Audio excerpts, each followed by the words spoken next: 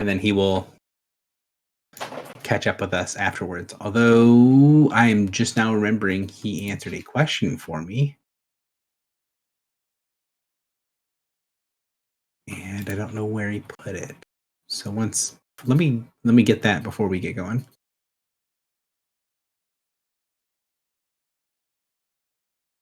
There's the answer. All right. So if you want to toss on ye old recording device and we can get rolling. Yeah, it's rolling. All right. Well, welcome everybody. Excited to get back into playing game and seeing where all this shenanigans goes. So let's go ahead and jump right in. Where did we begin the session last time? What was the beginning of last session? We had just entered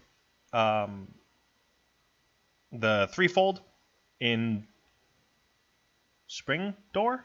I might have that wrong, but basically the youngest door, and got right into a fight.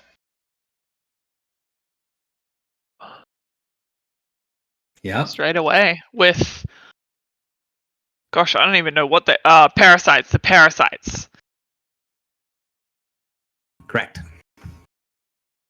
The Forerunner parasites. And it was the cerebral parasite that was messing with everything. Yeah, and was there anything different about the cerebral parasite from the other ones? It was cerebral. Yeah.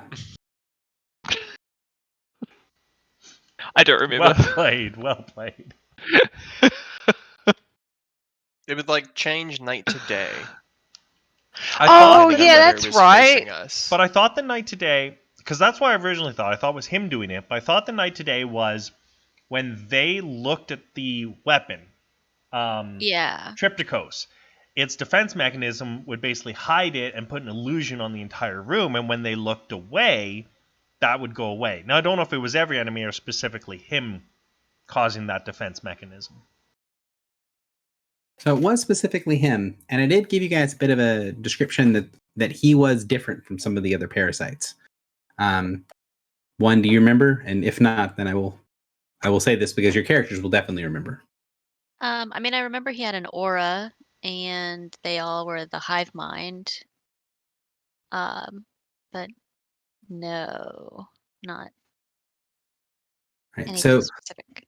one of the things is that the parasites all have the different parasites look a little different, but they all have a pretty standard sort of look to them. They all look pretty similar to one another. However, the cerebral parasite didn't actually look a lot like the others. He had a vaguely humanoid. Let's see, I'm going to pull out the cerebral parasite from my thing. So let's pull this back onto here. And I'll blow this picture up.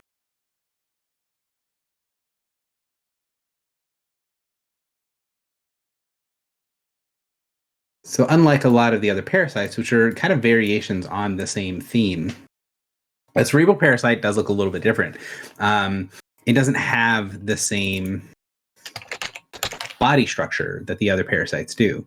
The parasites that you guys have seen before all follow this same basic makeup where they have this sort of scythe-like look to them.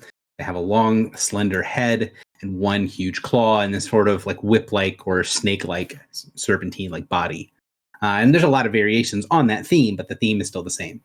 Whereas this one, it looks like there was a humanoid shape underneath, and then the body is covered with hundreds of tiny, like hand-sized, smaller parasites that are going into and out of the body. Oh, gross.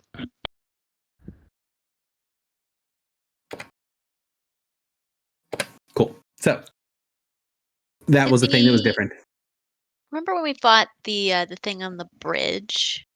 That was humanoid, right? The one who like ate his buddy? No, like forever ago before Celestia. Not the one that turned into Slacthuriel, but we were fighting like an agent of the adversary, and it was humanoid, right? Not really. No. Okay. So that creature has a more like crab-like appearance. Okay. Um, Because I thought it had like a human head that was like split in half or something. I guess yeah, I as a player have not picked up on all of the right. No. character You're right. design. It does have a humanoid type thing. Okay. Here's the picture of the Veracia.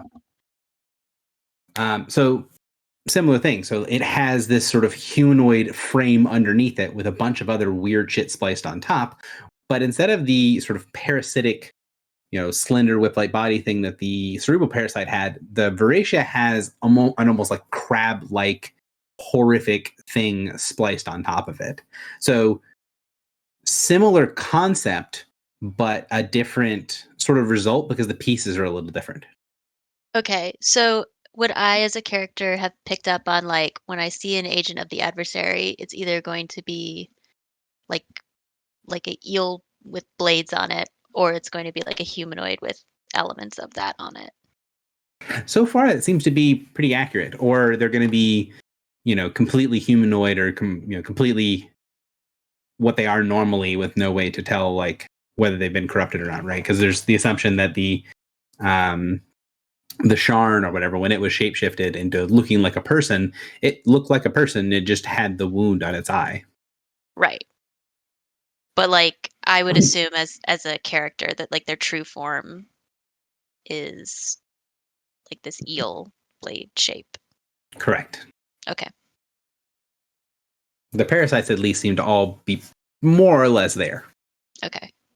Whereas the cerebral parasite was a little different than the rest, but even still had the elements. And I think bringing it all the way back to the Veracia, it is a similar kind of thing rather than being the same, I guess is a way to say it. Yeah. Okay. So, fought, won, somebody got a cool new shiny. Congratulations to Drock on your weapon. Which successfully gave me 2 good rolls, and then it was back to normal. And then what happens from there? Like where do we go from here? We defeat the enemies.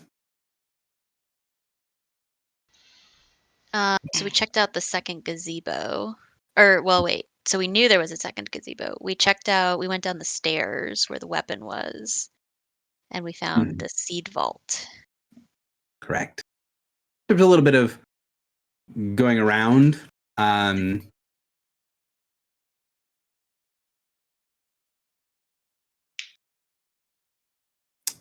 Sorry, someone just pinged me. I had to make sure it's not like moderation stuff. There's been some wild moderation bullshit this week on some of the Discords. So there was some like figuring out of how we figured out there were seeds in this, the containers, all that sort of stuff. But you guys were able to figure out that the first fold of the threefold, the interior of it, the vault inside is a seed vault. And then you guys get to learn a little bit more because there was other stuff as well.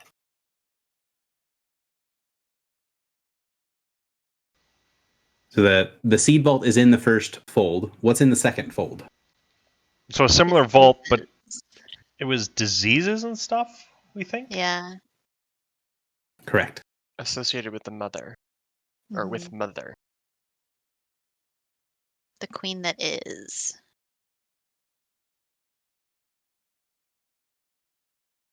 Correct.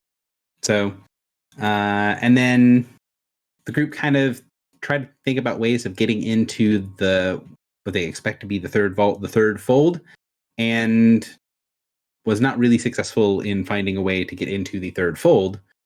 So what was the plan after that? Once you're not really able to get into the third fold of the vault, where do you go from here? I have a clarification question here. So we asked the golems what was in the second vault, right? Correct. And they told us it was diseases. Did we ask what was in the third fold? Yeah, they said we didn't And they have said we didn't have permission. permission? Okay. Yeah, I couldn't remember if that was the way. We didn't have that info yet. Correct.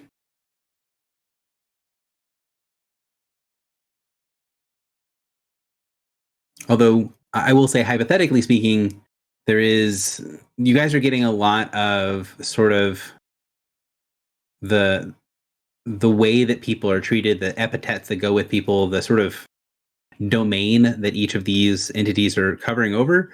So the things that are in the vault, the individual vaults, match up with the entity. So you're not going to have a bunch of living plants in the first fold. They're seeds because she's the queen yet to come. The things in the vaults are going to reflect the queen that has the vault. Yeah, I feel like that's not helpful though, because we don't really know anything about the grandmother, or at least I haven't put together really anything about her. Yeah, and well, so the other thing is, like, we know Nasianhara is like about diseases and stuff, and that's the grandmother's pet. And I would have thought, like, if it was the queen to come and its seeds, and then the queen that is, like, I would associate like diseases with the queen that was, Yeah, or like same. death, or yeah. Totally, yeah. Yeah, so that to me is confusing. Mhm. Mhm. Very intentionally so, it seems. Well, it's more along the lines of, you guys have, and I'm give you guys props all the time for this. You guys do a great job of figuring out what you need from pieces of information and finding out what you have and things that don't make sense, and remembering the things that don't make sense, or remembering the spots where you think you're missing a piece. So me acknowledging that is not trying to taunt you guys, but it is me saying, hey, this is something you guys are noticing that doesn't match up very well. And I think you're doing a really good job of finding these occasional inconsistencies and then bringing attention to them. So yes, continue to do that. You're not misremembering things. You're finding things that don't match up, and that's good.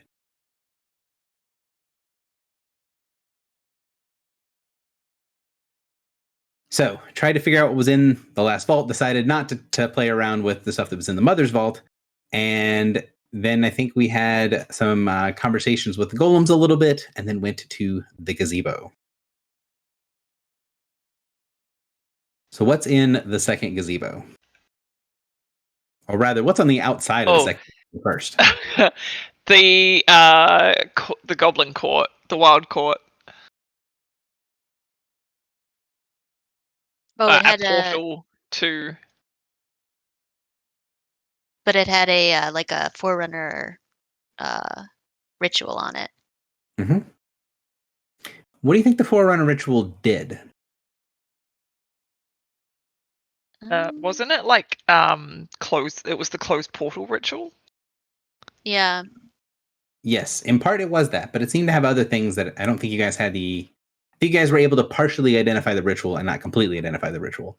So it was a seal portal ritual. In addition, it had something else in it that you guys did not have the knowledge of. But I guess the question here is, can you think of what was actually happening, especially after your conversation with Merc about what the ritual on the door actually was doing?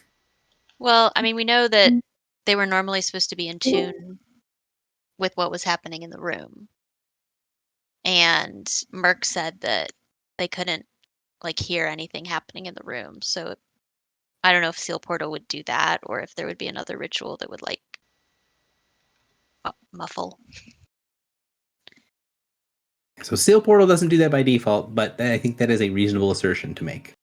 So the door gets opened up, the ritual gets broken, and what do? You guys don't step through the portal, which major props for that. Just we have died. What's the likelihood? Very likely that you would have died. At least whoever stepped through the portal would probably have died.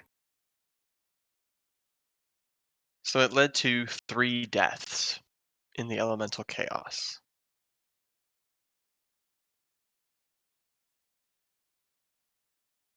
And you guys Philip- did step through, but instead did something else. Something kind of weird. Griffle, what did you do? I wrote them a politely worded letter and asked if they would like to meet. And then made a paper airplane. Actually, I don't know if you guys did make a paper airplane, but in my I head, did, yeah, and then shot it through. Yeah, no, I did. paper airplane, throw it through the portal, it immediately vanishes on the other side. And eventually you do get someone on the other side to talk to you. And then someone gets invited over to come and speak with you. So at which point we meet Merc.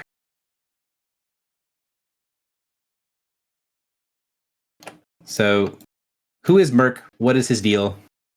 What do you guys learn from Merc? Merc is the king of the goblins. Although we did not find that out until basically like the last sentence of the conversation.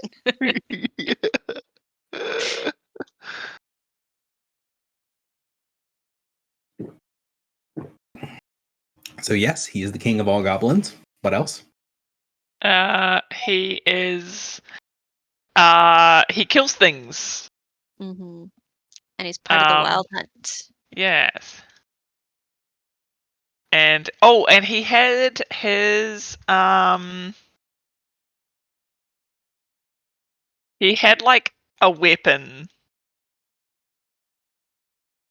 And there was something significant about it that you described, and now I'm struggling to remember what it was.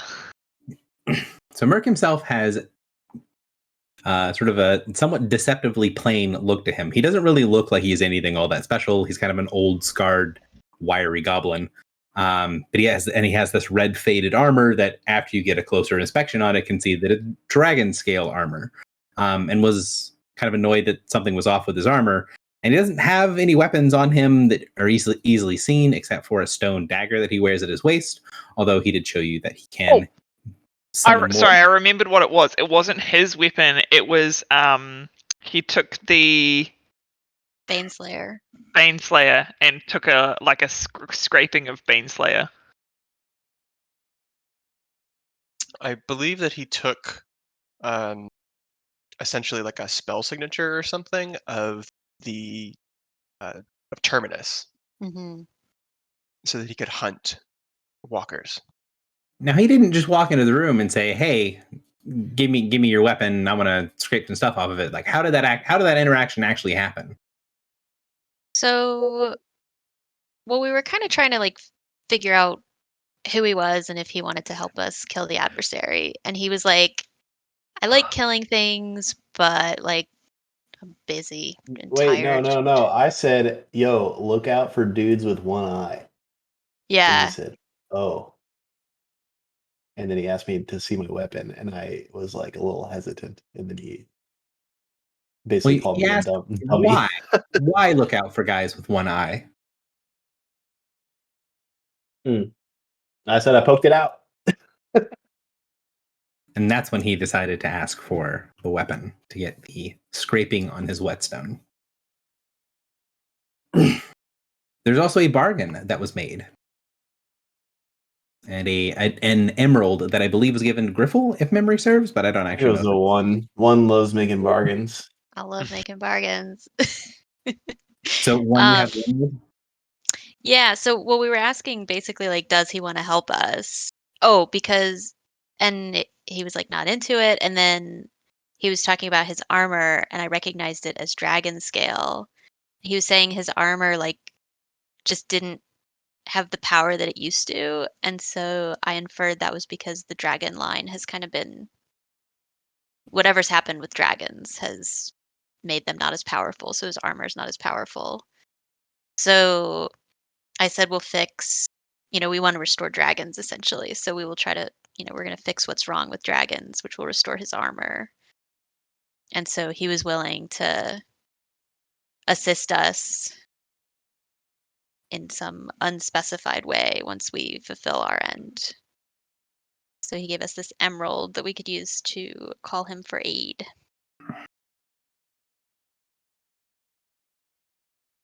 Yep. And there was a he also gave an explanation there that this is part of a bargain, but if you do not fulfill your part first and you call him, bad things will occur. Yeah. Anything else before he steps back through the portal?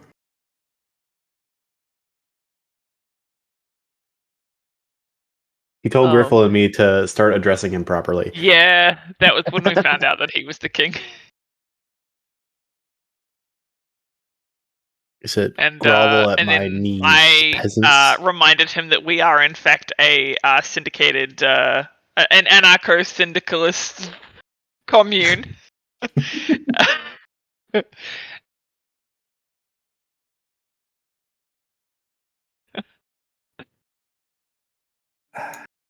Roll20 really hates this map. I don't know why. So yeah, you talk to Merc. He does his thing. He explains some stuff. You also get a bit of a thing where he talks about what his nature is, and there's not a whole lot of things in the world that sort of speak the way that Merc speaks. So it's kind of one of those moments of like, okay, well, this guy is not just a dude. He represents something else, and he gets his marking from Baneslayer, and then heads off. What do you guys hear through the portal as he heads off? Doesn't Go he find a call? walker. Doesn't he call a wild hunt? Does he? I don't think we think it's a hunt, but he because he's only a part of it, right? Like he's not the leader of the hunt. He's he's high up in it. He did say, hey, let's go hunt a walker, with a little more glee than I presented it.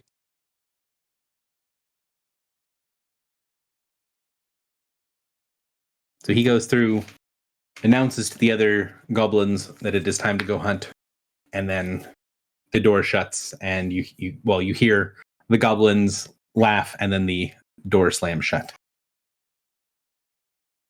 But wait, so because we asked who he was, right? And he talked about his master, which was forbidden. So we would have inferred that he was not the uncle, right? Mm-hmm. Okay. The uncle would be his master, right? Yeah, and the leader of the hunt. That is the inference that you guys got last time.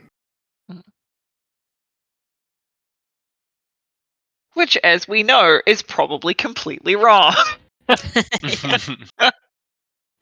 mean, actually, you guys are really good at getting 15 pieces of information and being like, all right, these are the 15 pieces of information we believe, and then 12 or 13 of them are correct, which is really good for the way that this campaign is set up. That is not a knock. So, conversation finishes with Merc. What to do next? Didn't we also go into the middle threefold for the mother and check and see this same gazebo was the same basically, and we kind of inferred that it could open into any of the threefolds? Mm-hmm. We went back to the ice crystal room. With the golems because we wanted to try. Now that we had I forget what it's called, the weapon Drock picked up. The staff? Is it a staff? Triptychos. Triptychos. Yeah, because we had Triptychos. And there were 3 faces of women on Triptychos. And when we took it into the vault, one of the faces said a forbidden word, which we assume is the grandmother, and then the ice melted and it opened up. Yep. And Drak had Clotho look at the ice, right? I was Mhm. actually just trying to remember how that actually happened. I know Clotho got there. I don't remember how. You used your I you thought let I had her see already through your used that eyes. power, though. I didn't Correct. think So- I had that power still. So what you did was you went up and touched the crystal, Right. and she appeared in the crystal and said there was a lot of summer power still here, a lot of summer power still remaining. They felt like the presence of her mother, like she had just left the room. Right. Oh, and then we asked if she could like wait. She asked if we want to follow it, and we said we would. And then we asked if she could wait a little bit, and she was like, "Oh, kind of, but not really. Like I can only hold on to this for a few centuries." Yeah.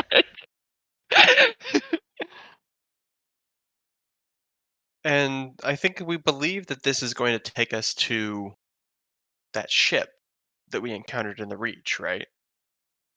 Yeah. Because I think our working theory was the name that was currently on that ship that Clotho identified in the Reach Is her mother's name. is what was stored in this vault. Yes. Right. Yeah. And so she's essentially made us a way to get to that ship. Yeah. So a thing I'm confused about though is because when we talked to the guy the session before last, when we first came into this room, or was it the other room? The guy was like trying to make a deal with Drock to help him Oh get the no, that room, was or get the that was name. the room with the big rings and things. The Sharn. That was- Yeah. So it was trying to like, it was like, hey, help me get this name, and then we killed it. Right. Was it trying to get the grandmother's name, maybe? Well, I think it was trying to get the name, but the Imperium had already recovered it. Slash, the vampires, Margot Turi, Hmm. had attempted to take it. Okay. So the rooms do look fairly similar. It is kind of obnoxious, but it is intentional that the rooms do look the same.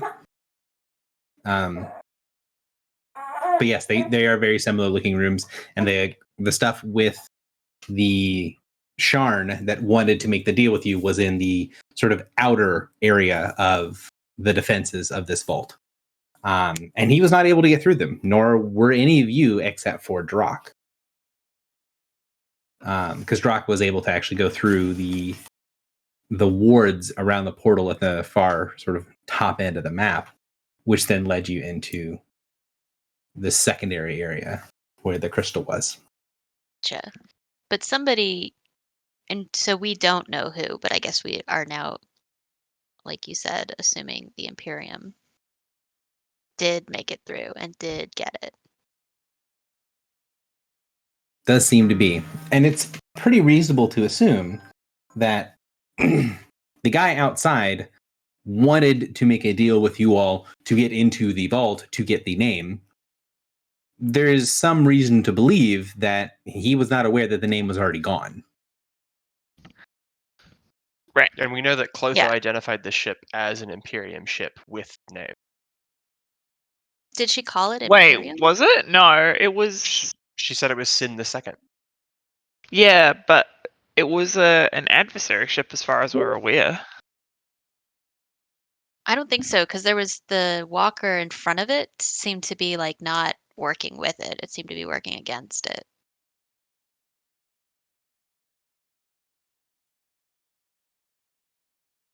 Interesting. To Okay. be clear, the sensation you got was not necessarily it was working against it, but they weren't working in perfect unison. So there was a little bit of stepping on toes happening. But then also, like, Rensa was like, no, that's not the Sin the Second. Correct. So Clotho called it Sin the Second. Rensar said it was not. And why? Why did Rancer why said did- that they couldn't get any They spell couldn't signature off the identify ship. it. Yeah. And that's important because the Legion has the spell signatures for all of the Imperium ships. So, according to Renki, if it was Sin II, that's a major Imperium ship. They would have the signature of that ship on record, and they would be able to recognize it just by looking at it. Mhm. So that's why they said it's not actually that. We have this confusion though, because we've also we have some indication that the adversary may possibly name their fleets after whoever came first, I suppose, named their fleets the same or similar things. Mhm. Yeah. You've got a bunch of mutually exclusive pieces of information about this ship so far. Right. So we just do not know what to believe. But I think we have the sense from a bunch of different things that so there's the Imperium faction, there's the adversary. They are in some way entangled, but they are not the same thing. They're very much not the same thing, because there was a report when we asked Renser about people with injured eyes. There was a report. Oh no, sorry, that was in the Legion, not the Imperium. Yeah, the first company or whatever. Yeah.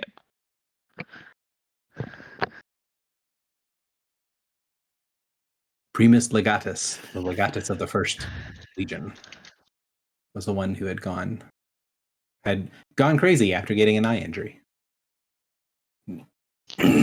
Which is highly suspect.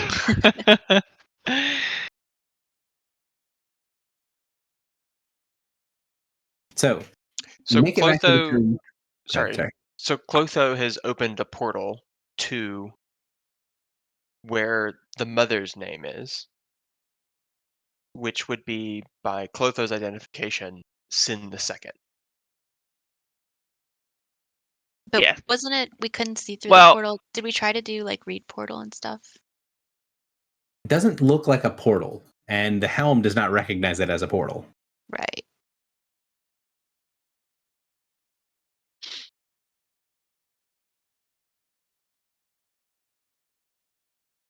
Oh, Gary.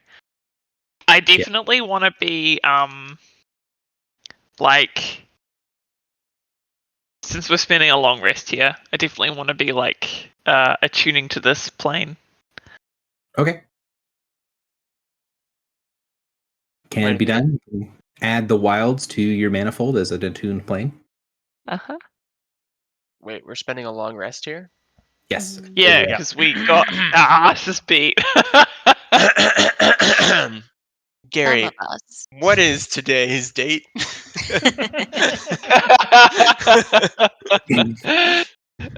No. Ask me again at the end of the session. Okay. I have There is I have us clearing out the threefold vault on 5:10. So there is a thing that is going to happen that is going to make things a little confusing when it comes to dates that I thought is you it- guys would get from. Is when it you were changing talking- planes? When you're talking guys were talking with Renki and Rancer, I sort of thought at some point this concept was going to come up, but it never really did in an organic way. But you're about to learn some planner nonsense, which is going to cause some issues as far as Swear to me telling God. you what the date is. Gonna have to make that whole goddamn calendar. This calendar is going to have to enter a third dimension. again. I assume it's something similar to when we went to the portal to the wilds at the bottom of Yeah. the lake and came back and time had passed. Time moves differently down here. Like a Chronicles of Narnia wardrobe situation. Mm-hmm.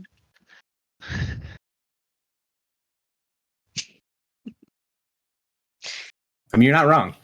You guys encountered that before, and in the wilds, no less.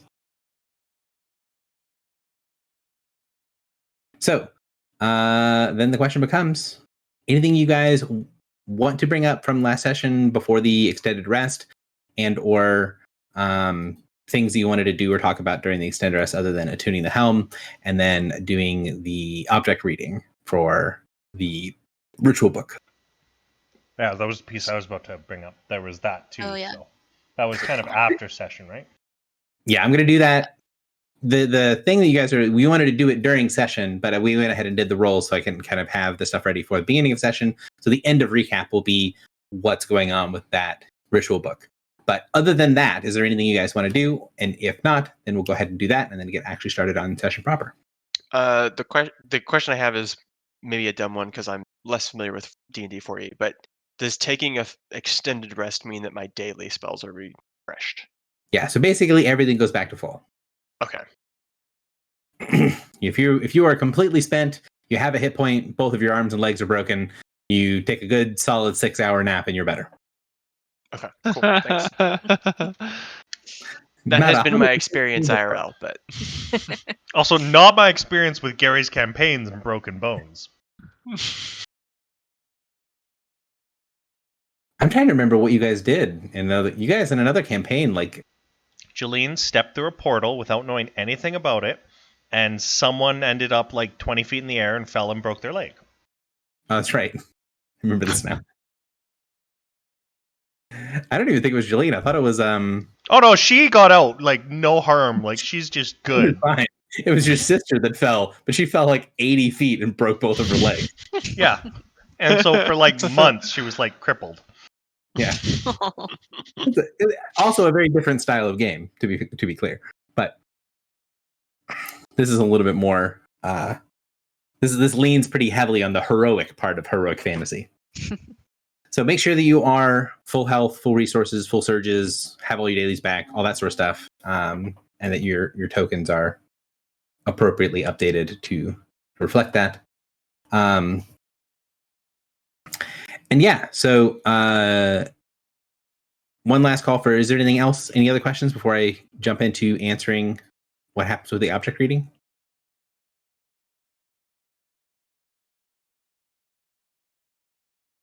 Sounds like a no. Where is this guy? Hang on.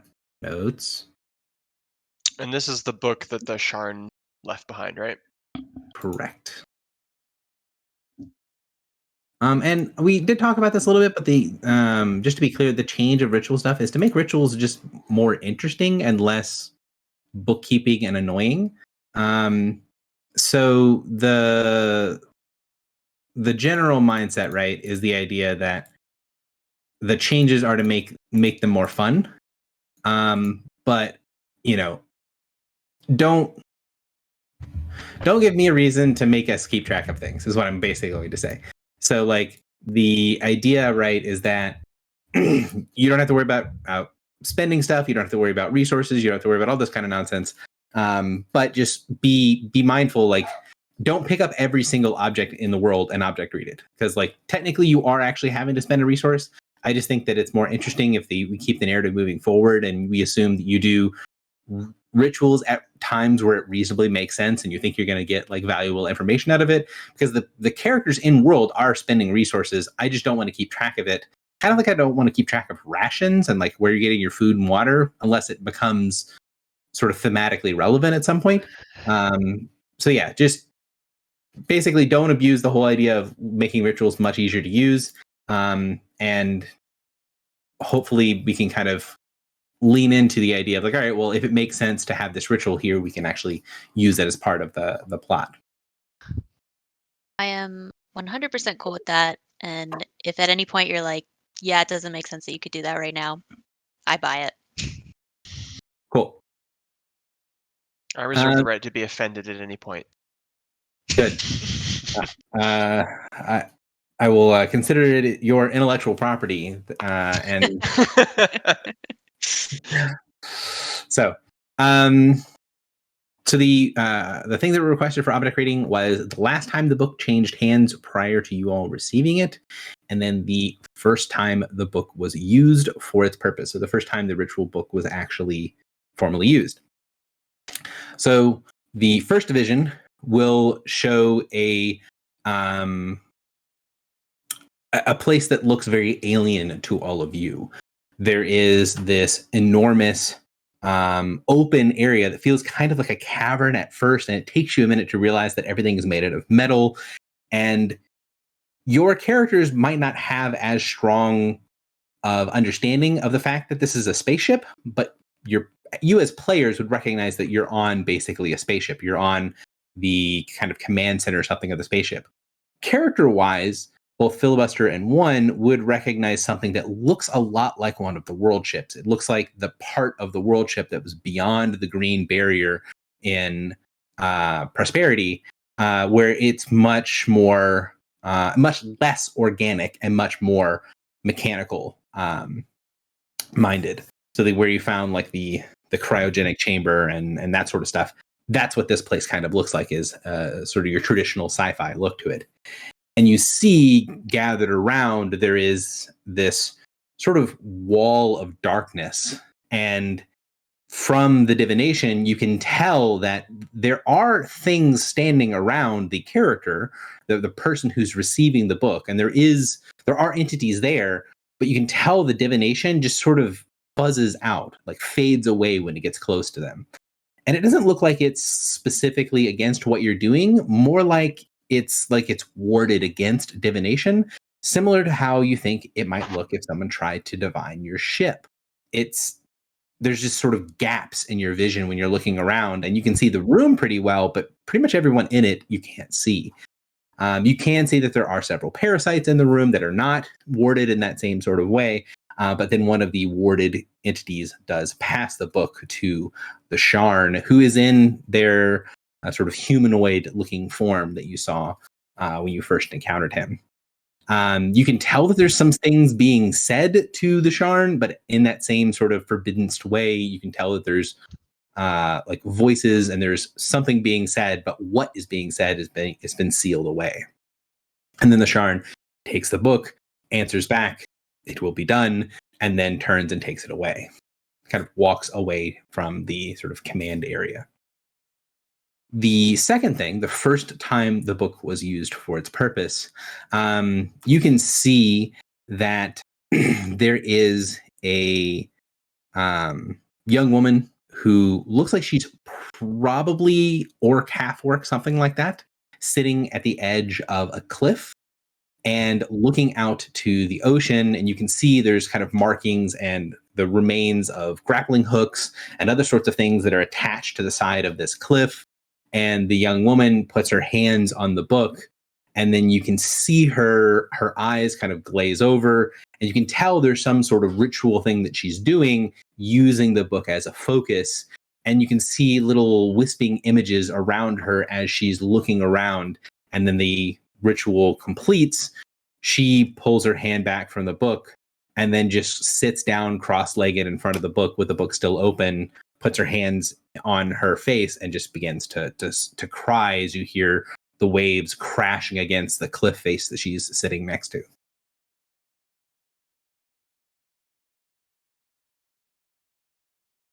Mean. Cryptic. So for the orc woman, does it look like it was on the Prime? Did it feel that way? it doesn't have any obvious things that would say it wasn't on the Prime. You're on this high cliff face with these heavy winds. You see these bits and pieces of like grappling hooks and climbing equipment that are all broken and mangled. And the woman that's sitting up there, there's, down below her is an ocean. It doesn't look like it wouldn't be on the Prime, but there are other places in the plains that look relatively like the Prime. So a reasonable thing to think is possible, but nothing that tells you for certain. So wait, just to clarify, so the first question was where, or like show me the time that the book was acquired by the Sharn. Mm-hmm. The last time it changed hands. The last time it changed hands. Yeah, which was the Sharn getting it. Which would be the Sharn getting it, yeah. Okay. And then the other Wait, question I think it may have taken it literally, because the image was just like somebody handing him the book, right? But it didn't show it like us taking it, which would be very No, cheap. I said before we acquired it. Before we acquired it. Okay. And then the other question was, when was it first used? Mm-hmm. Okay, so that probably was before the Sharn. Well, obviously it was before the Sharn. And we do not know what the purpose of the book is outside of these 2 clues. Well, it's just a ritual book, It's a ritual book of some kind. so it just has rituals in it. Do we know We what the can't read rituals it, in the right? book are? Do we know what the rituals in the book are? So, no, and I think, and you know that it's partially because the rituals in the book are written in a language you guys do not have, and you don't have anything close to it. It's in deep speech. Okay. You know who does speak deep speech? Hmm. Our dead fish friend, who's on our ship. Oh, Yelthak. He owes Right? us He one. does. He does speak deep speech, Gary. Right? I'm almost positive the answer to that is yes. We can fucking coerce this motherfucker. Coercing. We saved his Ah. life at great That's expense. one perspective. I carried his bloody little stump of a head in my backpack for I hours. read a meme that was like every D&D session has a part where they quote unquote adopt a goblin, which is very funny. We have our goblin. I mean, the group is more than half goblin, so I mean, But none of them are named Boblin. none of them are named Boblin. Yet. Yet. That could be my real name, not my name. You know. So in like this second vision, were we able to like see what ritual was being used? I think if any of you all had if any of you had the ritual that she was casting, I would have let you know what ritual she was casting. Okay. Since nobody in the group has the ritual she was using, you can tell that she's casting something and it's not one that you're familiar with. And we don't see any outcome of that ritual, correct? You can see a bunch of like phantom images appear around her as she's casting the ritual, and then the ritual completes, and then she just breaks down and crying. So she was probably trying to like figure out what happened at this accident scene. I assumed it was like Speak with Dead or something. Are you sure she's not depositing souls? I mean, you laugh. Did we find out the purpose of the room that we were in? Hang on. The room that we fought the Shan. That was like one of the portals that was like stacked on top of each other, right? In the vaults? Correct. Yeah. Okay. And we didn't really figure out the purpose of that room at all. I assumed it was just sort of an antechamber to this room.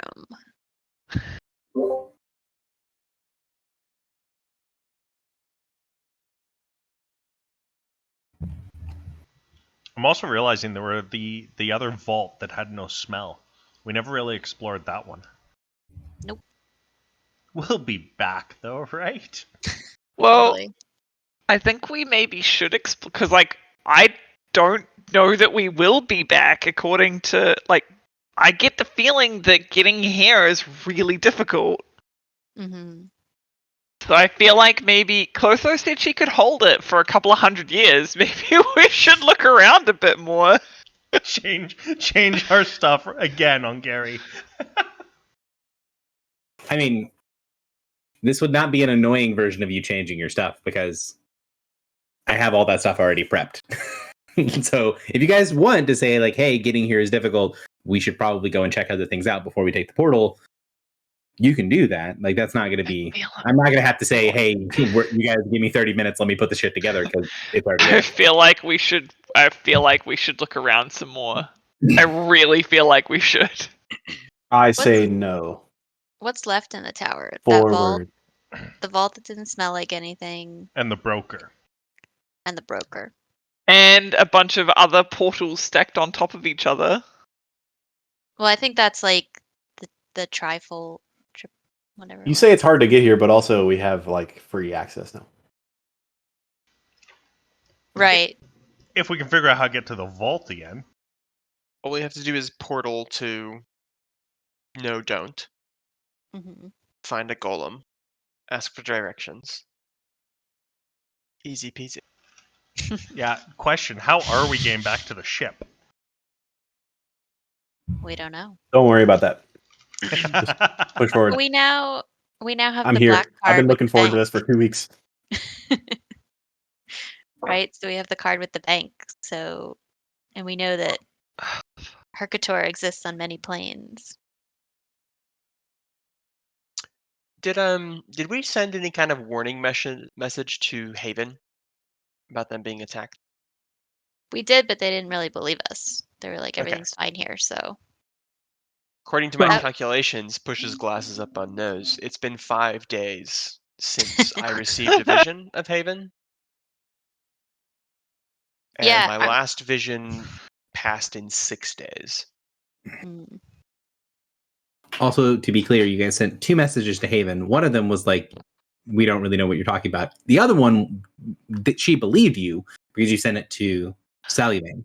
Sallyman said, yeah, everything's fine at the moment, but if you say there's going to be trouble, I'll keep my eyes out. okay. Because you did a sending to the ambassador the first time. And the ambassador was basically just like, I don't have really a reason to believe you. Yeah. But, you know. And we also kept saying stuff to the vampires, right? Like, because we thought the one guy was going to loan out his ghouls. I'm not sure you guys said anything to the vampires about Haven specifically because you made the deal with Ferno that he would not lend his ghouls to Endeavor so that Endeavor could use the ghoul army to take Haven. That has been a while since that's been a thing. But other than that, I don't think you guys have done a lot of stuff with talking to the vampires about Haven. So when we got Morin's vision, we tried again to tell people. Oof. Notes. Which side quest do we want to tackle? I think we should go through the portal. I agree with Michael. I'm good for whatever. I was expecting to go through the portal.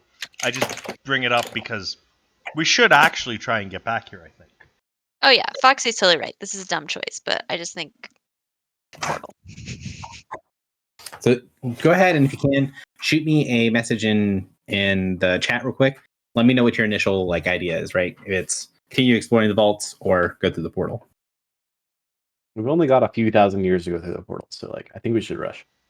Right? I mean, the portal's going to be there for a few thousand years, but shit's happening. We've already lost who knows how much time being here in the Failure Realm. Talking about whether or not we should go through the portal. Mhm. I mean, this is part of the extended rest, right? Use the group discussing what they're going to do with things. So Or Griffel, we could just be mean and pick something completely unrelated and try and go do that and see how Gary feels. I mean, good luck. Go back So, to that second gazebo. It does seem like the answer is to go through the portal unless Griffel can really make the case for why they should stay here. So Griffel, you have the floor. I mean, I really feel like we should, but I'm not going to go against the group decision. I'm on the fence. I'd be good with either. That's all I'm saying. My process is just the vaults probably have treasure and that's cool and everything, but we're on this giant epic quest to defeat the adversary and get the names, and that just feels more important to me. Yeah, I acquiesce. Cool. I will close back down my vault page. He's like, oh shit. Again, it's fine if that's what you guys wanted to do. It was just one of those. If you are going to change gears like that, let's just be all on the same page. One of many, your token isn't updating or something. Okay. Are you full health on your side? No. Do the thing. Yep. He needs to make sure before we go through the portal and get in a fight. The thing has been done. Thank you. It's a good sign that her being at full health makes a difference. Fair I'm point. pasting tokens, and if I copy the tokens before you make changes to them, it doesn't save the changes. So before I move you guys over, and before we kind of go through this. So the portal is there, it's open. It doesn't look like any portal that you've been familiar with. You can see that occasionally when Drock gets close to the crystal, you can see the image of Clotho sort of moving around in the image, looking at things. You see this enormous archway that has been extended and made larger at your request for the golems. What do you guys want to do? The open archway is before you. I forgot we had made it bigger for the golems. That's brilliant. Past us was smart.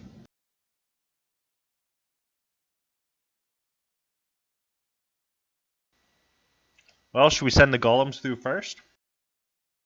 Sure. All right. Yeah, let's send the golems through.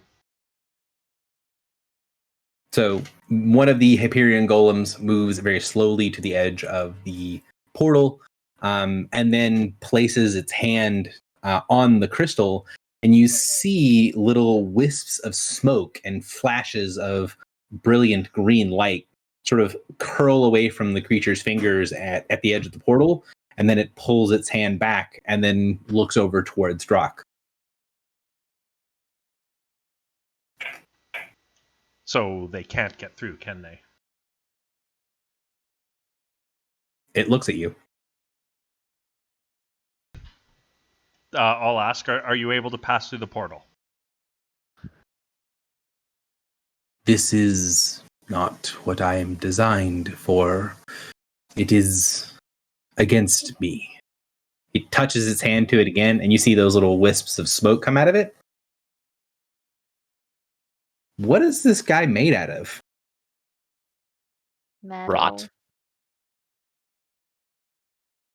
Specifically, what is he made out of? Metal, but Iron. Oh, iron. Old iron, right? yeah. And this is a portal that Clotho made.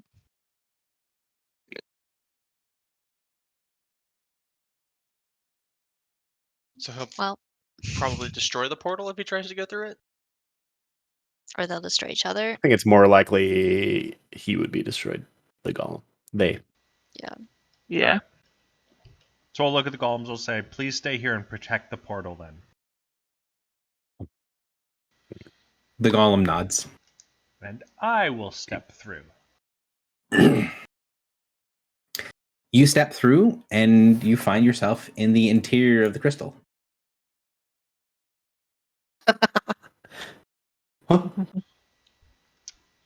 And I can still see all of them? Yep. All right, so I'll wave. There's them I forward. wave. There's a strange sort of orangish hue over both them and you when you look through it.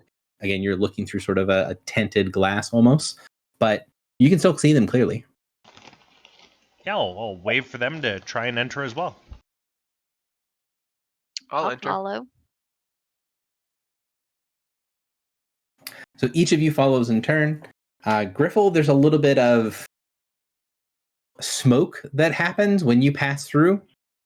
Sort of like what happens with the golem, but to a much smaller degree. There's like a momentary like resistance. Everyone else doesn't really feel like there's anything here. The wall, you step into it expecting some form of resistance. There's nothing there. Griffle, you get some small tug at you, but it's not enough to make you like even stop taking the step. I pull out my holy symbol. So your holy symbol has, it doesn't look like it's reflecting the orange light all around you. So inside, it's kind of like being inside of a orange light bulb. So there's orange energy and light kind of flowing all around, except for your holy symbol, which looks kind of dull and sort of matte compared to everything else. Okay. I'll put it away and think on this.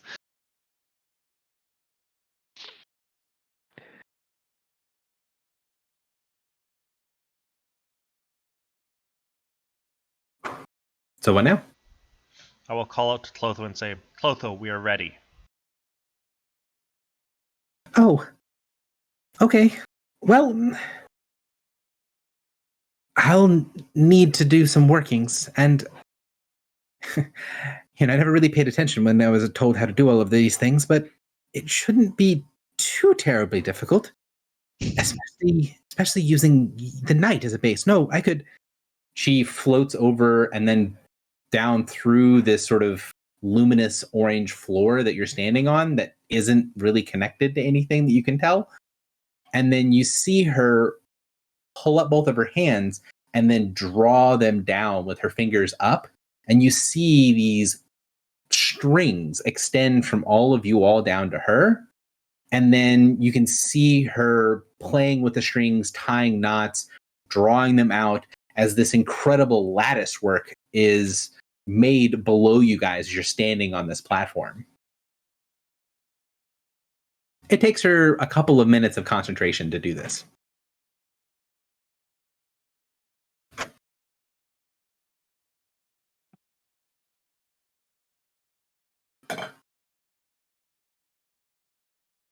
Anything you guys want to do or ask or etc., or just kind of watching her do her thing? I will just watch her do her thing. Do I recognize any of the significance of what she's doing? You're not really sure what she's doing. It looks sort of like she's weaving a bunch of different, very loose tapestries. Each one of them seems to be connected to one of you.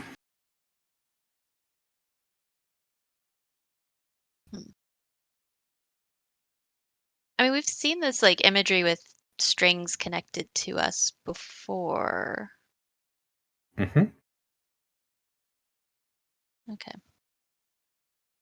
So she works at it for a couple of minutes and then goes, now, I'm not exactly sure how all of the pieces of this work, but if I can connect this one to this one to this one to this one, and you see her put her fingers through one of the cords that's attached to Drock, and she drags it along and then connects cords, one little line from each of you all together, and then she kind of melds it into a cable in her hand with the 5 cords tangling together as one. This is possible. Not strictly probable, but possible enough that I think I should have enough power to alter things to make this true. You were near the name. When she says that, there's this sort of reverberating power from her. You could have taken the name. Another wave of that reverberating power. In this skein, as in others, possibilities can change, can be certainties. A certainty of action where the court is needed. She grabs hold of the cable of cords and then she focuses her energy into it, and you see the sort of loose tapestries around her sort of bend and swirl together, and you guys feel your kind of body being drawn through the floor towards her, and then there's this wave of energy and you are elsewhere. It doesn't feel like any portal you guys have ever been through. What day is it? We don't know yet. He said at the end of session.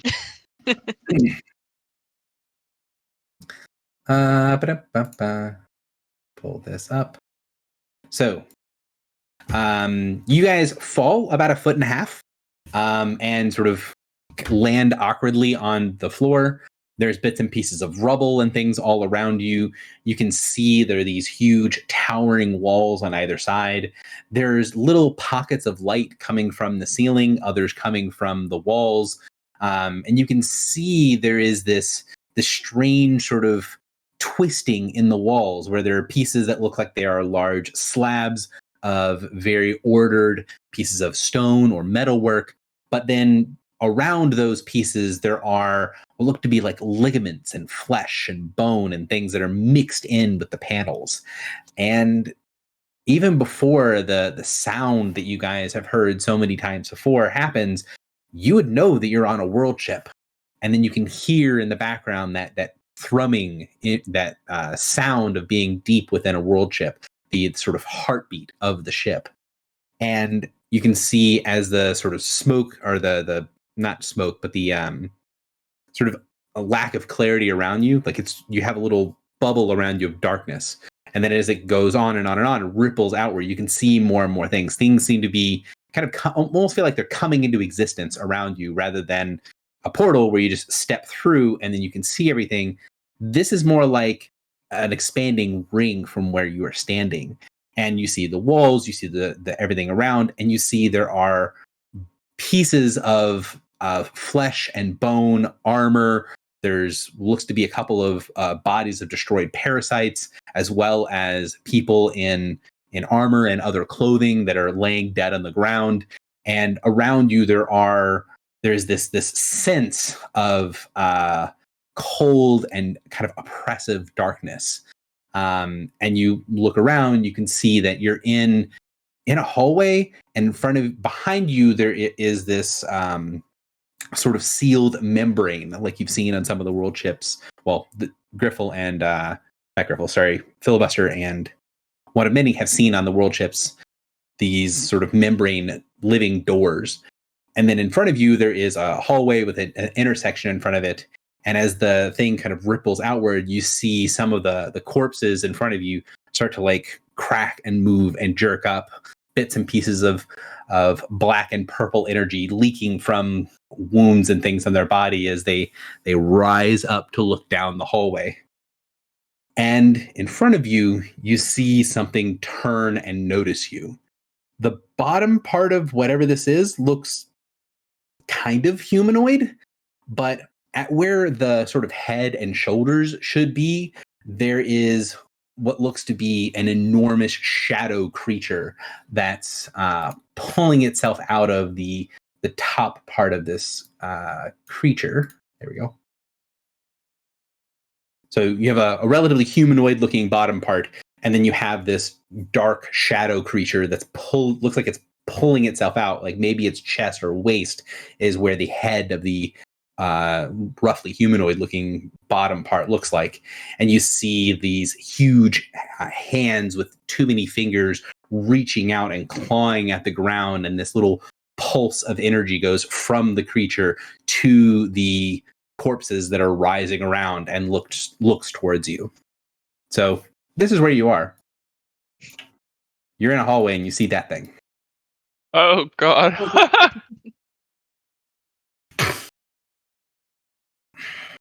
Is Clotho still around?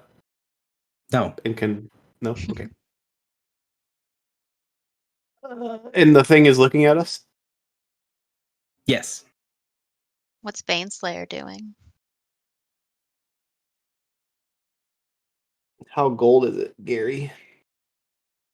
Not. Oh, that's a good sign. Look. Let me make sure that I'm not because I think it's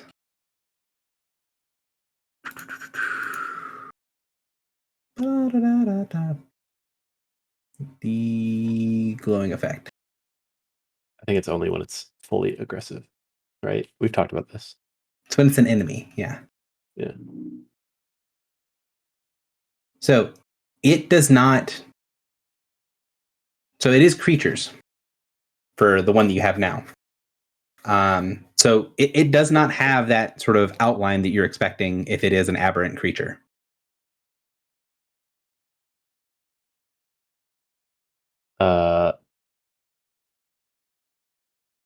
Hello?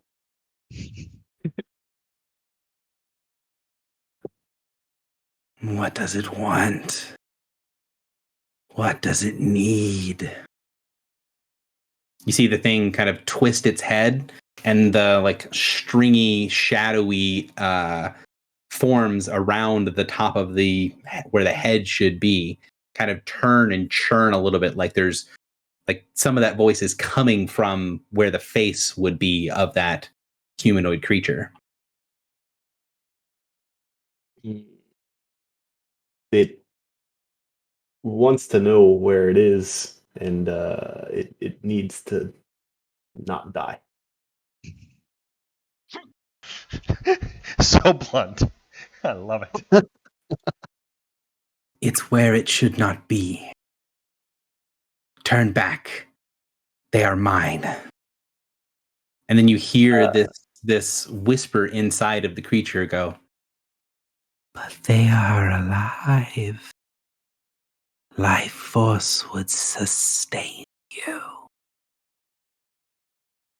And the creature kind of opens up this huge maw full of these long, dripping teeth that are sort of radiating purple energy. Living. Yes. More living. You see the corpses around the creature finish kind of forming up as a group of what look like ghouls or zombies of some kind are gathered around the creature. And the corpses are all parasites? No, the corpses here look more humanoid. They have Okay. weapons and armor. So maybe I missed this in the initial description. So it looks like there were like people on the ship that battled parasites. Correct. Okay. But where this creature is like coming from the people side, not the adversary side. Or it's at least animating people. Yeah. Okay, so I will say, creature, we are here to fight the adversary. What do you fight? So could you give me a diplomacy check or something along those lines? Or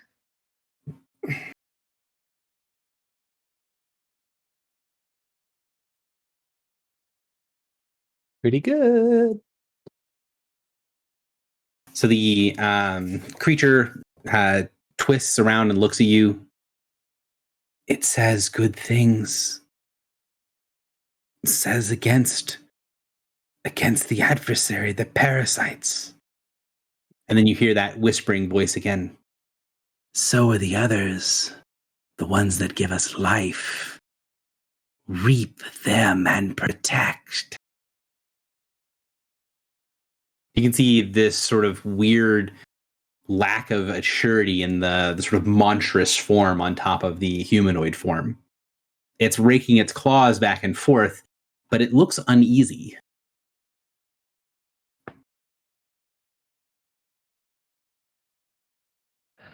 Griffle, can your helm identify what you're on? Yeah, I will consult with my helmet. I think I know what plane we're on. The helm registers as you're on the prime. Yep, I think I know where we are. And when we are. Yeah.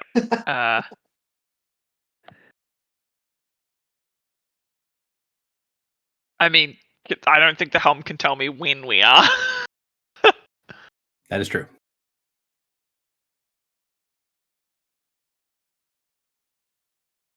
So what do you want to do? The creature seems uncertain. You can tell part of it wants to just eat you, and part of it isn't sure. creature, what may we call you? You hear what sounds like something muffled inside the form of the creature, and then it grabs, it makes this motion that looks like it's grabbing its stomach, although the stomach of the shadow monster on top is sort of at the chest level of the creature below. And it kind of holds where its stomach would be, you think, and then kind of tightens its grip.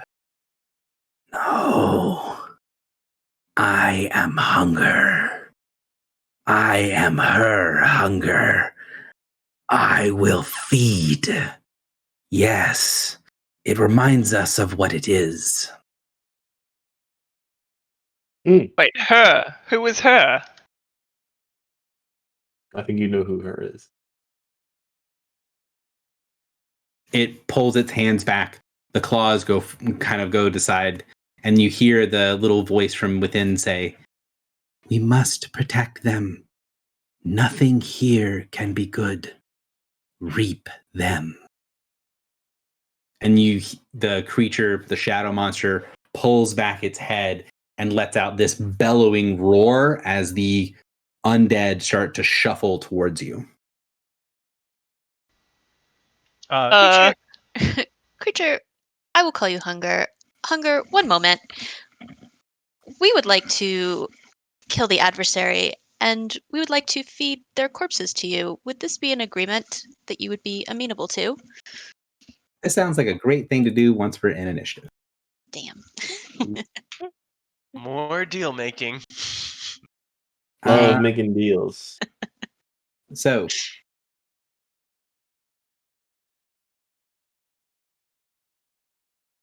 Devourer's aspect.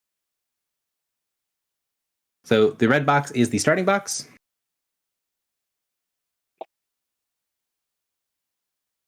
It's like a StarCraft map. Morin runs away. It kind of does look like a StarCraft map. Ah, here it is. Okay.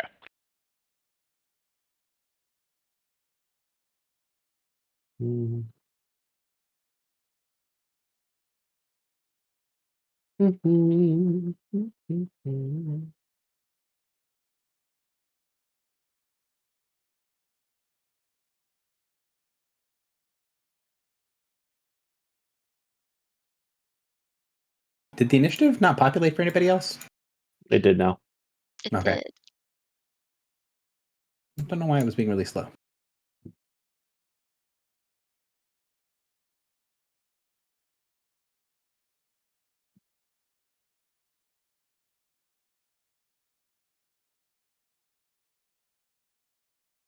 All right.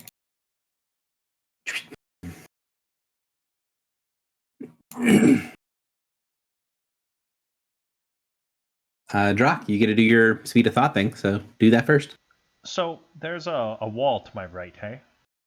Yeah, so you're in a hallway. The map is cool, but it's a little hard to see. Yeah. So you're at sort of a T intersection. So the hallway behind where you guys are, so behind you is the membrane. And then in front of you, there is a hallway leading this way. This is where a lot of like right here, this is where a lot of the battle was, where there's a lot of corpses around. And then you can see that the creature is blocking off, sort of filling up the area of the smaller hallway leading off to the right. But yeah, the things on the side here and here, these are walls. Okay. I'll just move up to here then. Okay. And if no one else has something they want to do, filibuster, you can go ahead and go. As a reminder, if you guys do want to make skill checks and things of that nature, depending on what it is, it'll take different types of actions. And speaking does not inherently take actions, but trying to sort of accomplish a task does take some sort of actions. So like, for example, if you just say some words, cool. If you're trying to like make a diplomacy check to convince someone of something, or you're trying to have an impact on what's going on, that will take a certain type of action. Gary, when he said her, was that capital H her, or is that lowercase h her? You're not certain. He did not say it in the way that some things tend to have, like the very emphasized capital. So you don't think it was a capital H, I guess is the best way to say that. Unfortunate. I think that.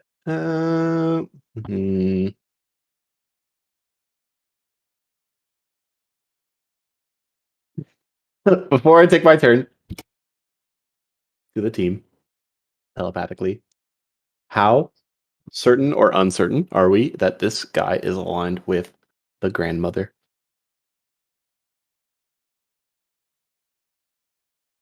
I would say very uncertain. I would be surprised. Surprised if he was not, or surprised if he was? Surprised if he was. You're cutting out a little bit. Sorry. I would be surprised if this was associated with the grandmother, given that these ghouls are fel infused. This seems to be a creature of the Shadowfell. Yeah.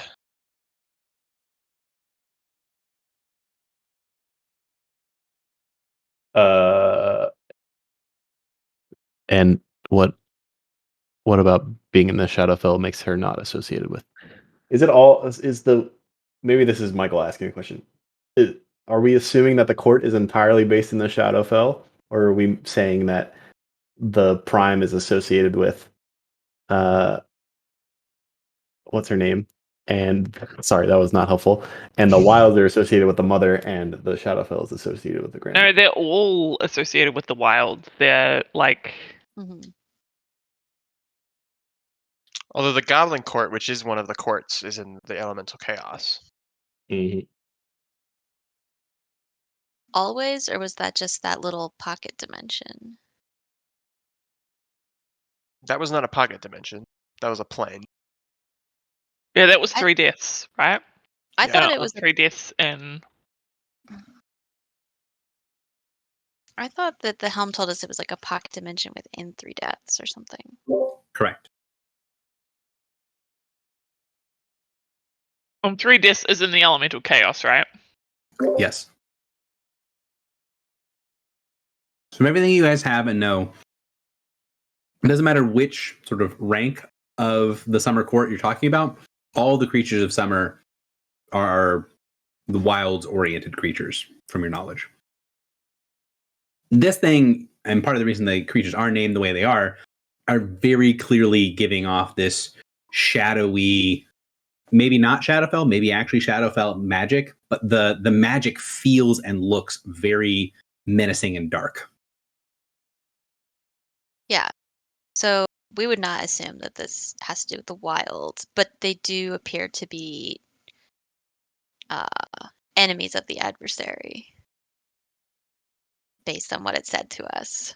So I feel like it could become our ally, but probably will be difficult. But then we'll have a new friend.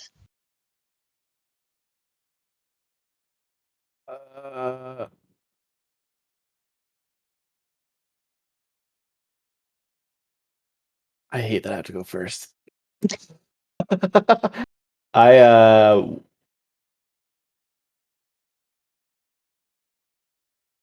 so I can't. Can I say something to it first before I attack?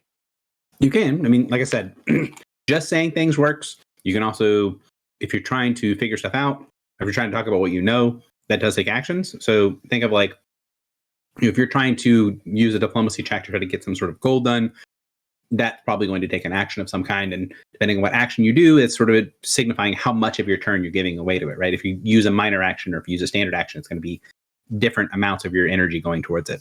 The other thing is that, like, there are some things like monster knowledge check, right? Monster knowledge check doesn't take an action. You just happen. It's just like what you happen to know. But if you wanted to try to learn more about an individual or learn more about a creature, that is an action. You're trying to investigate. You're trying to use your senses to figure something out.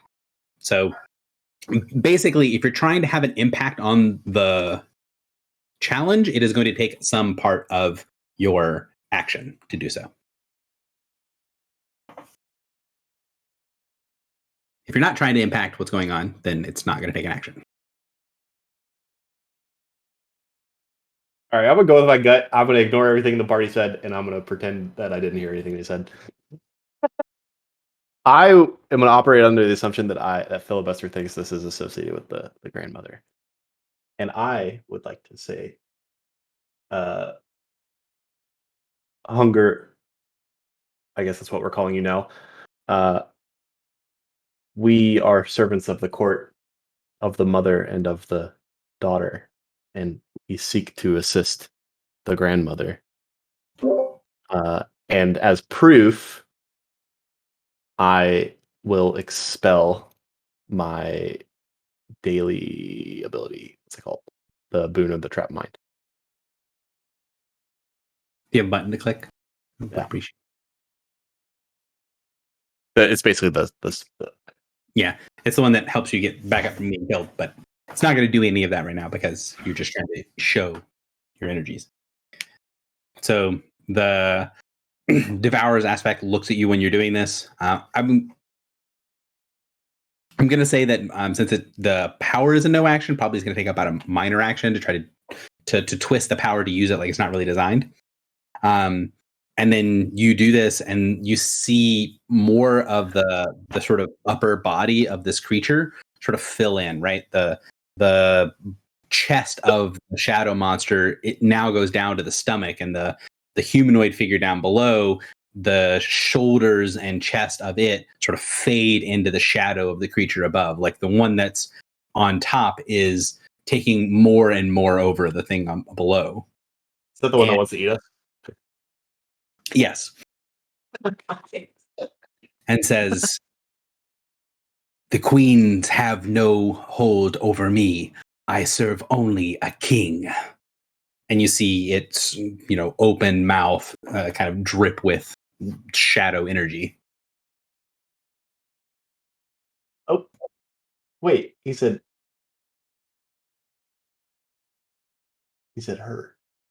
Or did he swap? Oh, okay. Right. I'm gonna pretend that I actually started here. Is that okay? And then I'm gonna cast. I will cast Thunder of Judgment, targeting 1, 2, and 3. Okay.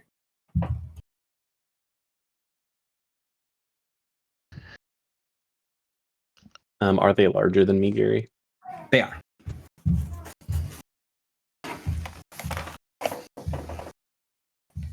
$18 versus Fortitude against Ghoul number 1. I'm going to go ahead and say that does not connect. And The the other other two two are probably do. Yeah. Yep. And I will push. Oh, go ahead. they do appear to be weak to radiant damage.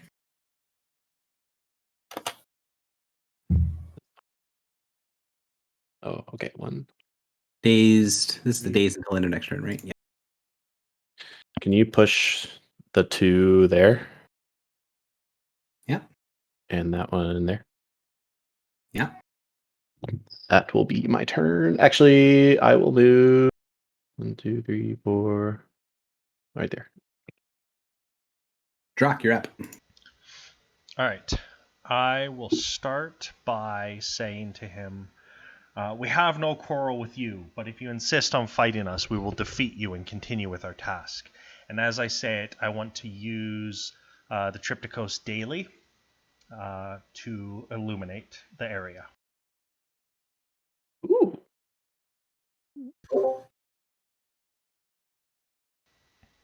And so I kind of want to do an intimidation kind of thing on him.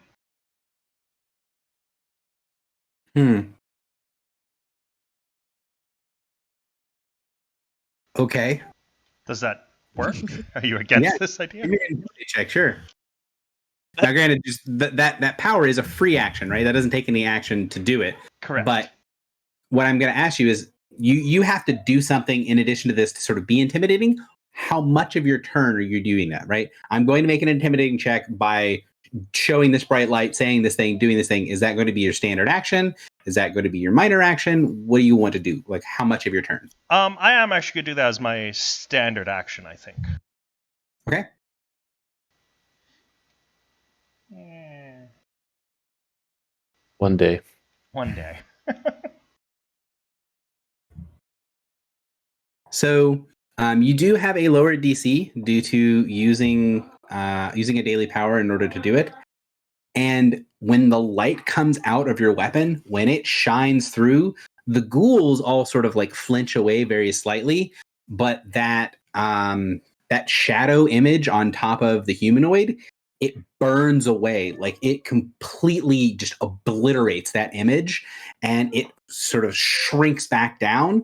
And the thing on the map called the Devourer's aspect takes a step back, and you see the shadowy over top of it shrink down. And in that sort of harsh light, you see a woman hold her hand over her face, and you see bits and pieces of her flesh is blistering and peeling away in the light.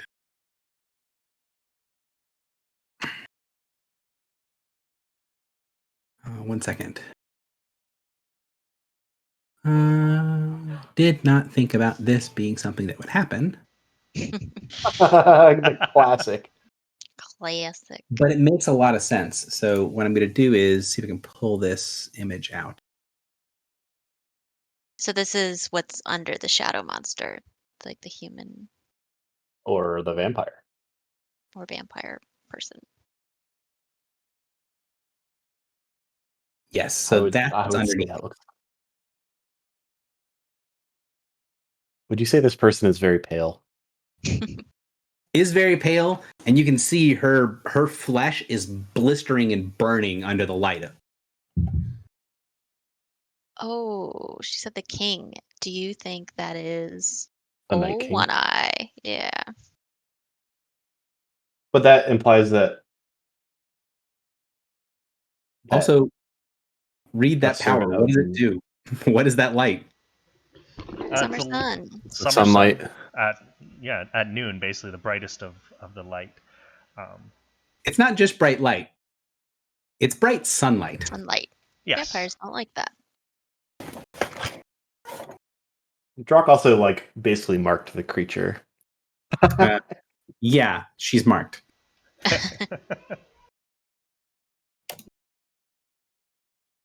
I would say probably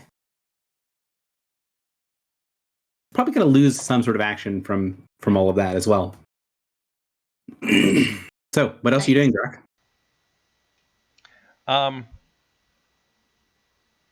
don't know. Like, I'll ask telepathically to the party. Do we attack or do we wait and see if she responds? I would say dispatching the ghouls will help us talk to the aspect more easily. And it will attack you. It seems she serves the Night King, so she is of court Turi. But we do not know when we are. Perhaps this is before the king has been corrupted. Or perhaps this is before he was injured. She could be an ally if we can convince her.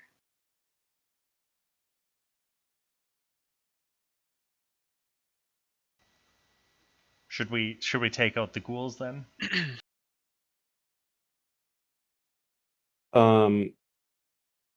I think killing the ghouls is a good idea. Okay. That being said, I did want to use my standard action for that, so I will actually just step up one and end my turn here. Okay. So the aspect takes its first turn, not getting to do anything. Its first action, not getting to do anything.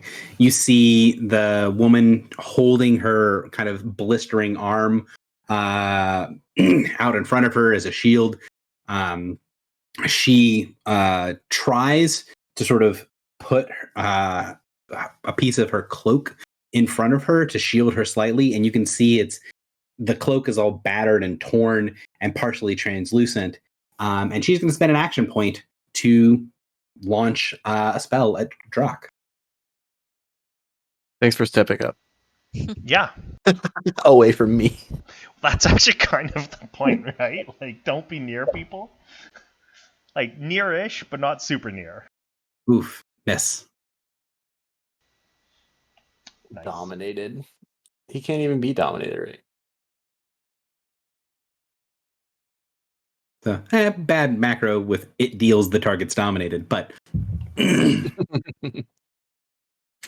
but it attempts to beguile. It fails to do so, and then is going to move back, hiding behind in a little alcove in the back, shrinking away from the brilliant light being let off by Drock. Ghoul number 3. I believe the answer is going to be Pounce. Let me double check to make sure. Yeah, Pounce. Bonk. So the ghoul, you see as it stands up, each of the ghouls look like they're different races, but they have a very similar overall sort of feel to them, this sort of leaking energy that in the light of Drock's weapon is sort of very rapidly burning away, right? As soon as that sort of shadowy energy comes out of the ghoul, when it touches the light, it evaporates immediately. The ghoul pounces and tries to just claw blindly at the light, and is going to do this. So 1 claw, 29 AC, Yeah, that'll hit.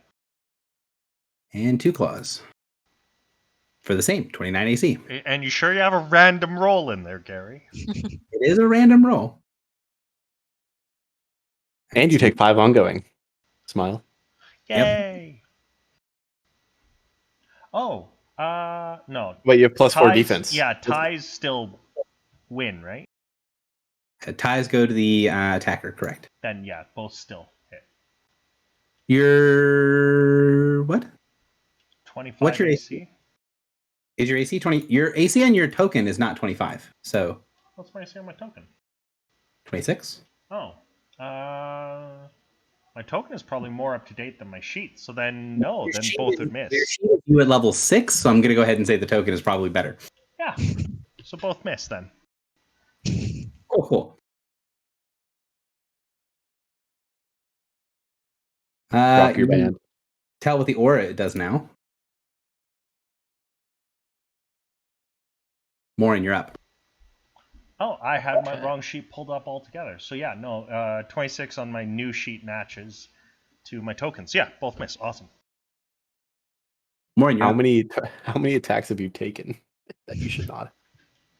I I don't- think it was just this time I messed up. Oh, okay. I usually use the defenses on the token anyways, so Yeah, my token is always up to date. It's much better than my sheet. Morin, you're up. I'm going to move forward, gain a little bit of concealment. Move. I'm going to curse Fel Infused Ghoul number 3. Okay. And might as well hit it with a little Hand of Blight.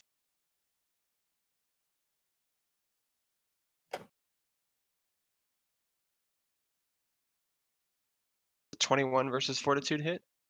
Did you include combat advantage? I did not, so 23. 23 fortitude will connect. Okay, so it's, let's see, 28, 7, 35, necrotic and psychic. It does seem to resist some of that, but it does not resist both types, so it doesn't actually resist anything. Yeah, So it has necrotic Uh, resist, but the psychic would penetrate through. I think it's also going to be lightning because the speed. Then it penetrates even more, but it is very bloodied. Anything else from Morin? That looks like move minor standard. And then I'll just say, I guess, Margot Tari, is that you? So you say that. Well, you're kind of having to scream it down the hallway over the den of battle. 'Cause, hmm.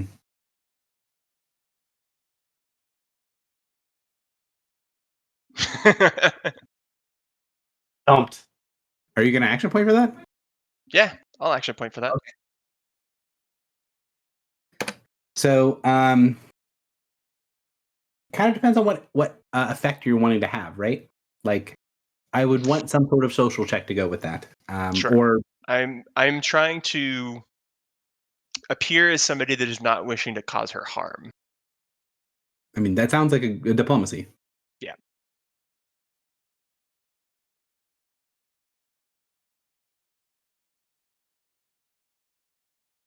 Ooh. Nice. So you yell down the hallway. You see the shadowy creature, or the shadowy aspect starting to form back up when it's in the shadow of the little alcove that it's in, away from you. And then you hear a woman's voice say, "Who are you that you know me? That you can deal with my hunger as such? What are you?"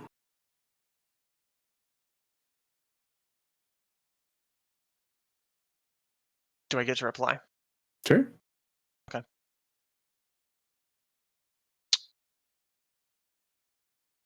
Let's see.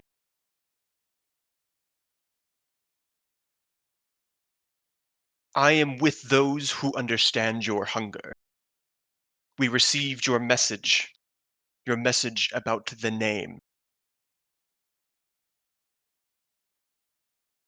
So you hear some sort of strange spidery response. You would recognize it as being some sort of command in the vampire language. And the ghouls sort of like hunker down. They kind of go from having these kind of open slavering maws, these claws that are coming forward, to they sort of just hunker in place. They still look like they may defend themselves, but they don't look like they're going to attack anyone. Also, yes, Drock, you need to get your health back from all the damage you did not take. Oh, I didn't actually end up. Oh, I did. Oh, my token didn't update, but the numbers did. Weird.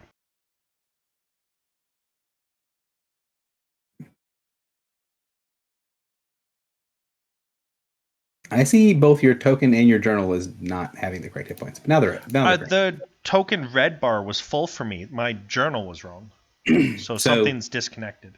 You say this, the ghouls kind of go inactive, and then you hear her say, "Turn off that light so we may talk." I will dispel the power and put away the weapon. Well done, Captain Lauren. So the ghouls kind of hunker down and away, and the woman comes out. You can see there's little parts of her that are sort of bleeding into that other thing that was on top of her, but she's mostly looking like this picture here. And you can see, even watching her, the spots on her arm that are all like blistered and burned away. You can see little tendrils of shadow energy leaking from her body, rapidly repairing her skin. So she tilts her head to the side. "You know me. You knew how to deal with hunger. But I don't know any of you. What are you doing here?" Received a message from Omen of Ends, who resides in the Baronies. He directed us to the Reach, where we found your message. She frowns at that. "You mean you found echoes?" Yes, So you have a ship. You can get us away from here. in theory, although our ship is not nearby. Do you have the name? I don't. I don't think I'd be a good holder for it. If the others weren't able to, maybe I would have tried, but no, I don't have it now. She kind of like, she's looking back and forth to each of you. "So you're here for it, but what do you want to do with it?" You can see there's sort of like she's very rapidly sort of recovering herself, like her body's stitching itself back together. The wounds on her arm are almost completely gone. And you can tell she's just feeling very on guard. We seek to return it to the Summer Court. Our ultimate end is to defeat the adversary, and we believe that returning the name to the court would assist us in this task. She nods. You see the wound on her arm finished stitching itself back together. And then you see this sort of like wave of exhaustion come over her. And you see the sort of dark shadow in her body start to well through her body. She closes her eyes and you see her force that shadowy energy back down. She doesn't open her eyes. "Maybe we do not have to be enemies. Maybe you do not have to be food. If one of you could heal, that would help, at least. I'm Sorry. Yes. used to pushing myself so far." I'll run up, like quite hurriedly, and drop a heal on her. when she sees you gather your energy for the heal, she sort of like shakes it away. No, not for me. I'll be fine. There were more of us when we came here than there are now. And I think we're going to lose another one if he doesn't get some sort of treatment. But again, she's kind of kept her eyes closed the whole time. She opened her eyes for just a second, and they were completely black when they looked at Griffle, and then she snapped them back closed. If we can be allies, then as allies, we could try to pool our resources. We might be able to get to places where I could feed again. I need to not smell blood anymore. If you can heal, I need you to help Ayari live. Yo! Yep.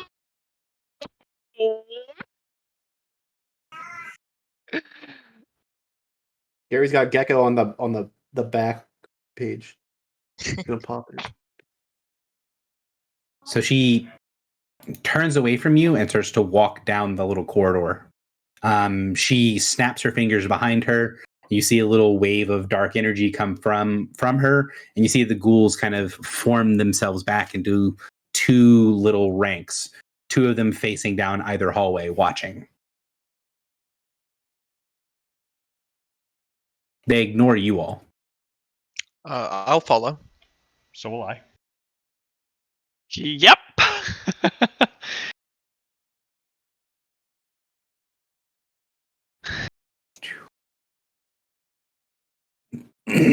So, What happens if we kill her? then she dies. It sucks.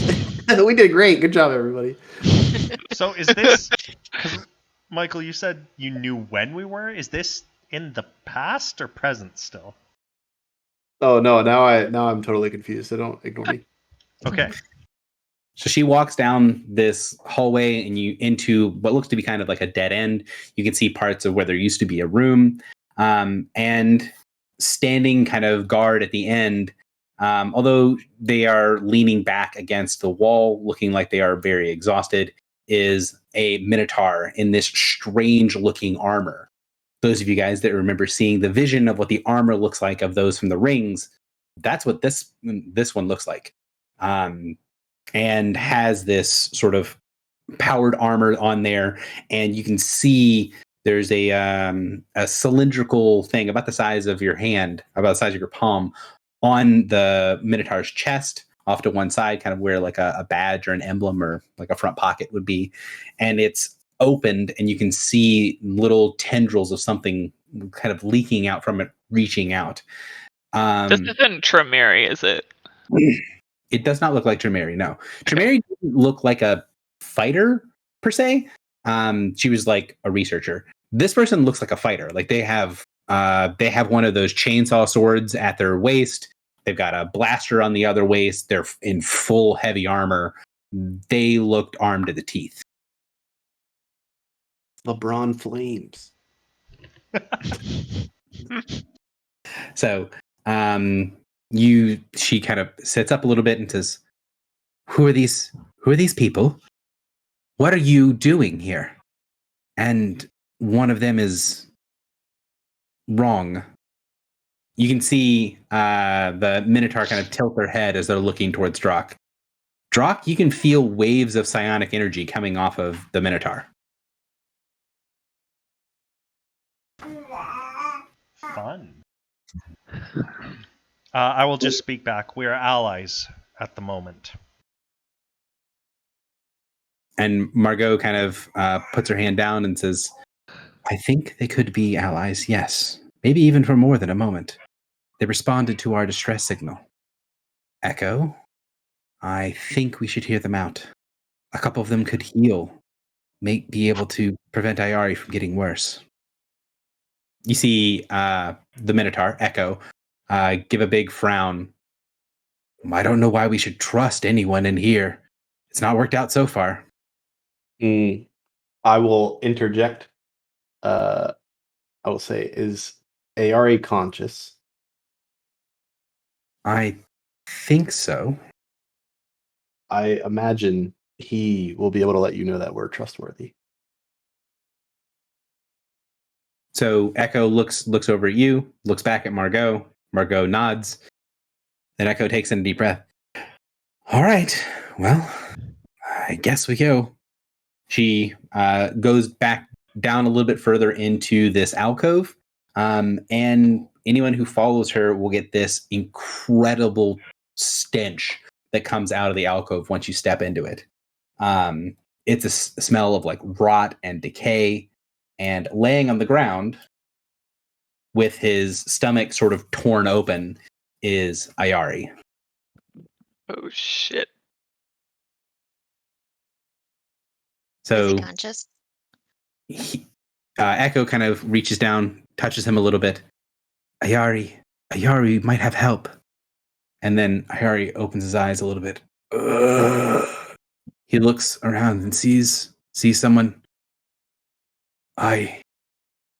You have to know. I have to know there's someone that can give you power. Give you everything you want. It could give you power. They are in the vaults. There's a broker. He can give you whatever you want. Can give you things. Can make deals. You can tell as he's speaking, he's running out of breath. And then he like sucks in just enough breath to continue talking, says another couple of words, runs out of breath again and goes again. And you can see his body is trembling and his face turning red with not being able to breathe. Oh I shit. could take you there. I'm gonna heal him. I heal him. So mechanically, he does not have any healing surges. So he will get a little bit better. The wounds will heal up slightly. He'll stop just sort of hemorrhaging from his torn open stomach. As you do this, could you make me a heal check, please? Yeah. Is there any way that, other than With our my- ritual, to give healing surges? No. Can we just use the ritual and I'll give him some surges? So with a 22 heal, you can tell that he's been hurt severely to the point of you're not sure that most people would survive the type of injury that he has. He's been completely run through and gutted from something from behind. So he has a wound that you can only kind of partially see here. And that part where you can see bits of his intestine is the exit wound from whatever happened. Oh god. And the entry wound is significantly larger than the exit wound. Not only that, but he's been injured for a long enough time that the wound has gone gangrenous and infected. He needs more proper treatment than a simple spell. He would need something like remove affliction or something to take off the infection, or he would need treatment with herbs and time and energy and things like that. Effectively, mechanically, he is injured, has no healing surges, and is also suffering from a disease. Okay. I can help him, but I need time. Echo shakes her head and says, well, time's not really something we have around here. It's usually bad, and sometimes it's worse. But, and then Margot says, if they got in here, Echo, that means they should have a way of getting out. Maybe they have a ship, and we can get out of this fucking place. Oh yeah, about that. Echo kind of looks at you. About what?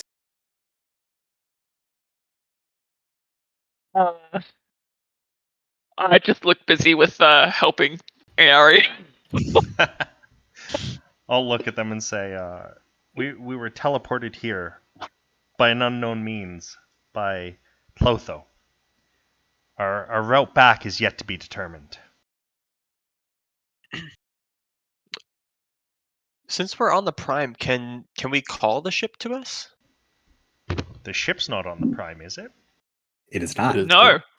That's right, we left it. We left it on some other place.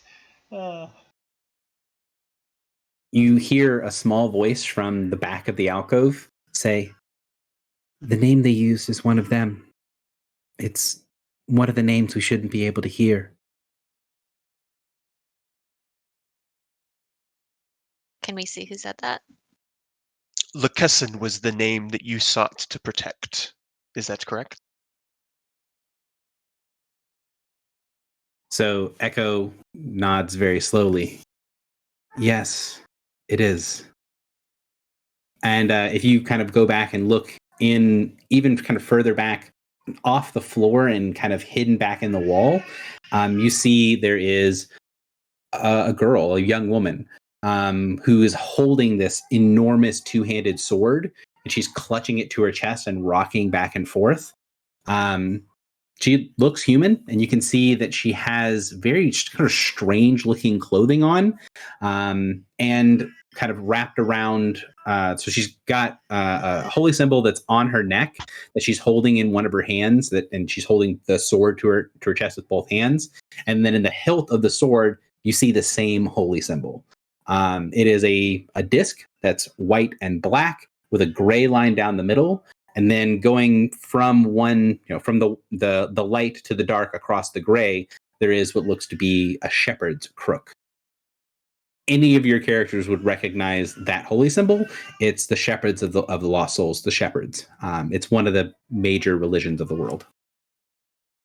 What is their doctrine? It depends on what part of the world you're in.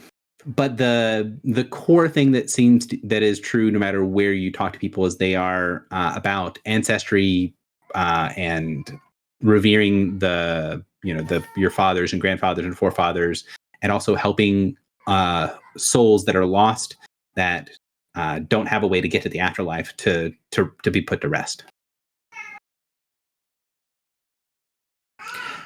And depending on what part of the world you guys are from, so Griffle, your character would associate them with being like kind of like the Salvation Army.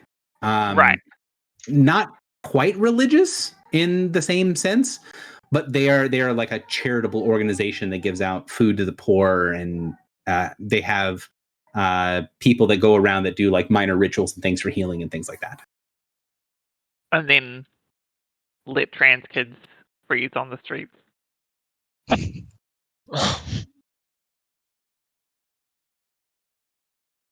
They do have unhappy doctrines as well. But yeah, so she's back in the corner and just sort of like rocking back and forth, holding the sword.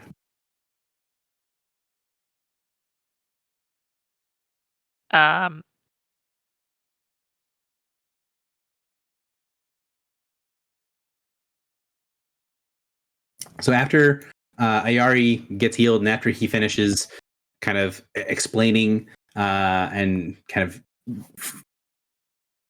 speaking as fast and as far as he can, he finally sort of takes a deep breath. Wait a minute. I recognize you. He holds his hand to his stomach and points at Filibuster.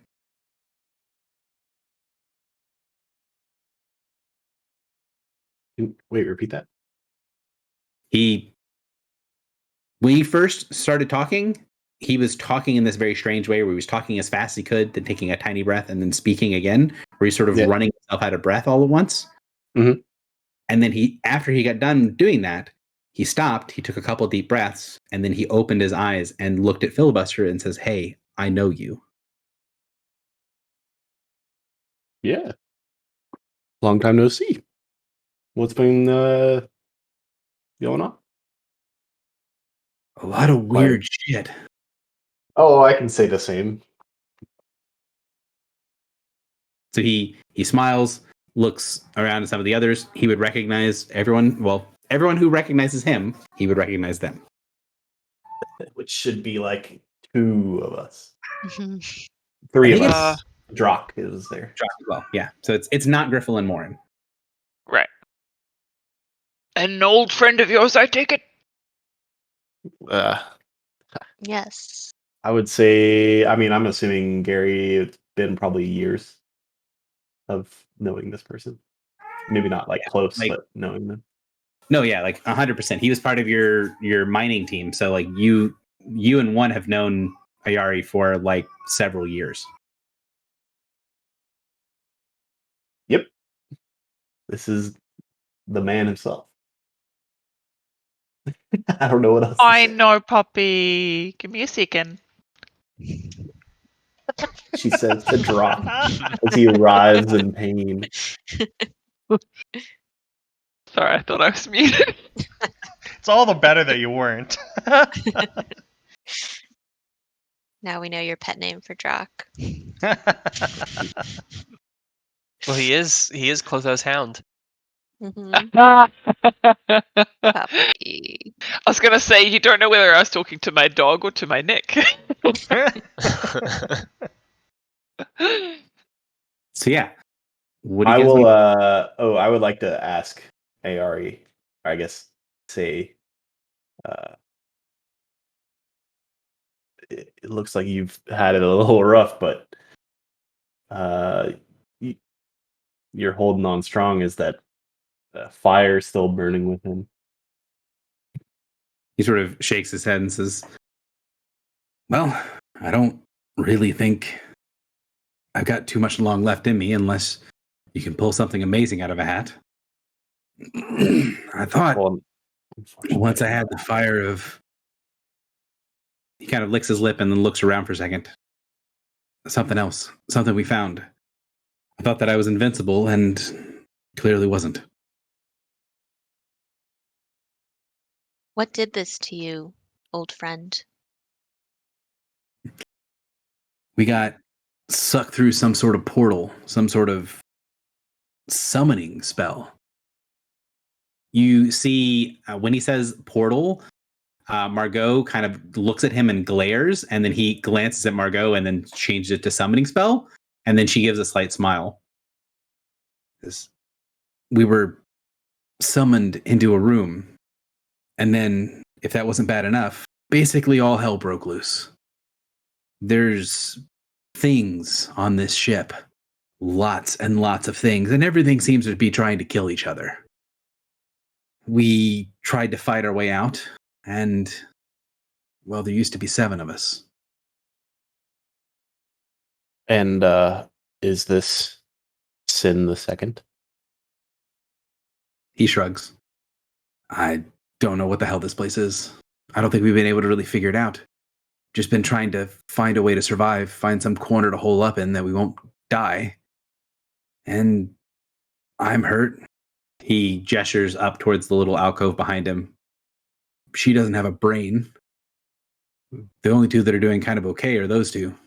Gestures towards Echo and Margot. Do you mean no brain literally or like magically? So Echo says, we made bargains. We made deals to get out of the place that we were before with a thing called the broker. And, well, things didn't always go the way that we'd planned. And what we've heard, the broker is not one you want to make a deal with. Echo takes a deep breath. Yeah, well, some of them have worked and some of them haven't, or some of them have been less problematic than others. The deal with her seems to have done something to her mind, taken away her memories for the past several years. I think she's probably 18, 19 in human years, but she thinks she's 11 or 12. What was the nature of her deal? I don't really know. She started to see things back in the place where we were. She was able to find the way out and to find the way forward. Without her, we wouldn't have found the name and probably wouldn't have found the portal to get out, but it came with other stuff. I didn't get to hear everyone's deal. I only know mine. Meh. What that was? She gives a kind of rueful smile. I agreed to fight against the adversary, to do everything in my power to fight against them, to resist them as much as I can. And in doing so, I was able to see some part of the hive, see some of the parasites and how they gain their abilities. Here it seems fine, but it's hard to resist fighting them. Hard to do anything else but go into where I can find the most of them and fight until I die. I know we'll be overwhelmed. I know it'll all be lost, but it just doesn't seem very important.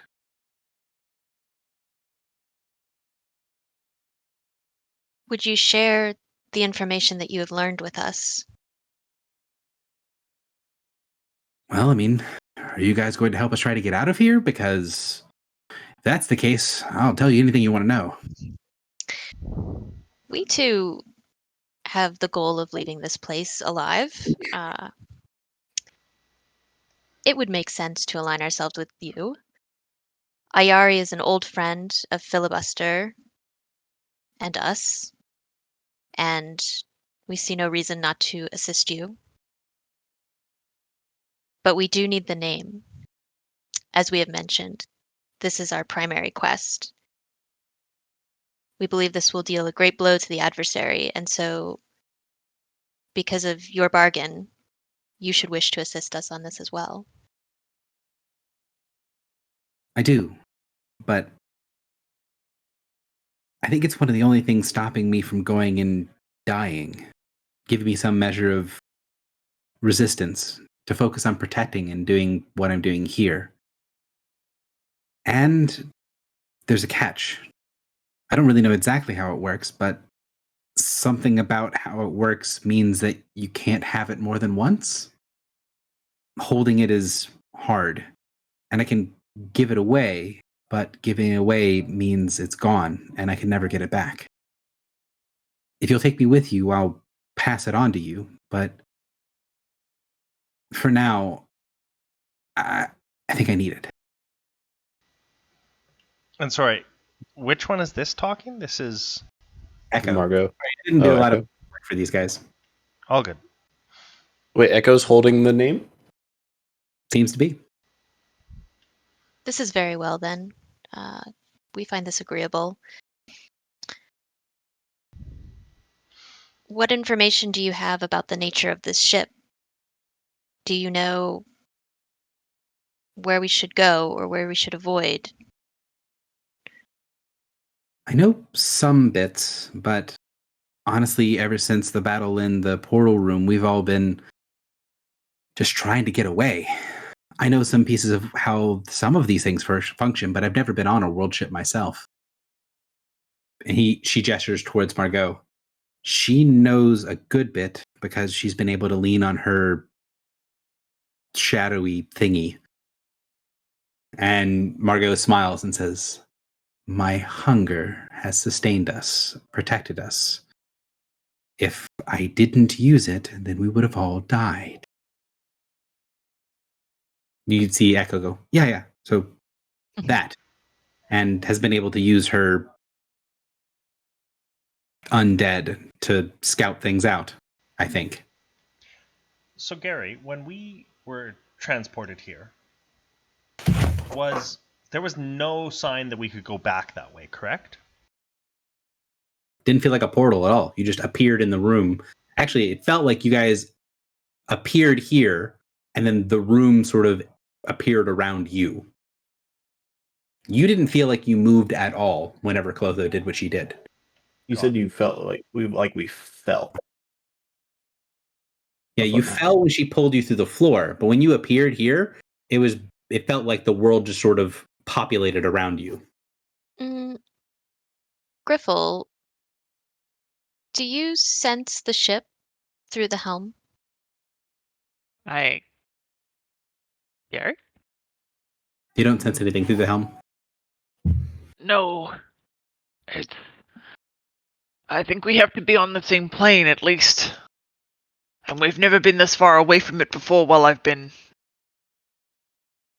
I don't think I can call it. I'm thinking, and I'll telepathically say to the group, I could use Invoke Summer to speak with Clotho and see what she suggests. now that we know where the name is, she will assist us in getting back. Will Clotho want us to violently take the name Echo? Will Clotho, being invoked, be like a giant beacon on this ship? Don't know. I've already used a massive summer power, right? Will her Has- influence Mm. even reach here? On the Prime? And somewhere she'd transport us? I would assume so. She may She not has have come with us. She has shown great power. I am sure that she would be able to transport us elsewhere. I am sure she would be glad to learn that we have the name. All right. I think that's a pretty good plan. I'm, Gary, going to use Invoke Summer to let Clotho see through my eyes and to speak with her. Okay. Now, again, the way that the sort of the invoke part of it works, right, is you look at a single thing and then you get to see, you're showing that thing to her. So what is the thing that you're looking at Echo. to get her to respond to? And then you can talk to her. Yeah, so I want to look at Echo because Echo holds the name. So when you look at Echo, you just see this. You're pretty certain that it would be a blinding light if you could see it with your real eyes. But you just see this halo of brilliant energy around Echo. It kind of looks like staring right at the sun from about 10 feet away. Okay, and then I'll because I can speak to Clotho a bit with this, right? It's Mhm. always the goal. So I'll say to Clotho, we have located the name. Are you able to teleport us back off of this ship, or do we need to find our own way out? My knight, I do not have the power to teleport anyone. Can you use that same portal that you used to get us here? It's not a portal. I know. I don't know a better word to use though. Like, and I don't know if Drock would either. I realigned your fates to be where you could have been. If I bring you away, then you will not have been there. Oh. Oh fuck. Mm. Okay, so Uh, character, Cool. this is why I'm confused, because she realigned our fates, which means that we did stuff that would have led us here. So why is our ship not on the same plane still? Like I was It's a thinking the ship great question. That is a be great just question. outside. Hmm. Is that what you want to ask, Rock? Yes. So she says, I don't have the power to realign an entire skein. I just pulled one possibility and brought it from one place to another. yeah, she didn't change the fate of everything we've touched, just us. Understood. We will protect the name and find our own way off.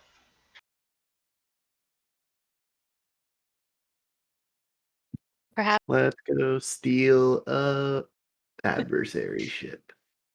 Oh, so it'll be stealing this time. It will be stealing this time. Liberating. We will liberate the ship. perhaps she could, and I make a gesture like a wolf face. Perhaps she could imbue you with additional powers that might assist. That's a grand idea. I'm glad one of us is thinking this through. I will ask Clotho if there is any way she can lend assistance or give me the ability to navigate the ship more easily. Something like the Hound's ability again. I can do a great many things to those while they are within the wilds. But on the Prime, my power is only a shadow of what it could be.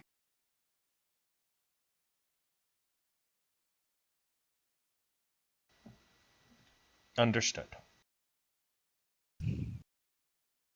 Ask her what we should do with the name now that we have it. Yeah, no, that's a great point too. I will relay that and ask, is it best to keep the name where it is or do something with it? The name must be brought to me, so that I may invoke it, and invoke her through it. When you say you, do you mean like, the baby or... She'll say, yes, to my vessel in Three Trees. Ah. Well, that might not be too hard. Okay. We've got a barbarian. Barbarian? Gary? Is that what AR is? Is he a barbarian? Yes. Okay. We've got a hulking man dying on the ground. A person with a child's mind and two others. And a How do we vampire get out who's of here? about to go crazy from hunger. Well, there will be plenty of things for her to eat on the way out.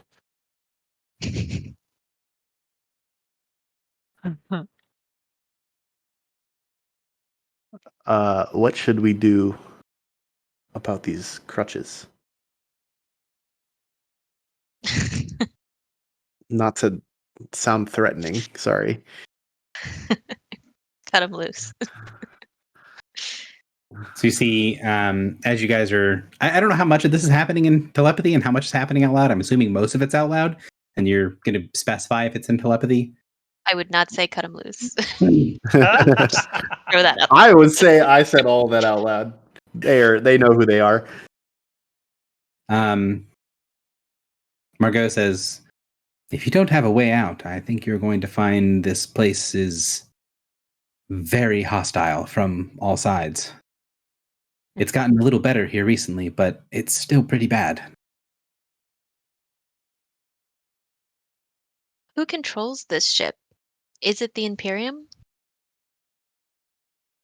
So Echo kind of chimes in. Well, that depends on when you're talking. I think control of the ship itself is passing back and forth, depending on which side's winning at the moment. But Yep. I'm not sure exactly which one's in charge right now. I assume if the parasites are acting back as they were at the beginning, that they'll get control if they don't have it already.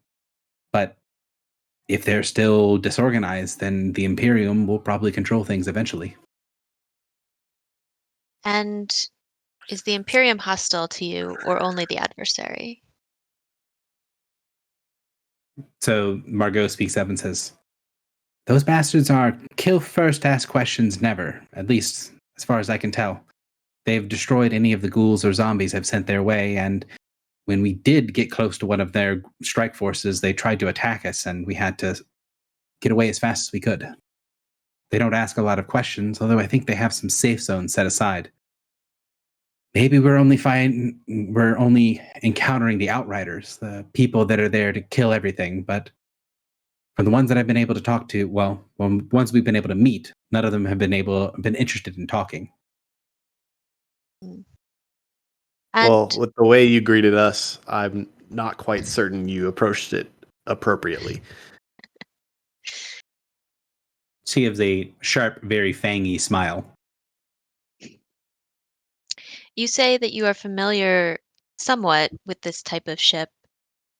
Filibuster and I are as well, although the one that we know best is very defunct. Do you know, would there be smaller ships, perhaps, that we could commandeer? I look over at Morin and smile. So Echo shrugs and says, should be all kinds of things. This ship is more like a hub than it is just a single ship. They should have lots of small ships all around, but who controls what and what types of things are around? Everything's a confusing mess. If this place was completely Imperium controlled, I'd have some basic understandings and maybe even be able to talk to one of their people that talks to outsiders. But with whatever's happening in the halls now, I don't think I'd be able to talk to anybody unless we found someone very specific to talk to.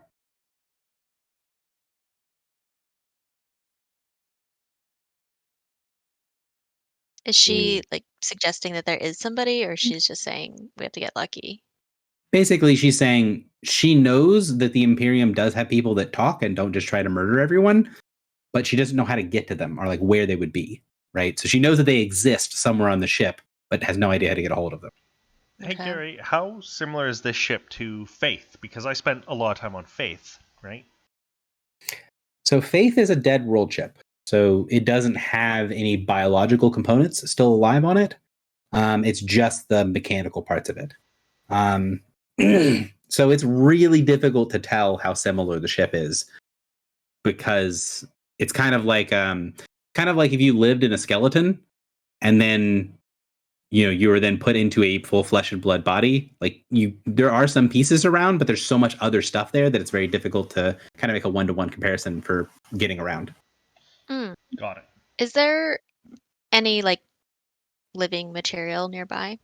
Yeah, in the alcoves where the girl is hiding. Can I touch it? Sure. Can I telepathically connect with it? Sure. Okay. So what do One you- flies the ship. Time is a flat circle. Can I project the image of me being a friend and also searching for a tiny ship? So you send this out, and the feeling you get back from the ship is chaotic and crazy. The ship seems to be in incredible pain. And it's in such incredible pain that even something that seems like a fairly simple request, you just get basically the middle equivalent of screaming from the ship. Okay. I will say this telepathically because I don't want to freak our new friends out. There comes a time where we shoot a missile in a hole, and then the large walker bursts into flames, and the ship also has some effect on it. I think we don't have much time. Because I assume we are where we could have been. Because Yep. that's what we were told. And it's only a matter of time before the chaos becomes more. What rituals do you have? Anything divination No. ish? Are you asking We- Phil or are you asking the people around you? I'll say it to Philly out loud. I cannot see the future in any way. I can ask for help finding things. I'll look back over to Echo and Margot. Do either of you know any rituals that might assist in this moment? Gary, I have a question. Go ahead. For the ritual, find the path. It says you must name a destination you have visited at least once. Mm-hmm. May I, when that says destination, could I name one of the ships we fought? I guess we didn't really visit them. Or Three Trees. Yeah, just name 3 trees. Is that allowed? Oh, I could. I don't know how that would work So, magically. so find the path doesn't tell you how to get there. Like And- theoretically, it just points like a direct. It helps Direction. you faster to get there. Well, What about Antioch Only- Garage? Because that's where our ship is. But again, it's going to point a direction, right? So it's not necessarily saying like this direction will take you to a ship that gets you to. Right. It's like That's- There is direction. a thing that does that, but you do not have it. So We have there's a higher All level Wilderness that Guide. does that. What about Call Wilderness Guide? Man, when we get out of this, I'm going ritual shopping. So, Call Wilderness Guide, you need a spirit to exist, I think, if memory serves. It says you call a nature spirit into your service. Yes. Yeah, there's So not there's a lot no of nature. spirits in space. Ari can't help with that. So let me respond to the question that was asked out loud, and then we'll go back to things. So Okay. Echo says, our ritualist was killed. I don't know if he had anything that would have been helpful, but I'm not so certain the ritual is going to be especially useful. And then Margot kind of chimes in and says, well, the one that we had was useful. It was just lacking in crucial details that would have been very helpful for us deciding to even go on this stupid quest. Quick question. Margot, I think you might be the most likely one here. Do you know how to speak deep speech? She kind of sneers slightly and says, of course I can speak the language of the deep people. Could you read this? And I just like hold up the book. So she takes the book from your hand. She flips through it. A ritual book. I can read the words, but I don't really know how to do it. This is not my forte. I have people. Yeah, that- I'm going to interrupt her. I don't feel like we have a lot of time. Is there anything in there that you feel like might be helpful to us? We're in your ritualist's book. Filibuster and I are skilled. So she'll look through it, and she'll tell you what rituals are contained within the book. So probably going to take you maybe 20, 30 minutes of her explaining stuff to be able to get this. But if you want to take the time, she'll explain the rituals that are in the book. Some of the rituals are going to be copies of things you already have. There are 4 things that I do not believe you guys have that are included within the book, which are these 4 rituals. We have portal jump. Well, I don't know if you have Disorienting Portal, and I think you have Seal Portal as well. So Mm, I think when I wrote this up, you didn't have those. But History Revealed and Disorienting Portal, I don't think you have. But I these don't are also have above those. our level. But you can Yeah. still try them, right? They just might fail. Might fail or have other downfalls. Complications. Yeah. So, what does history revealed do? See the most defining moments of a creature's life when you touch it. Oh, okay. Wait, didn't we cast this once? No, that was Or is that Speak That with was Dead. Speak with Dead. Oh, okay. and we just happened to ask There like is a about- the same question. What's the? So one of them is incorrect. Hang on. So it should also have this one, which I don't think you guys have. I wonder if We the do not have that one. vision of the woman on the cliff, if that was like seeing history, that was the ritual she was casting. Oh yeah, maybe. Let go. Yes, good. Ooh, I like this one. So I'm one of the important things here is the fact that one of the things in it is that ritual, because now when you get explained what Inquisitive's Eyes does, you'd be able to recognize that is the Yeah. first ritual cast of the book. Ooh, you can't get it. The first Oh, one. and she started. You said she started crying. Yeah. So so Inquisitive's Eyes is what she cast on the cliff. Yeah. But again, she started crying, right? After the That was ritual the- completed, yeah. After the ritual, yeah. Okay. Interesting. That actually makes it very interesting. I also like that ritual. Can I add that to our list? Yeah. Okay. Go ahead. Okay. None of those are helpful. Although I thank you, Margot, I think those will become helpful at a future time. What did she say was in her ritualist's book, or does she hand that over? Will she hand that over? So she says, I didn't take the time while everyone was dying to get his body. Sorry. Is it nearby? Technically, yes. But it's in the area of the portals, the ritual room that we were summoned into. I think it's probably the most tactically advantageous part of this ship. And as such, it means the Imperium and the parasites are fighting most heavily in that area. Hmm. Fair enough. Do you have any inclination as to what summoned you here? A summoning spell.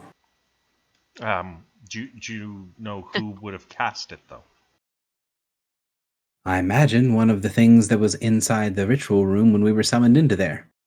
I was given the distinct impression that we were going to be taken and interrogated and probably torn into little pieces until we revealed the name. Fortunately or unfortunately, about that same time, the Imperium came crashing through and we were able to escape in the chaos. Well, most of us were escaping the chaos.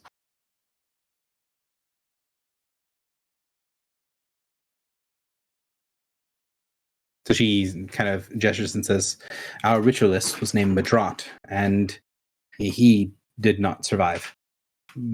Our other companion, Bastion, is, I don't believe, completely dead. She looks over towards Echo, and Echo shrugs. And then, of course, everyone else was mostly okay. I suffered some injuries, but since I'm quite nearly impossible to kill, then I just kind of got over that problem. And the other lesser people have had their problems, including this one. She gestures towards Ayari, who's just stinking up the place. He's always done that. He gives a weak smile.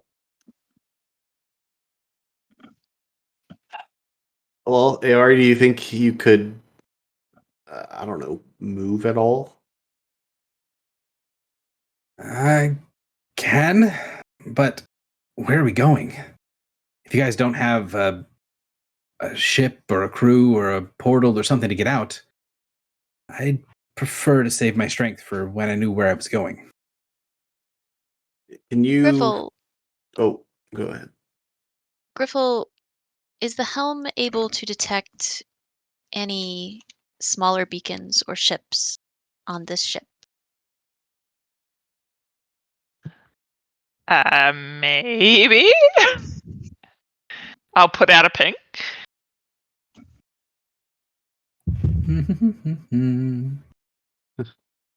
I want to put out like an anonymous ping though. Like, I don't think you can do it without your ship's beacon. okay. Mm. Yeah. So you would need to have connection. You need to have at least a connection to the ship to be able to use that. Okay. Bummer.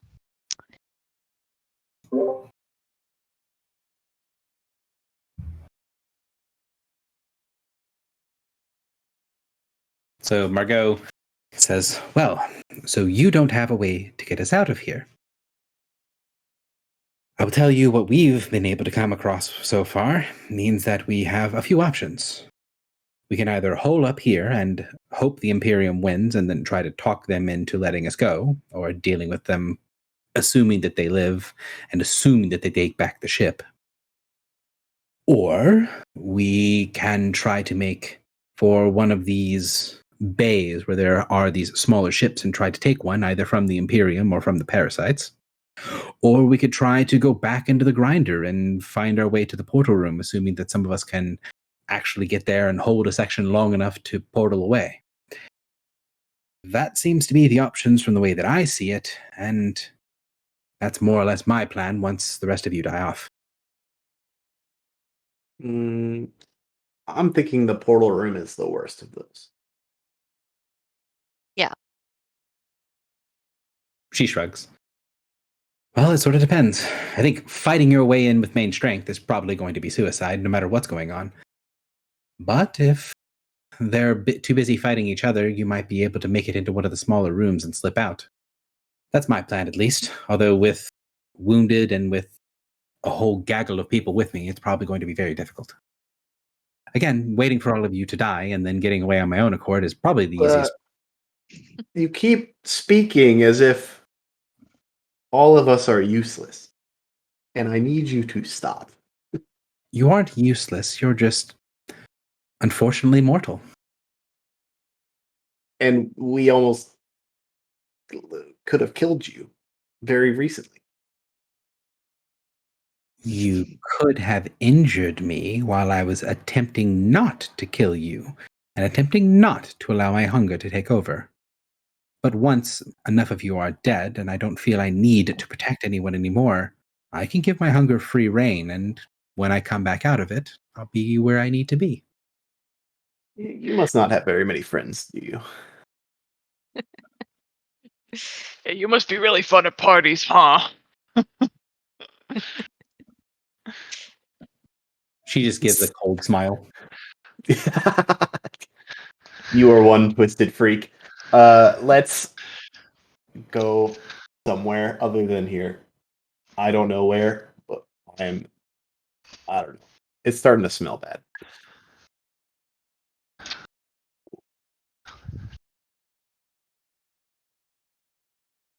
Does anyone have any ideas? Morin? No. I assume we head for the bays. We're looking for a ship, right? Mm-hmm. Yeah, I think going to the portal room is like, I don't even know what we would do there. I assume that the ship screaming when one tried to interact with it indicates that the adversary is currently in control. Or just that it's taking a lot of damage. I'm under the from assumption that fighting. all hell is going to break loose soon, and we will be able to slip by to grab a ship. Maybe. Well, I mean, it sort of begs the question of what it means when Clotho transported us to this history, because she didn't move our ship, which the whole missile thing happened with our ship. So what the way Michael interprets this is she plucked us from where we were. Only us. Drock, one, Griffel, Morin. She just plucked us from that timeline and just plopped us here because we could have come here, but everything else remains as it was. That's how I kind of interpret it. like we did stuff to make that happen. Yeah. No, but I'm saying like all of that. It's like we're in a doing like a Marvel thing where we just went in a different timeline. Like we're in the us is still existing. That's how I'm picturing. But like, can we be affected by things that we do in a different timeline in this timeline? I think Gary is the type of twisted freak to want that type of fucky wucky shit to happen. So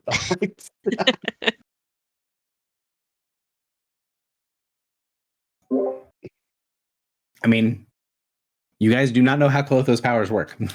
Yep. No, I And know. also, she's not very good at explaining them. Mm-hmm.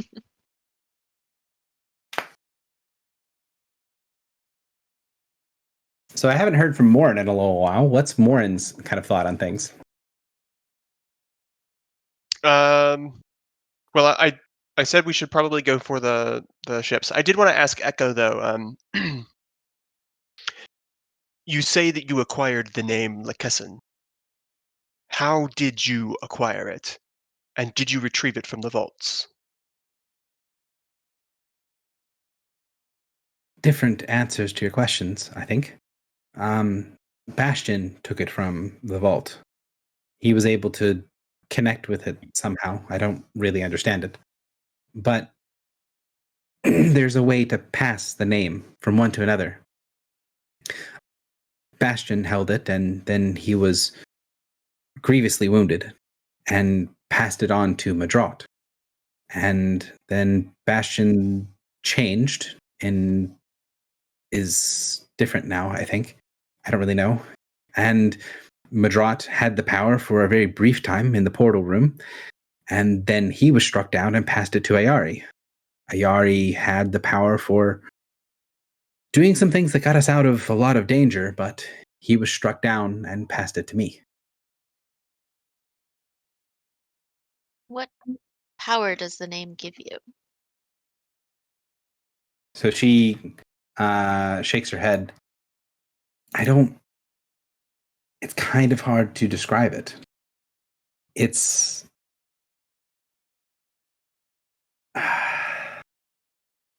like being filled with life, with energy, with strength.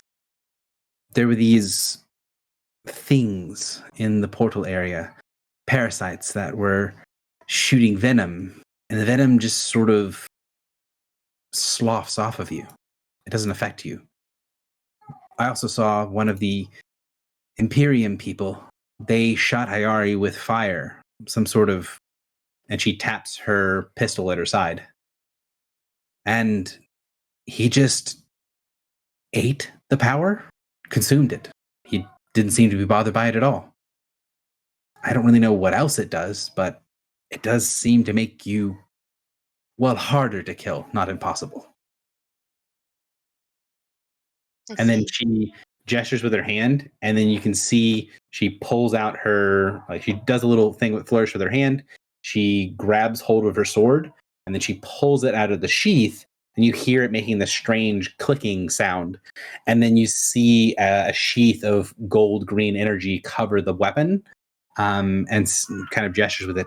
And you can stab someone with the power of the name, but I don't really know why or how that works. I do know that if I want it to happen, I can make it happen, and you see the energy kind of fade away and go back into her hand. But I don't really know what it means.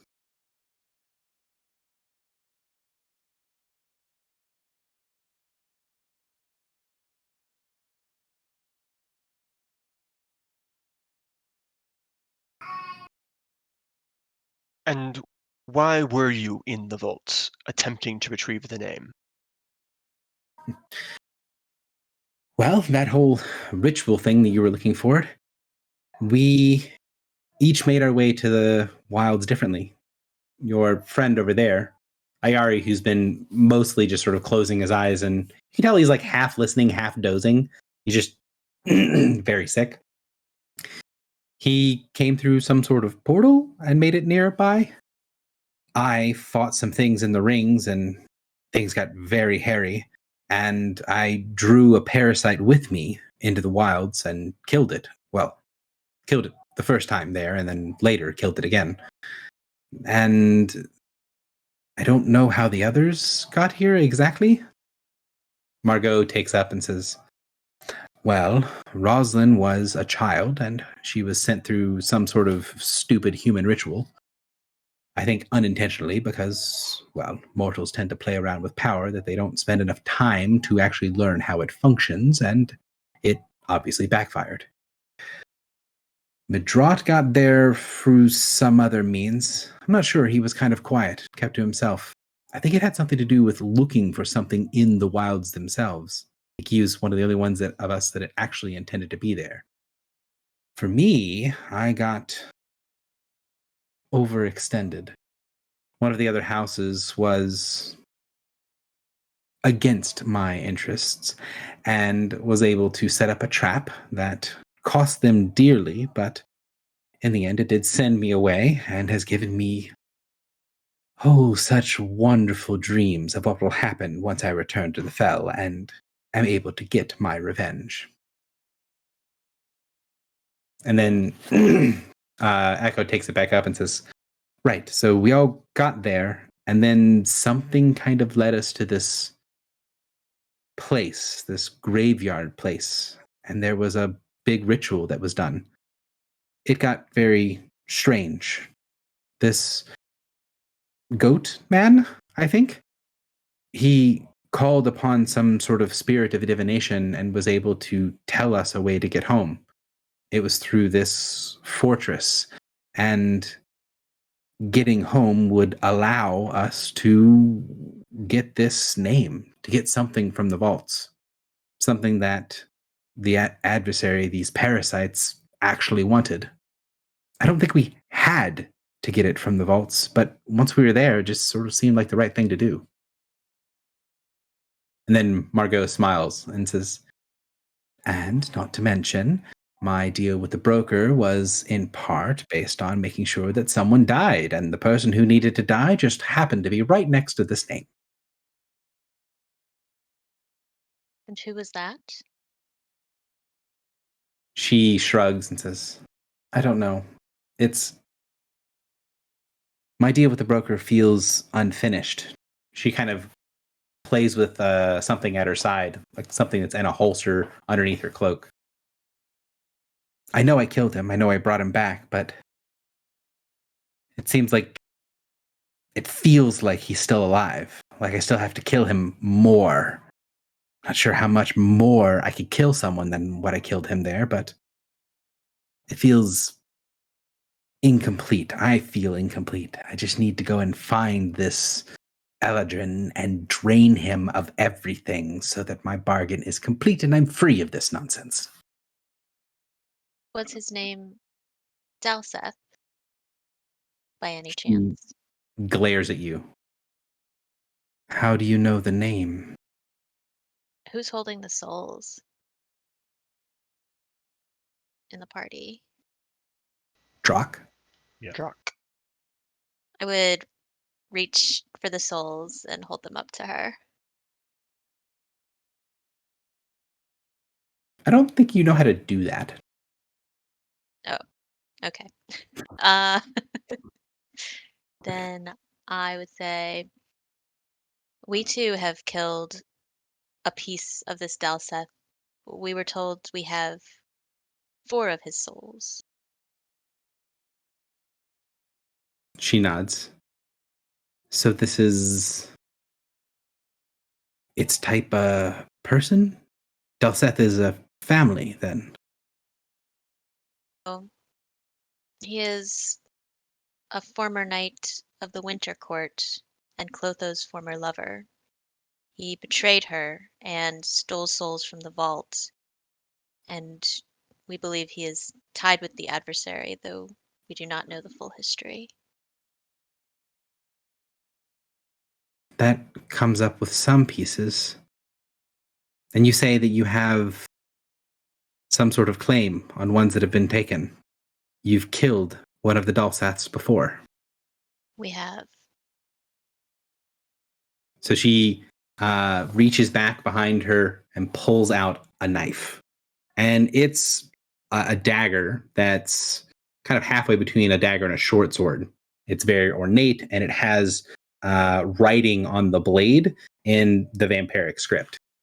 And she sort of gestures vaguely with the knife in your direction, and you see, Drock, this kind of misty cloud around you form around your shoulders, and then she twists the knife in her hand, and the cloud flows from you and then sinks into the knife with the hilt of the blade glowing.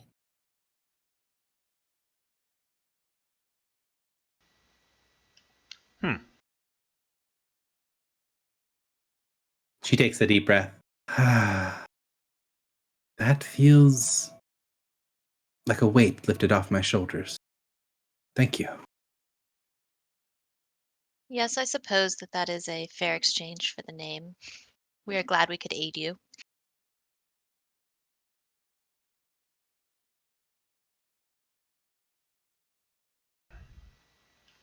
Sorry, I'm sort of half-assedly looking for the what the knife looks like, and I don't see it. I'll show it to you guys later if you want to see it. So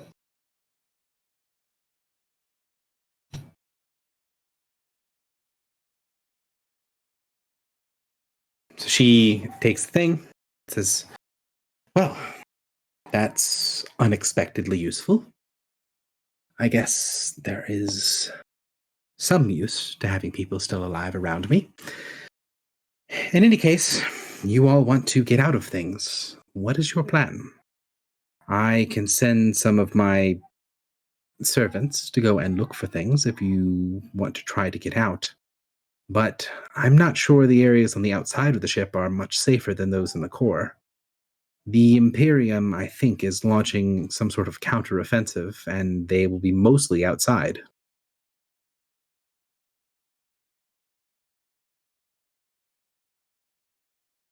Yes, I think we need a ship.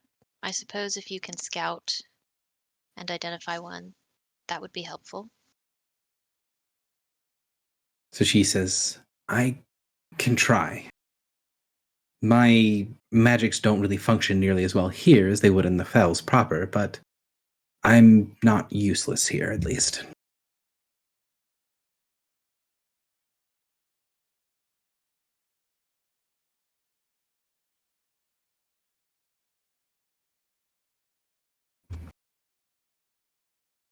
So, plan is to have her send out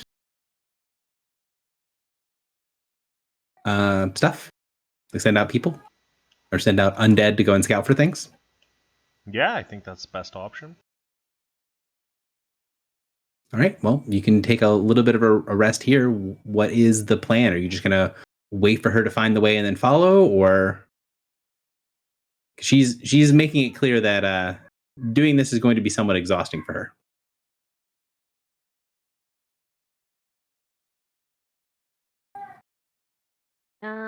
I mean, I think since we can't really move Ayari easily, it would be good to know exactly where we're trying to go before we leave this little safe area. And so she will also say, this area where we are now seems to be unimportant, at least for both sides. They are all fighting over more higher priority places. I might be able to keep them safe here while you go and explore if my servants are destroyed while trying to do what they can to scout the way for you.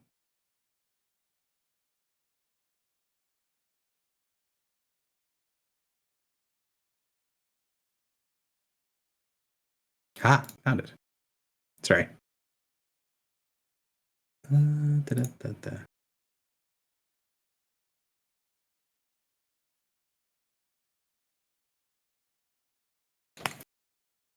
It's looking for the Nightfall doing things. So the plan basically is stay here, let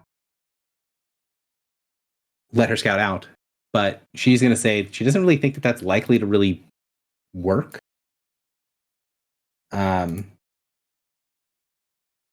Because there's just too much stuff, and her creatures are pretty weak when they're away from her.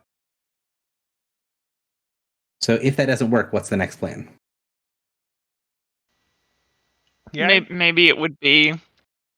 So they get weaker when they're further away from her, right? Yes.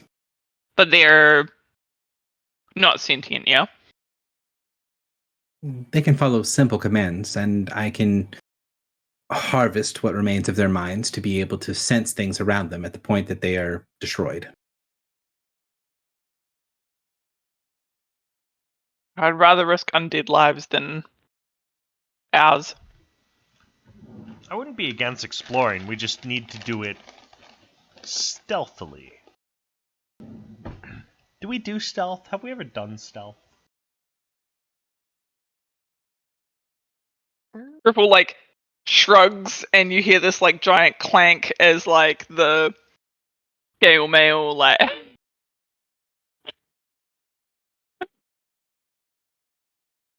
So you guys would have probably 30 minutes in here to rest, relax, talk to Ayari, do simple things to treat his stomach wound, that sort of thing. Maybe in this part is where you actually get the explanation of the ritual stuff from the translation of the ritual stuff. Is there anything else that you want to ask any of the people here kind of while you wait? And if not, I'm just going to kind of push the clock forward a half hour. I want to try and make a heal check to make Ari better. Yeah, what I'll say is that you can tell you're going to need you're going to need proper resources. Like you need like a ship surgeon or something to put his insides back inside. And Right. Can I try and focus on the disease then at least? Yes. So the way that the disease will work is that basically, if you take an extended rest, you can do this, but you need like 6 hours to properly treat the Oh, disease. right. Okay. So not. Okay. Basically, you can. I assume that it's pretty reasonable that you do stuff in the short term to make it more bearable, but you're not going to be able to solve the disease problem in the amount of time that you guys have. But I right can now. keep him alive, right? I can stop him from deteriorating at least. Correct. You can stop him from getting worse.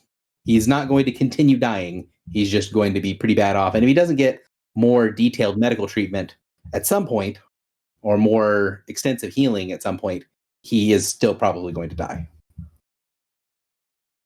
But he's not Okay. going to die while you're here, Okay. wait. So I have a So- thought. Okay. Because we're back on the prime. I could try to do ascending. Because we are presumably in this ship that's like right above Earth, right? Solban. Isn't it on the other side of a portal? Yeah, we have no That's not idea. how, I don't think that's how that Like- works. We actually have no idea where this ship is right now because we don't know like what time this is. So the real question is, can you get the maximum result for sending? If I can get a 40 or higher, it could be anywhere on the same plane. Right. Can you do that? I don't know. Hang on. Is your arcana greater than 20? Yeah. No. It's 17 though. So if somebody helped me, and then if do we have something that would do something? Wouldn't you need 2 people to help you and then also crit? Yeah. Yeah, so you would need 2 other ritual casters who could help you, which you only have 1, I believe. But couldn't Does Morin is a ritual caster. yeah. well, why are Oh. we doing the sending? I don't know, because we could ask for help. Send a ship. No, but I can't. Sorry, I'm forgetting names. I'm so bad with Their names. ritualist Tari. is dead. No, but Tari, can she do ascending or not? She's Oh, not a Margot. ritual caster, is she? No. She's not ritual caster, but so is that? I don't do rituals. I have no idea. Do you have to be a ritual caster to do ascending? Yeah. Well, I mean, she could Yeah. tell me what to say and who to do it, but It is a You- ritual.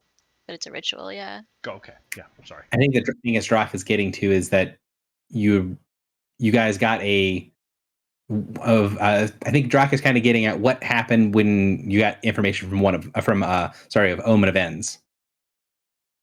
What, that like nobody believed us? But Omen said we got this message, and that message was from Margot. Oh. Well, but she had a ritual caster with her who died, right? Yep.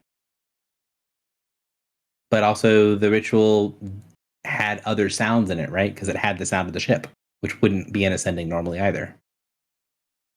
Okay. So she might have a way to send a message. Let's ask her. She said, when we first rocked up, she said it was like you found my echo or something. Echo's the name of the Minotaur. Oh, right. Yeah, sorry. Yeah, Echo's message, and Echo is the Minotaur. All right, so then I'll ask Margot. It may be possible for us to do ascending, although it would be quite difficult. However, Drac has recalled that we received ascending from you, or well, Omen of Ends received ascending from you. Do you have means with which to contact the baronies? So she says, you can tell that her focus is elsewhere because she's doing the scouting thing. I can blood sing, but I don't think it's going to reach. We are, as far as I can tell, a long way from anywhere. And blood singing isn't the same as sending. If I do have the ability to get somewhere and I know where I'm going, then it's going to take some death in order to get it to work.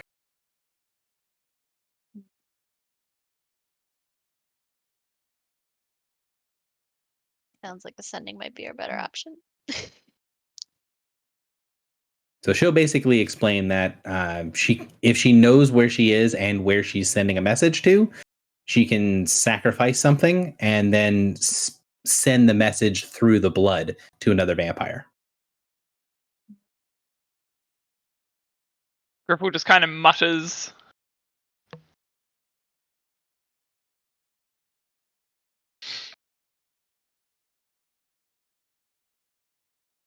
So, I mean, yeah, the issue is that you'd have to, crit, right? And this is getting into the point of being like, all right, well, as long as you do not spam the rituals, I will not cause you guys to be like, no, you can't do that.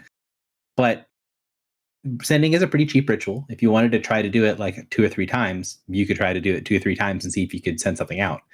But if it doesn't work after that, then it's going to be kind of an end of the clock, right? Yeah, that's totally fine. Do you guys think that that's a good idea? Who do we want to send to? If so, I don't think there's anyone we could send to that would be helpful. I mean, like, on. That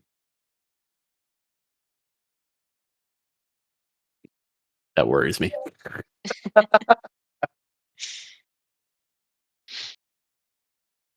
You'd be like, why the fuck are you in space? Just trying to secure your godhood. Well, All it's right. not only sending that you have a way to contact on as well. Oh, that's true. We do. We have that ring. In theory, Correct? I guess we've never actually used that. Well, what do you guys think? Do you want to just try to find a ship, or Yeah, I think trying to find a ship is the goal. So, I mean, so if we're in the middle of space, right? The only people I can think of that would be able to help would be On or Aegis, but we'd have to go through On to get to him, right? Eventually, we have to go back to On and be like, "Hey, we need transport to where our ship is," but that won't help now. We What cannot if we could contact get? Aegis. What if we could get into the portal place and try to portal to entire Garrosh? And then from there we can take our ship and go to Three Trees. I'm 1 second. assuming most of the portals are in the same plane. Pause for a second. How did Aegis get on your ship? He's spun there. magically. He's On fun. there. Right. So if you guys can get to a portal, if you can get to a spin disk, you can spin straight to your ship. Like, you don't have to. Even in a different plane? The spins take you wherever as long as you have the address, as long as you have address and permission and a little bit of energy, you can spin to wherever you need to be. Oh, I didn't know that. No, I thought spins were on the same plane. A lot of them tend to be because it's much less expensive, but you can spend to wherever you need to be. All right, let's go to the portal room. I didn't know that. So as you guys are sitting there talking, Margot curses, and you see she sort of flinches for a second. The Imperium is out in force. One of their strike teams just took out one of my ghouls. And the parasites are still acting strange. You see Echo kind of take a deep breath and kind of sigh. Oh, well, I guess that's good. Margot shrugs. I guess it's good, but if we don't know why they're acting the way they are now, we won't know what causes them to change to act like they were then. And then Echo just kind of like gives her a rough smile. It's like, you're always about good news.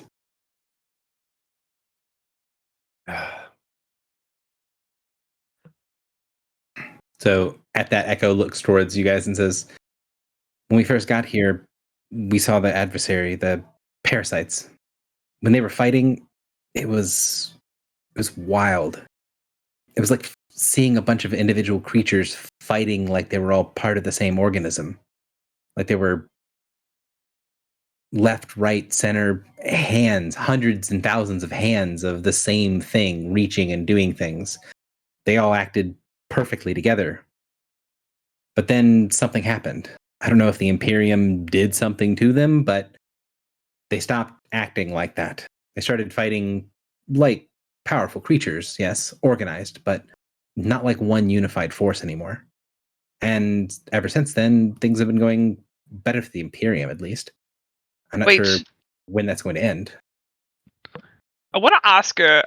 Do you mean actual hands? What's She says, hands is just sort of how I explained it. It's just right? things when Just they're fighting- just the metaphor. I get you. I get you. Yeah, so she'll basically explain like even a well-organized group that's used to working with each other, there's still little bits of inaccuracies or little bits of like, having to talk or do stuff with each other.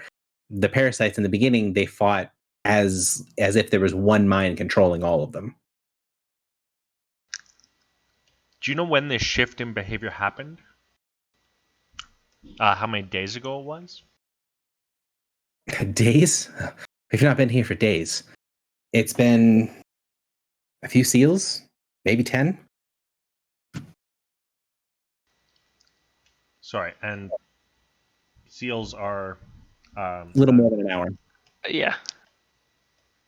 so only hours. Okay. Yeah, so it's been half a day or so. And our nuking the walker is longer ago than that, obviously. It was about 2 days ago.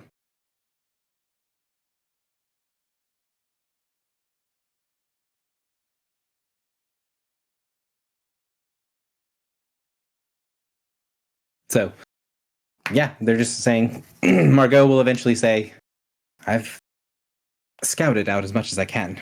I will need some time and preferably useful fresh corpses in order to make more defenders. I think I've expended myself enough for today. Your outlook isn't great. From where I think the bays are, where there's going to be more people and more equipment and possible things to steal, is also under heavy attack, or there's a lot of fighting nearby.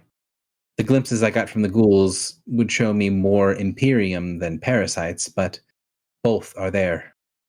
I didn't get close enough to any of the ships to be able to tell you what was inside any of them, but the docks at least are going to be dangerous. I sent some of the ghouls to look at the areas near the portal area rooms, and those are still having heavy combat. I didn't send them in too close, as they would be destroyed. And I sent some down further hallways and found an area that was relatively clean of parasite presence, but there were wards and things the ghoul could not get through.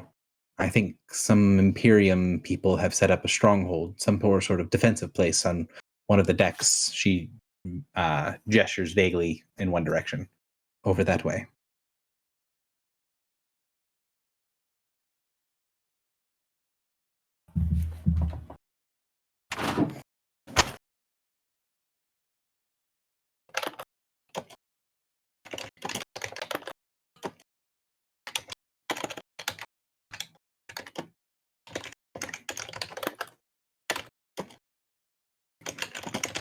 So those are more or less the 4 options that are sort of in front of you guys.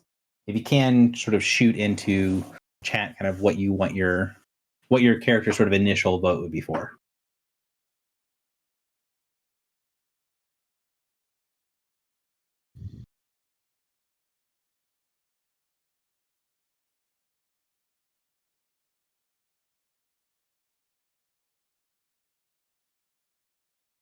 Sounds good to me. Sounds like head for the portal room is the plan. I'm sorry, I had to step away for a minute, but did we find out what the timeline was?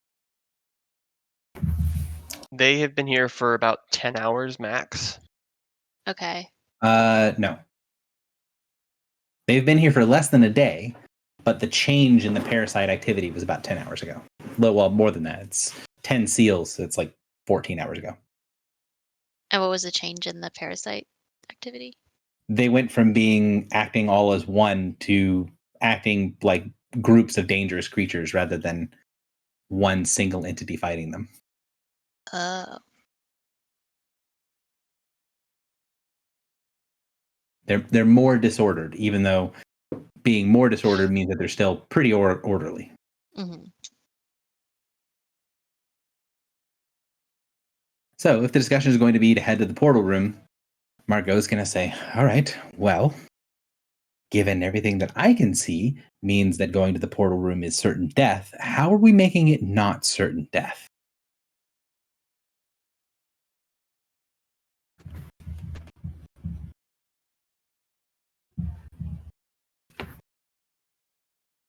Can you tell us what your, I don't know what she calls them, dudes? The ghouls? Ghouls. Ghouls, yeah. Can you tell us what the ghouls saw in that area? As much detail as you can. There are waves of parasites still growing down the hallways, coming out of the walls, attacking things, and Imperium strike forces working their way through, doing their thing. There's a lot of fighting near the portal areas, and I didn't send the ghouls in too close because I prefer to have at least a couple of them still around. As far as I can tell, there's still fierce fighting there, and if we show up there, we won't have either the parasites behind us or the Imperium, meaning we're likely to be crushed by one as much as the other, and with just the 7 of us that are useful, I don't think we stand much of a chance. Is there no way, the enemy of my enemy is my friend? She kind of laughs at that ruefully. Yeah, I could get behind that, but then we'd have to be able to find a way to talk to either the parasites or whoever's controlling them or leading them and get them to understand that they should not attack us while we go through the portal, or we could talk to the Imperium, and both sides don't seem to be too willing to talk. One of them doesn't have mouths and just tries to eat you, which is very rude. And the other one have mouths, but they use them for prayers and stupid shit instead of actually talking and being helpful. You can see the kind of black ichor bubbling through her skin again, and she closes her eyes and forces herself to calm down again. No need to get snippy. What Margot, are you not worried about yourself dying? You've said that a bunch of times. Maybe I can be killed by these things, but I think if I fully gave myself to my hunger, that I wouldn't be in too much danger. Granted, all of you would die and be the first thing that my hunger would feast upon, which is the reason I'm staying myself for the moment.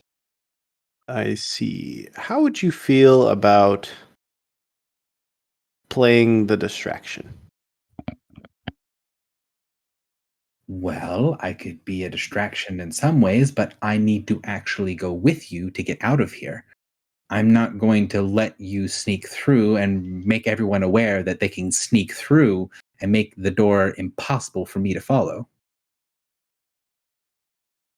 Mm. And what about your little ghoul friends? Ghoul friends. The ghouls that I have are weak. They're makeshift things that I was able to use from corpses that weren't made by us. If I was able to properly get some corpses, some things that were taken, and then I was allowed to feed upon them until they were completely drained and bring them back just at the moment of death, those would be powerful enough for a quite excellent distraction. But I would need subjects to make corpses out of. Do they need to be of Imperium make, or would parasites do the trick? The parasites, I don't really understand how their mind works, and I've tried a couple times, but however they are designed to think, I can't get them to be properly controlled. People, however, people pretty much all think the same.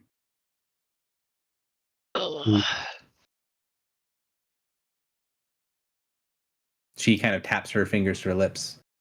You know, now that we've brought this up, if you were to take down one of these Imperium strike forces and not kill them, but bring them back, or at least subdue them and then allow me to come to you, I would be able to make them very, very useful, a powerful distraction for getting out of here. Mm,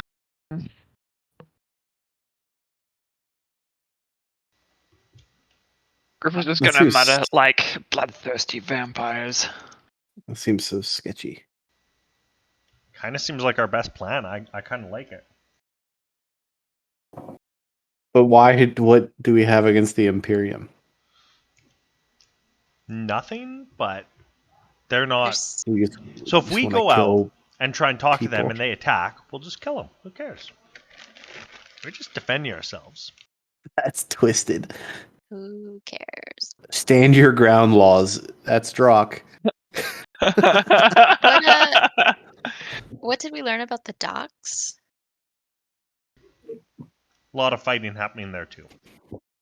So the docks are a little bit more Imperium controlled, according to what they saw from the ghouls, but there is still fighting at the docks.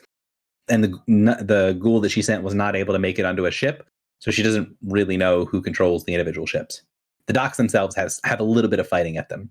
The portal room is where the heaviest fighting is. The Imperium stronghold doesn't seem to have any fighting on it, but she couldn't really get a lot of information because the ghoul got to a ward and couldn't go past it. Hmm. Oh, didn't Well, we- Captain Rancer think I had an Imperial artifact? Yeah, just because it was divine. Do you think But- we could just walk in? Well, we know that the Imperium wants the name, so Well, they're not planning on coming with us, right, Yuri? They want us to clear the way, kind of. but anything we do, we need to be able to get Echo out without the. Margot raises an eyebrow and says, "The Imperium wants the name too?" Yes. We were told that they seek the name to return it to its forbiddance. We do not know why. Wait, were we? Yeah. By whom? Uh, I thought We we rec- implied that from their doctrines. Yeah. We received a thought- message from them saying relinquish the name. yeah. No, we received a message from what Clotho identified as Sin the Second, but we don't know whether that was adversary or Imperium or a third unknown. I don't think we ever had confirmation of actually like who that was. So Yeah. Echo I- would say, "From what I know of the Imperium, I don't know if they would care about the name, or it's something from another plane. That's not something they tend to care about much. And the ritual thing that summoned us here, that was Parasite make. It was adversary things and everything that fought us when we were in the Iron Star. It was all adversary. I didn't see anything of the Imperium." Hmm. So we She received said a message Iron Star from before. It's the first time that she This- said it.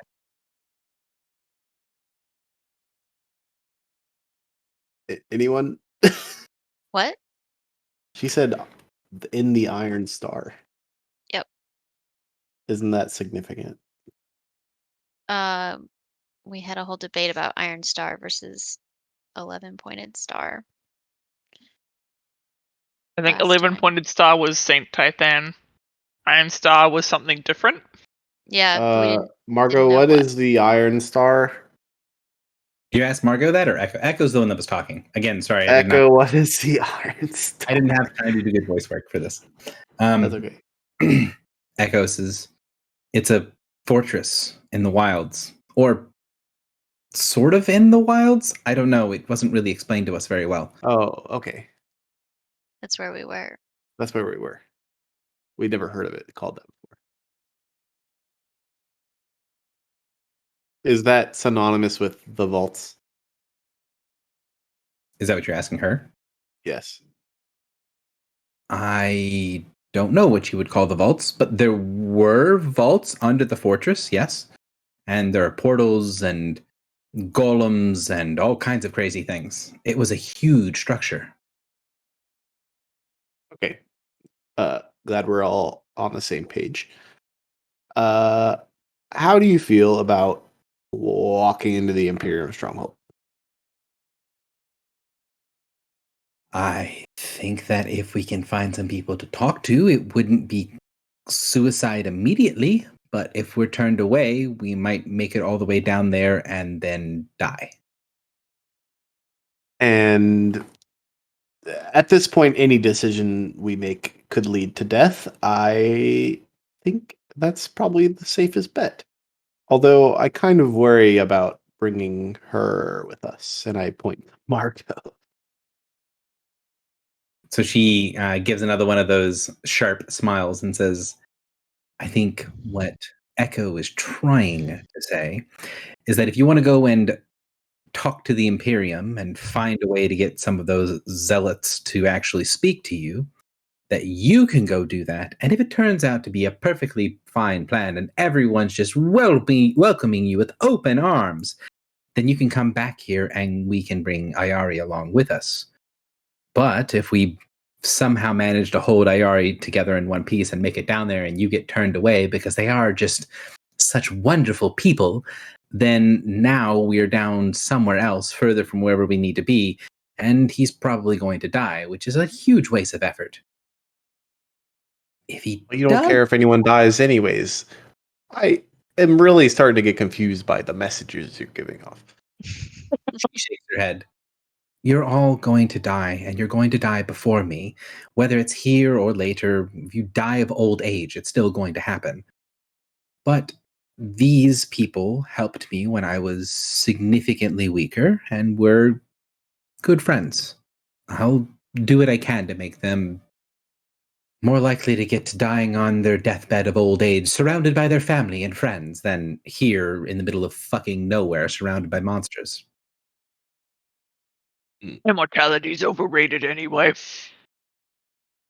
seems like If it's it made makes her you bitter. this cranky. Yeah. I'm glad we're in agreement. So basically, taking it out of the way that Margot and Echo are talking, both of them feel really hesitant to move Ayari to have the whole group go anywhere unless there seems to be some plan that that place will actually be the way that you're going to actually get out, right? And so, like, if you're going to go down to the Imperium stronghold to talk to them, their plan is they would stay here and, you know, be in their relatively defensible spot that they're in right now, and then you guys can go down there and do a sending to them, or come and get them or whatever afterwards.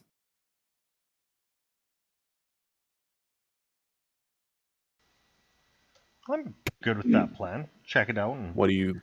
ping them. Yeah, and if they attack us, we get fresh bodies. We can bring them back. Win-win.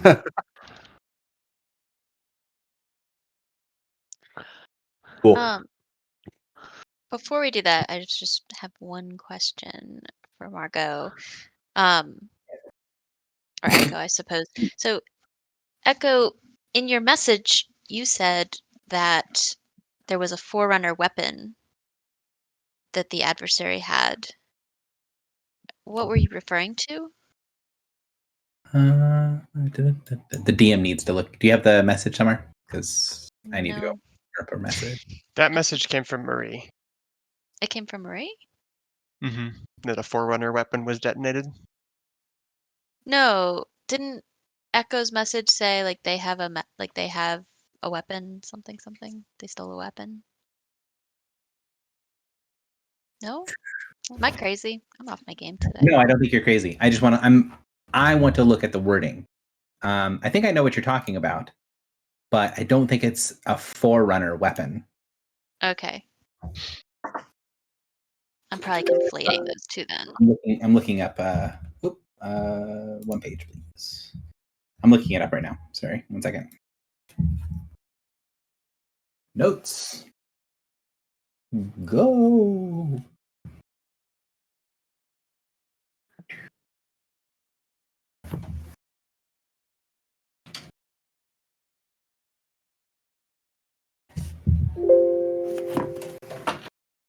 You're talking about the one where she says they destroyed a Wilds Crossing, right? If you can hear this, it means the device wasn't taken, but the vampire circle failed to protect us. We found something that the adversary wants, and they destroyed a wild crossing and attempted to take it from us. They're spinning us somewhere else unless we can counter it. What's important seems to be a name. If we don't make it, if we lose it, just listen and remember. That's the message. And then Margot's message is, this is Margot of Court Thury. The adversary, the parasites, have claimed a wild crossing and tampered with it. I'm not sure what for, but it could spell doom for all of our kind and for others if we don't stop them. Me and a group of other capable individuals have gotten caught in the crosshairs. We may not be able to make it back without help, yet we hold a potential key to stop the incursions. Find us. Okay, so what's the potential key to stop the incursion? Is that what you want to ask, Margot? Yeah. So she takes a deep breath and says, this name, as it's been explained to me, is important to them. And I think if we can get it to the right place, that it might be very useful to have on our side. I've seen it pretty much restitch one of them together like they were one of me. She gestures towards the other people in the group. And when I was in the presence of the name, when it was said, it's real power. Power that I've not seen before.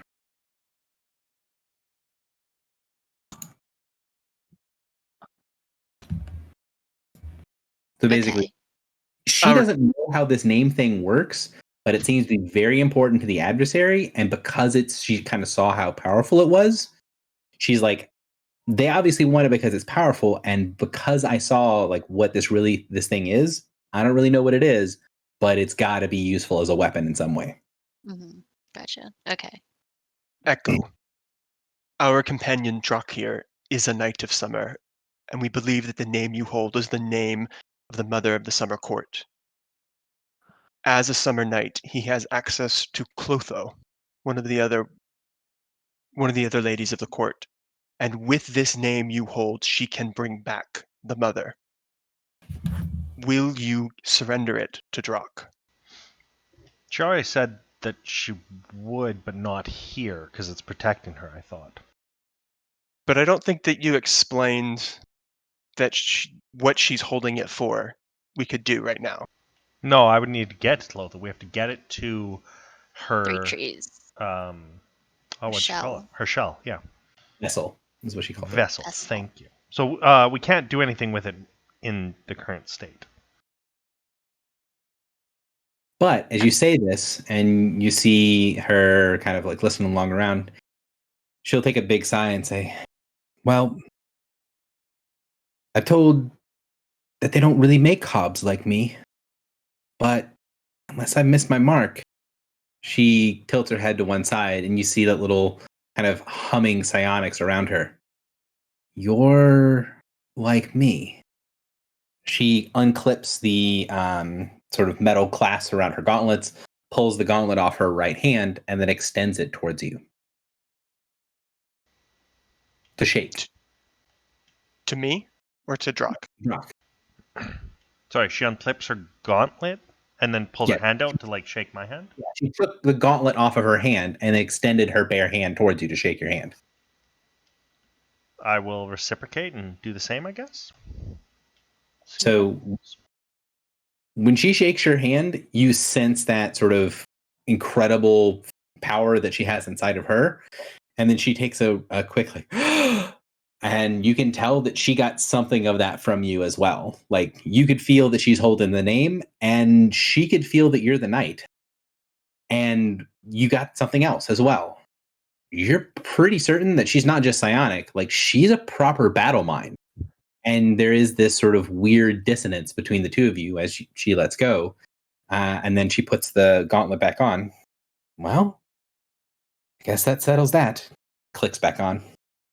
I didn't think there were other peoples who could be battle minds, but it's good to not be the only one here.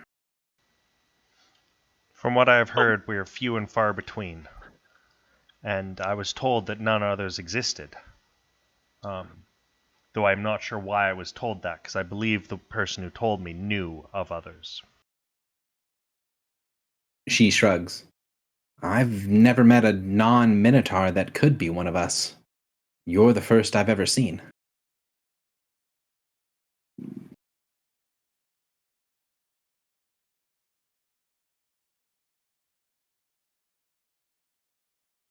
So, is the plan still to go to the portal room, or is the plan now changed to go to the stronghold?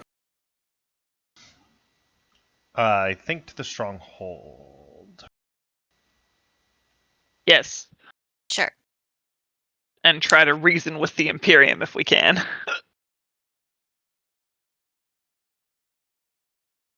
So, We know that they are hypocrites who like rules. So Margot According will to give you Legion. the instructions on how to get to the ward that stopped her zombie. And then we'll tell you, hey, this is how to get to where you need to go. Thinking like me and Philly take the lead since we're kind of religiosity and stuff. Religiosity. Oh, I'm playing this hard. I am a leader in the Imperium, for certain. So it sounds like that is the plan, and Margot's doesn't seem to have any problems with it, other than saying that if you do get found out and you do get captured in some way, shape, or form, I would greatly appreciate finding some way to send us a message so that we can move on before, they torture the location out of you and we get surrounded by an Imperium strike force. Yes, we can do this. And if you do run into trouble and an Imperium strike force does come down on you, I would greatly prefer not getting corpses, but getting passive individuals that I can properly drain. Okay, that's just disgusting. We will do our best. So you guys head off and head down the hallways. The instructions given by Margot are not like psionic, so it's not like she drew a map in your mind, but they're pretty detailed, right? Like detailed enough that she was able to give the commands to her ghoul, who's not super able to function with complicated commands, is able to take you to where you need to go. So we're going to do a little bit of a sort of skill challenge type thing of how to get to where you're going. The route ahead of you is not hard to follow. However, the places that you go through, there are things kind of on the walls. There are living creatures that are sort of part of the makeup of the building. There are lots of very small parasites that are maybe 6 or 8 inches long that are sort of skittering and moving through the area. They seem to be mostly ignoring you, sort of like rats in the interior of the ship. But you can hear as you go down several hallways and through several intersections, the sort of distant cacophony, the sort of chaos of fighting happening off in the distance in different places. So what I'm going to do is just kind of keep the initiative order that we had. Actually, no, since we're on different maps, I would need to remove it. So go ahead and roll initiative, and then we'll go in ascending order about how we're making it through here to make it to the stronghold.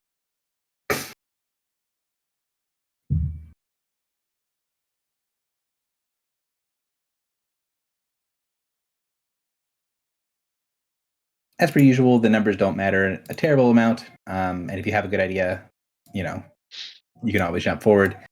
The goal of this is get through the sort of winding tunnels following Margot's instructions without getting the attention of either the parasites or the Imperium. I mean, unless you really want to get the attention of the Imperium to get some not quite corpses for Margot. Gary, I do actually have one idea. Sure. Do I know what the Imperium armor looks like? Well, the ghouls were wearing it, so yes. Okay, I want to use my Imposter's armor because I'll forget about it and actually transform it into the Imperium armor. Sure. Oh, you're a genius. Wait, It happens Wait. once in a while. Gary. Could we take the corpse Gary. armor? Can I cast a ritual? So yes, you could take one of the corpses' armor because there's more corpses that she was not able to make ghouls all along the way.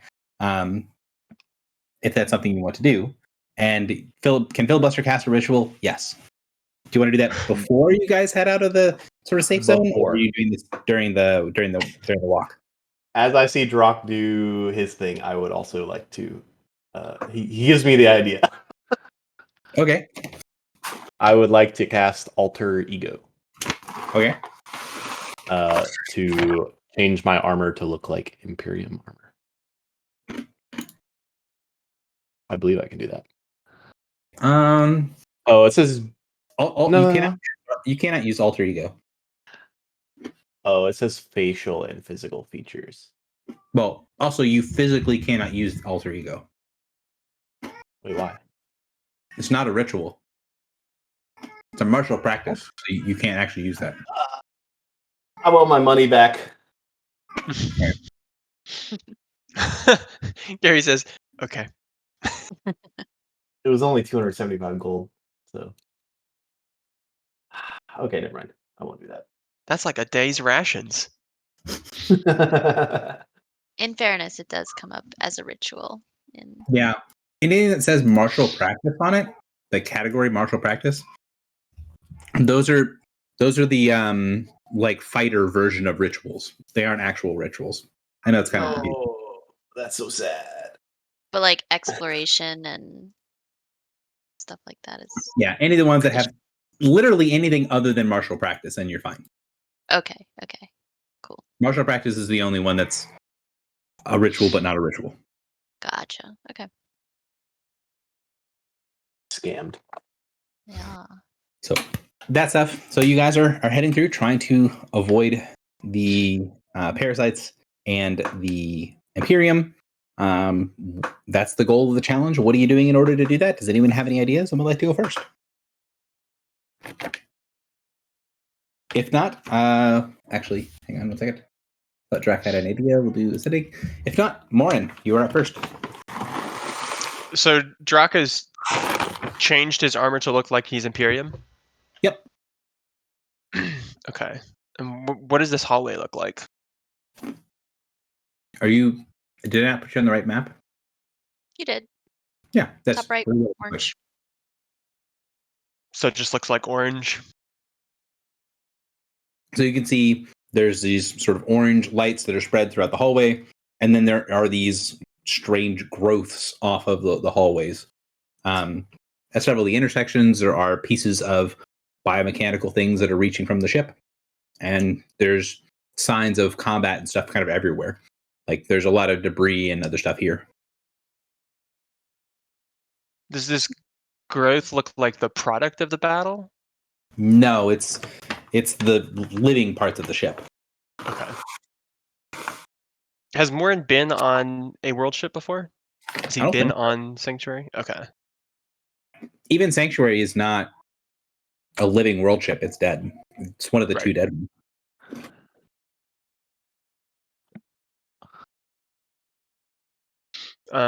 Well, I mean, seeing that Drock is attempting to disguise himself to look like the Imperium, I'm very consciously going to be standing behind him. Okay.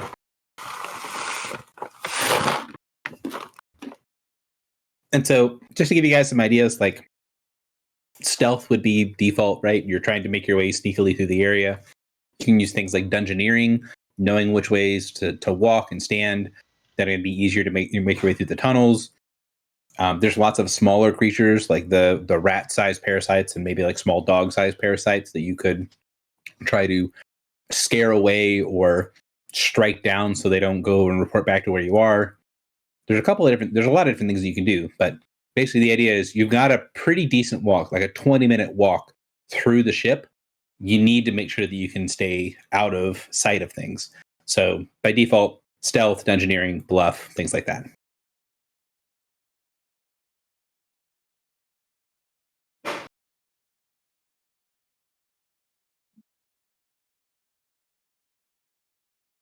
Anything coming to mind, Warren, or do you want me to move to the next person?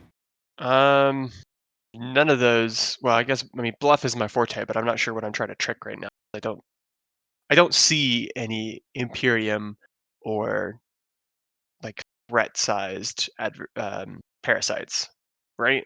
So the rat-sized parasites are kind of everywhere. You would be able to see some of them, but Threat-sized. threat-sized, no. Yeah. Nothing right now. So you want to delay until there is something to sort of Yeah. bluff? Griffle, do you have something you'd like to do? Yeah, I was thinking. Oh, excuse me. I got the hiccups. I was thinking that I could make a dungeoneering check to help us find. I'm hoping for maybe secret passages, but I'll take an easier route through the tunnels or through the hallways. Sure. Skill check. Dungeoneering. What? Oh! So going along down the passageways, and I'm almost positive that's hard plus 10. It should be. Yep, exactly hard plus 10. Going along down the passageways, you're kind of getting a mental image of not necessarily what the inside of the ship looks like. You've never been on one of these ships before, but the interiors of ships are typically built functional, right? You don't have a lot of wasted space aboard ships. And so once you start to get your bearings a little bit as you're going down, you're like, okay, well, it would make sense if there was a hallway down here. The rooms are roughly the side off to this area, so that means there's going to be something here. And you get to an area where you're walking down a hallway and you go, it makes sense that there should be a hallway here. It's going to be really deep. There's a huge block of area that you wouldn't be able to get into otherwise. And the rooms on either side should be kind of small, but there is this just area of sort of living material. And when you kind of look around on the edge of it and you're like, all right, well, I feel like there should be a hallway here. You see some of those sort of hanging tendrils coming down.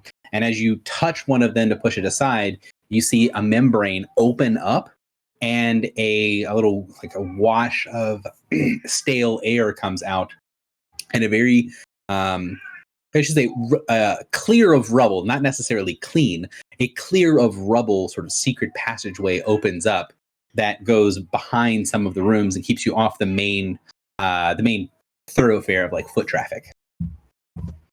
So that would be 2 successes towards the ritual. So you guys are now going down this little sort of living passageway, secret area.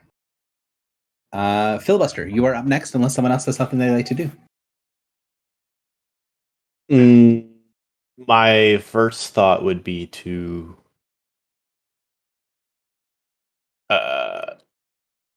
into it based off my experience with prosperity. But you said there was no difference or no similarities. There are lots of similarities. The Prosperity is a living world ship.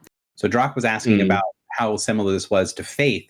Faith and Sanctuary are both dead ships. So it's a much harder thing for there to be similarities there. It's not impossible, but it's harder. Okay. In that case, would easier a perception based on my knowledge or insight, I guess, how flow, if you're trying to intuit your way through, that is exactly what insight's for. Okay. Yeah, the idea being that I would know where a larger, safer area would be as opposed to these tight tunnels based off the direction we're heading. And knowing we're on the interior, the deep interior of the ship, right? We're not on the exterior. Mm-hmm. Both of those are true. You're pretty deep in the ship. Yeah. So let's do that.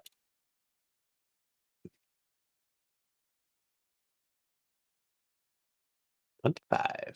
25 is another 2 successes towards the challenge. So as you're going through, you can see there's more of those tendrils opening up into side passageways in the sort of not quite hidden corridor that you're in, because it's not really all that hidden. If you know how to get into this corridor, it's pretty easy to see. But it's really narrow, it's really tight, it's pretty dark. You can sense as you go by some of them, and some of them open up very slightly and then close as you pass, that there are going to be quite a few open areas coming up soon. But the question is going to be whether this is a question for you. You know kind of roughly where these areas are going to be. Do you want to avoid them or do you want to go towards them? Because there's sort of pluses and minuses to both. The open areas would give you better sight lines to be able to see further and go places. But at the same time, your knowledge of being an explorer in Prosperity, open areas tend to mean bigger creatures. Isn't the goal to find a sort of... Well, what would a quote-unquote stronghold be? Would they not be in a more open area? So again, to be clear, you do not need to find the stronghold. You know where it is and can get there regardless. This is just The goal is from here to there without being seen. Great, and I would like to avoid the larger areas. Okay. So you can kind of find that there are a couple more areas where you can step out of the sort of living passage and then step into another one by going down these sort of narrow hallways, sort of keeping to the places off the beaten path. And it seems pretty unused. Again, the air smells kind of stale and terrible, but on the other hand, there's no signs that there's been a lot of fighting inside of these corridors. One of many. You're up unless, Morin, you have your idea. So it seems like because of Griffle and Philly, we are kind of in a safe passage. I have my Shadow Dance armor that basically like puts us into dim light, but I feel like we don't need that because we're not seeing anybody who like we have to be sneaky around. So I almost want to like ready that action. Is that legit? Well, what I can say is that you aren't going to be able to take this passage the entire way there. So let's say that you guys have made it to the end of the living passages and are now towards an area where there's not as much living material. It's a little bit more sterile and mechanical. And you know you're going to have to leave this to get closer to where you're going. Is this the part where you try to use your Shadow Dance?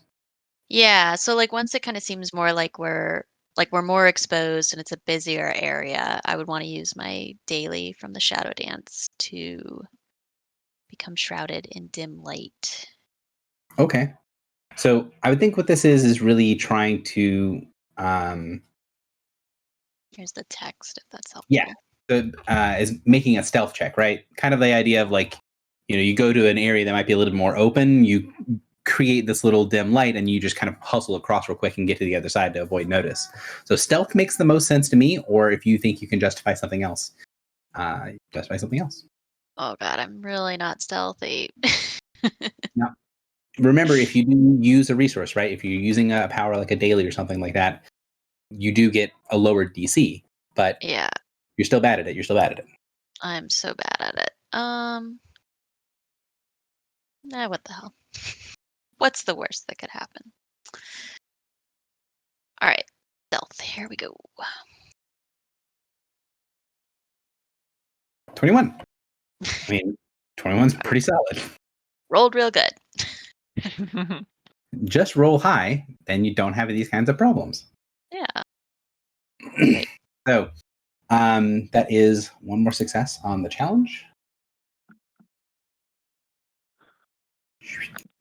And Morin, you are up. So you make your way through. You can start to see that you're out of the area where there is the biological components are much fewer and further between here. And as you're getting further along, you can start to see that there are these little like mechanical creatures or constructs that are flying down some of the hallways and moving around patrolling. Do you guys remember what the drones look like from way back when? Let's see if I can. Drones on the Superstition's End? On Prosperity. Yeah, on Prosperity. I'm gonna see if I can pull up the I drones. kind of do. They're like little cleaning drones. Yeah. Let's see. There you go. Whoops. Gary asked me to remember from literal years ago. All right. So this is what they look like. Oh yeah. The little cleaning stuff. Yeah. So there are these little drones that are going around that look like you're not really sure. Morin would not be very sure what they're for. Filibuster and One recognize these things as being little like cleaning creatures. But there's quite a few of them moving around, and you're pretty certain that if they kind of catch on to you, that either they're going to be able to report your position back, or they might be able to do something to you more directly. I believe I they do recall them squirt. attacking us. Yeah, they squirt a little acid. I think. They really. Yeah. They like try to like if you're covered in like we were covered in like monster guts, so they were trying to clean the monster guts off. Of us. They would call it cleaning solution. Mhm. Sure. So can I like detect some kind of pattern in how they're like moving around if they're like following a specific cleaning protocol or like on a patrol? An attempt to dart in between when they wouldn't be looking? Yeah, you could definitely do that. I'm trying to think So of what would make the most sense. Go ahead. I was thinking of Streetwise. Yeah, I could definitely see that being a Streetwise. I was thinking either Like- Streetwise or History made the most sense. Because with Streetwise, it's like me trying to figure out how to go through an area without eyes seeing me, based on I the mean- patterns of how they're moving.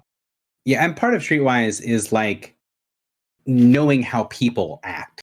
And while these aren't people, but they're the creatures, being like, all right, well, this is how like a society of things act. That is part of Streetwise as well. So I can definitely see Streetwise as being a figuring out the pattern and knowing how to get from point A to point B without them looking at you. Okay.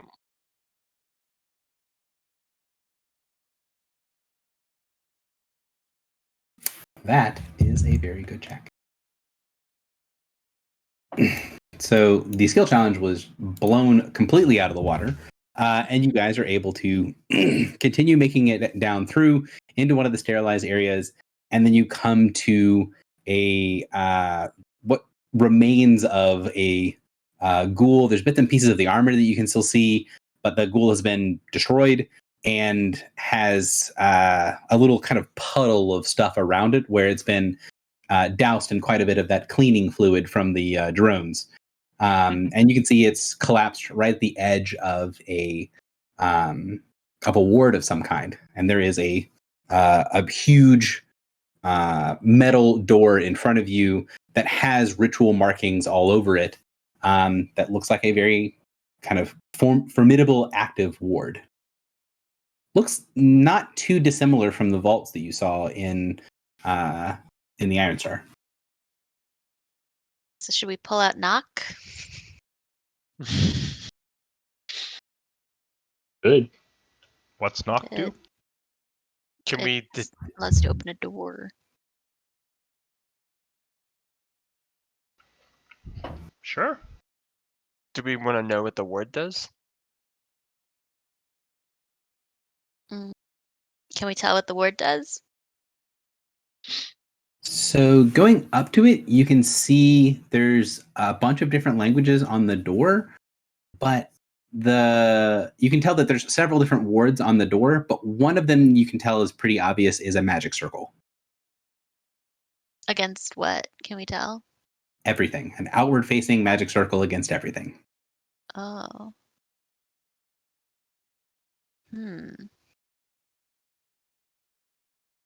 Now Is the door- you know that there are a bunch of things that you can do with magic circle.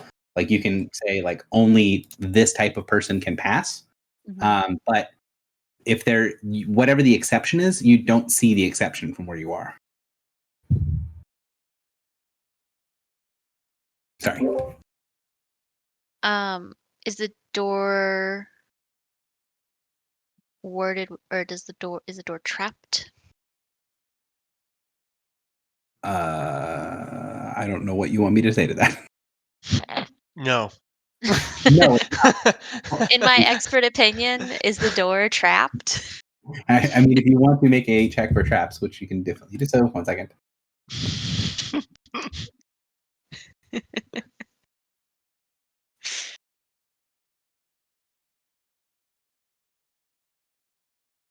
The door does not appear to be trapped. However, on one side of the door, you do see there is a small circular panel of metal that looks like it has something behind it that might be made out of like glass or some other sort of clear material.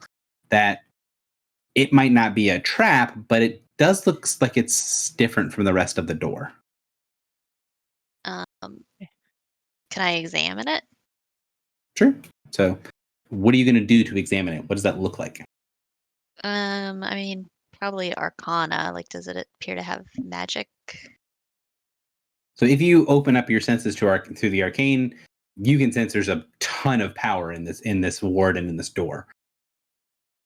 Where that magic is going to be a much harder thing. So let me do that check for you real quick. But the answer is the door magical? Yes. Is the panel magical? Also yes. Mm-hmm. That you're going to get no matter what you would have rolled. Right. You can tell that there's not a lot of, even though there is a lot of magic here, there's a lot of power here, there's not a lot of arcane magic. There is a little bit. And there is some sort of scrying magic around that little panel off to one side of the door. What does that mean?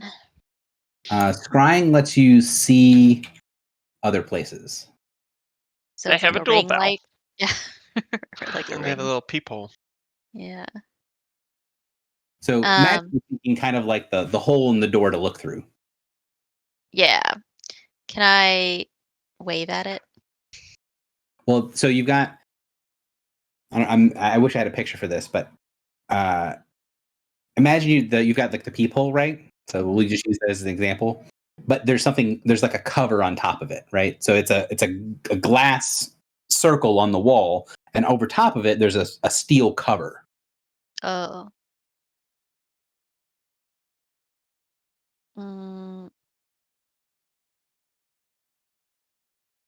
What do you guys want to do? Can we take the steel cover off, or is it on the other side?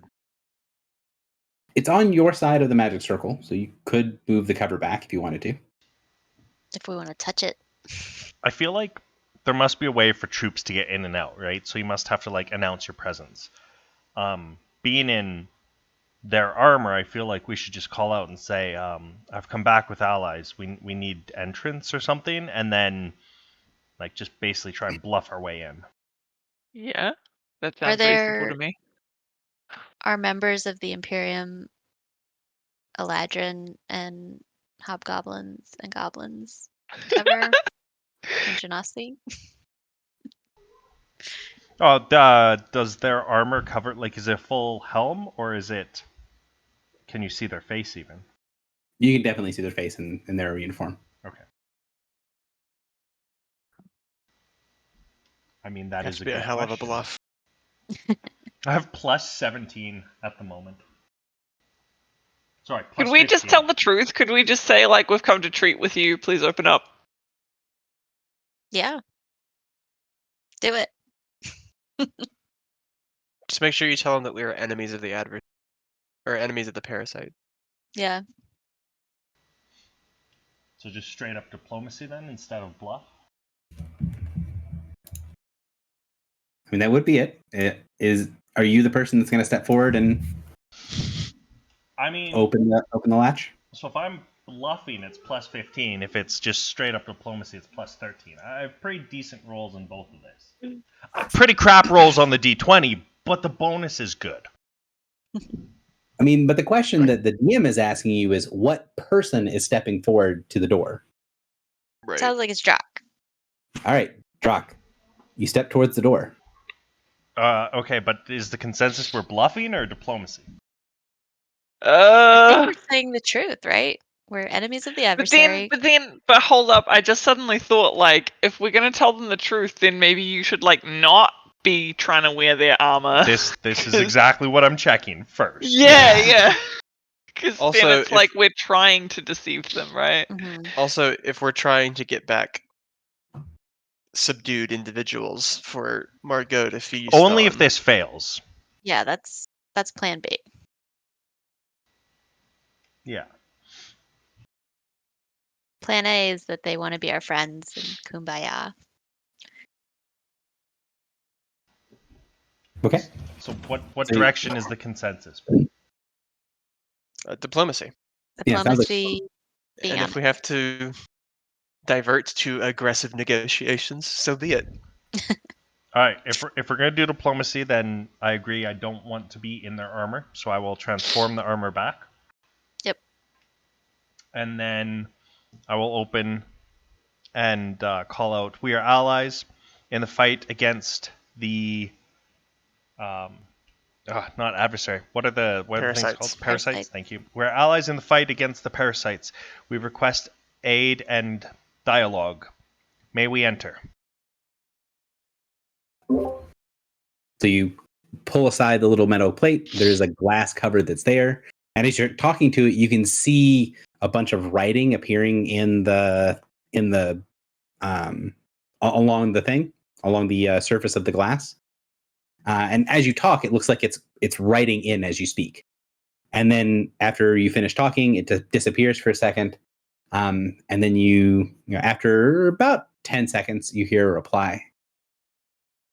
You are here to be against the parasites, and yet you are not reading as Imperial. I'm not sure what to think of that. You wish a dialogue, I can give a dialogue, but you're not going to be permitted entry here. There is too much at stake.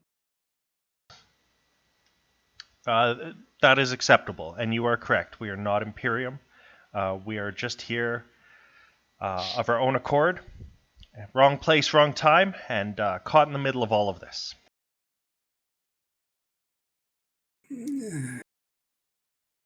What is it that you want me to do? We have wounded allies.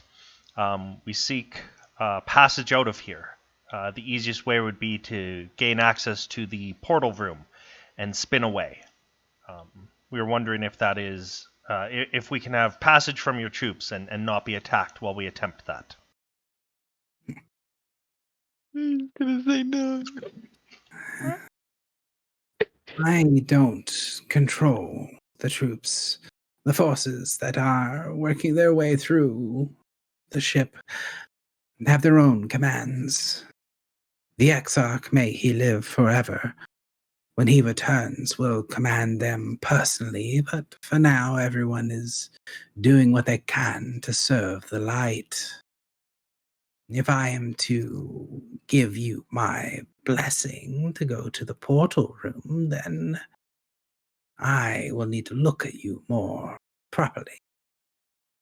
You hear a clicking sound, and the door swivels open, and it looks a lot like a spin disc. So it spins, and then the kind of goes into the floor and the ceiling and the walls all at once, and you can feel the magic circle deactivate.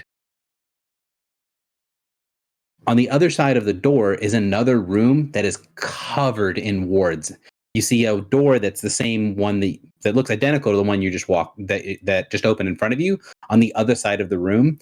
But between where you're standing and that door, there's maybe 15 or 16 layers of magical defenses between you and that other door.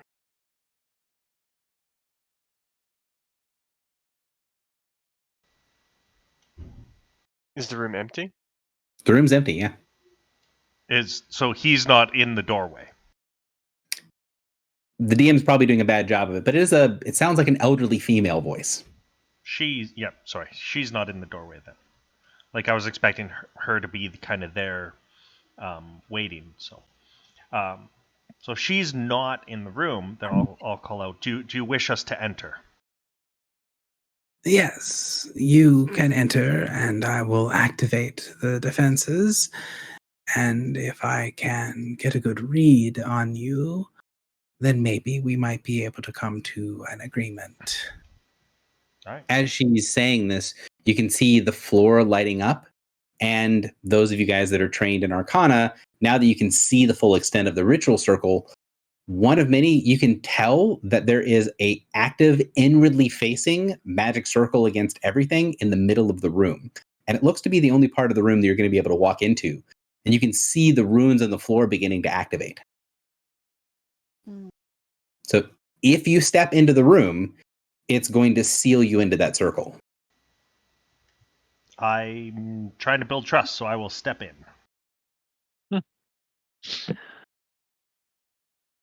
Does everybody else step in? Yeah.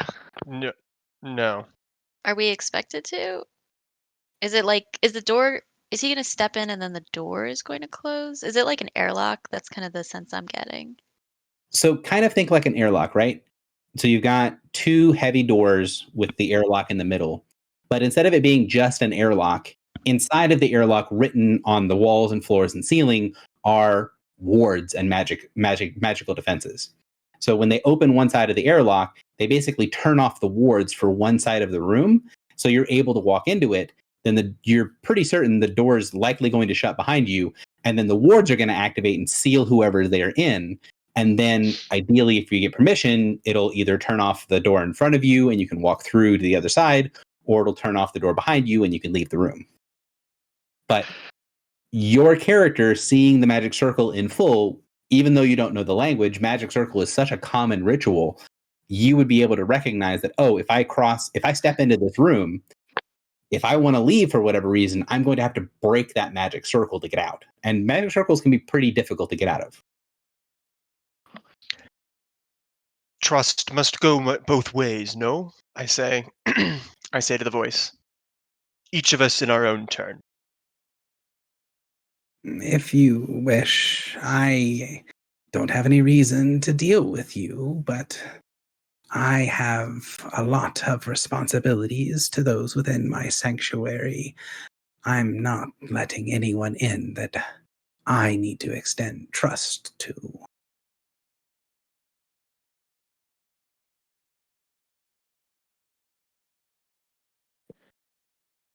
So Drock steps into the room. You can see the magic circle just behind him.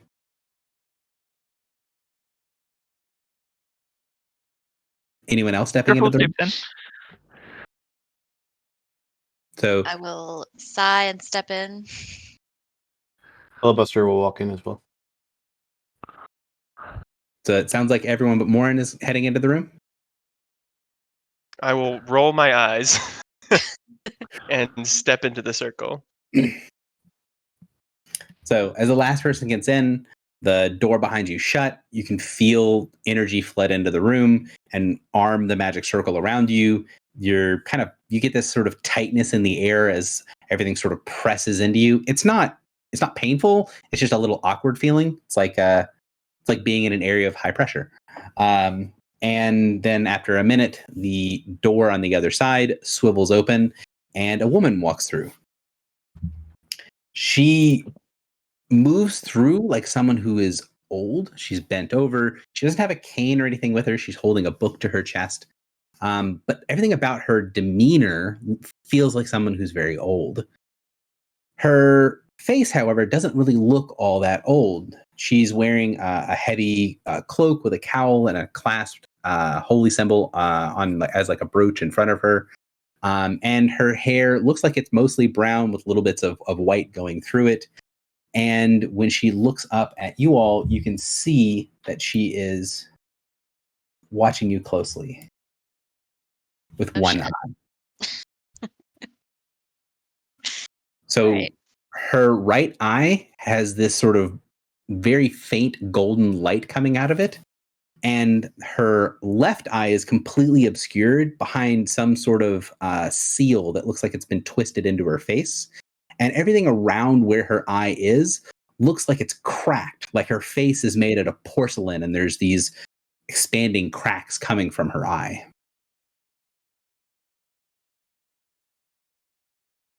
So the woman comes in and leaves the door open behind her.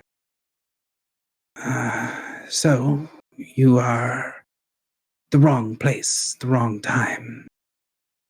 And you wish we to leave you alone so that you may escape with your prize. Why should the Imperium allow this? We When she did said not mention a prize. when she says prize, she gestures at Filibuster. I'm not quite certain what you're referring to. I have worked with the Imperium for over 300 years, young goblin. I can recognize adventurers and people that wish to take advantage of situations just as easily as I can recognize a holy artifact. It seems to me you've come into a place of great danger and may have taken advantage of the situation to do a little treasure hunting, but I don't see any reason why I should allow an artifact to leave the Imperium. I think you're mistaken. I didn't find this on this ship, or any other for that matter. Yeah, feel free to read my mind or whatever. She shrugs. It doesn't matter where you found it. I can sense the potent energies contained within. The Imperium is the only force that has the will and the conviction to empower the divine energies of our kind. And that is beyond the workings of anyone that's not part of the Imperium. That artifact, if it is not one of ours, would be something the Exarch would be happy to have.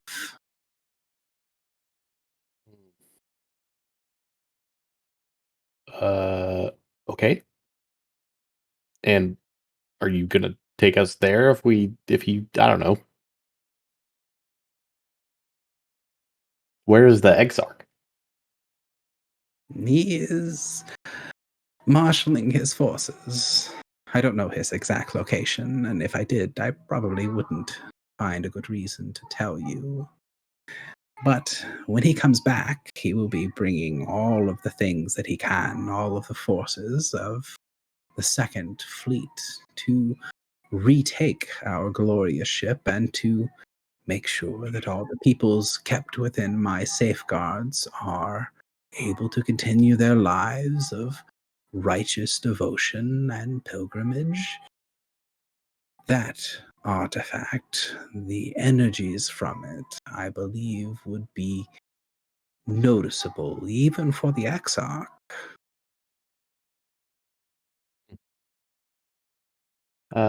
That's very nice of you to say. I appreciate you noticing this object of mine. Yeah. What's your name, by the way? She smiles and says, "My name is Neriv. I apologize. I've been tired dealing with all the things of late. My manners are not as they should be. I am Neriv, and I would have each of your names if you would not mind."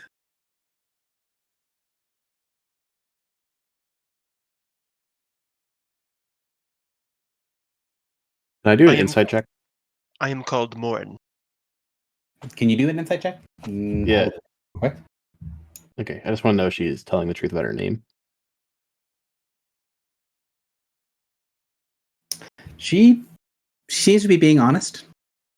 She hasn't seemed to be especially misleading. I mean, she's obviously not telling you some things, but it does sound like it's her name. Yep. Okay. For those taking notes, her name is Narif. My name is Filibuster. I appreciate you being honest with me.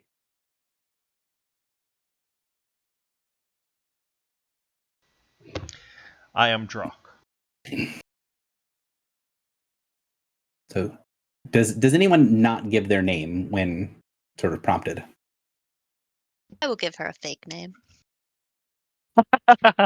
You may call me Millicent.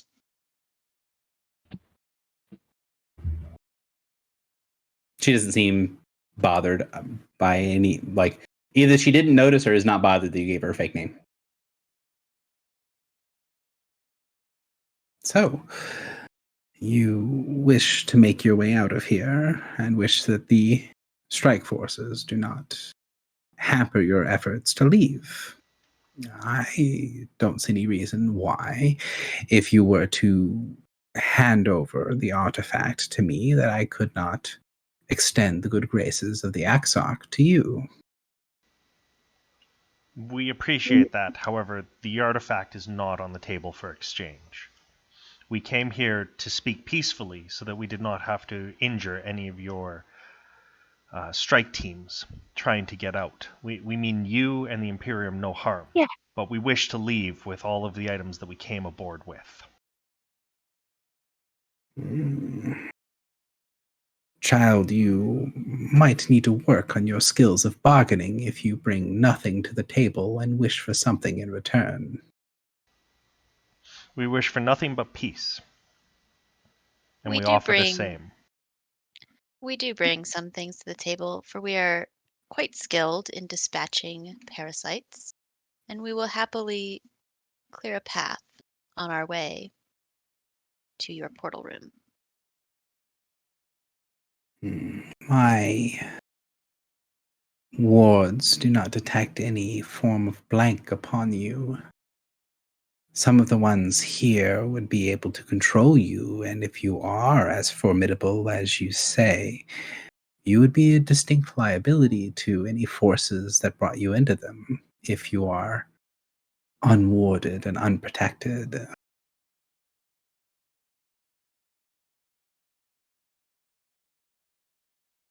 I I'm have my sorry. defenses. I appreciate your confidence, young one, but I cannot, in good conscience, send you out, especially as you are still completely unknown to me, and get you to be in a position where betrayal might be very profitable. From what you say, that artifact is from elsewhere, but it seems so unlikely that it is not of Imperium make that the more likely thing is that you found yourselves in over your head and are looking to ask old Nariv to save you from the problems you've caused. The price for that is a return of things that should belong in the Imperium. I do not think giving us what should be ours is too heavy of a price to pay for you finding a way out of the trouble you've made for yourself. Have you considered what the artifact wants? She gives you a strange look. The artifact has desires.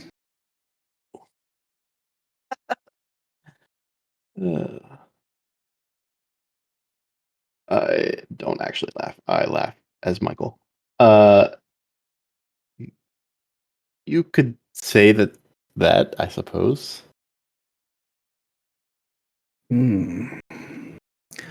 If it is sentient, then what would it want?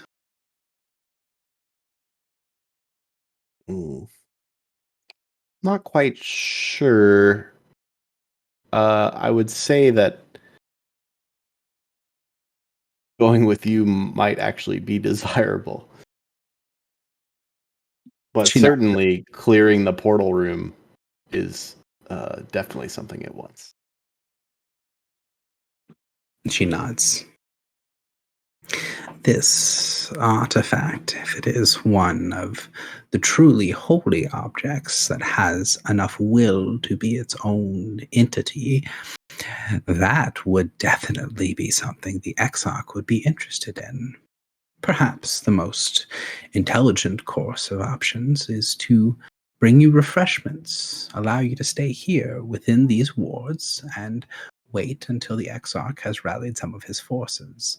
He can come here and take the artifact and use it to do what you say you wish of clearing the portal room and cleansing the ship of these parasites.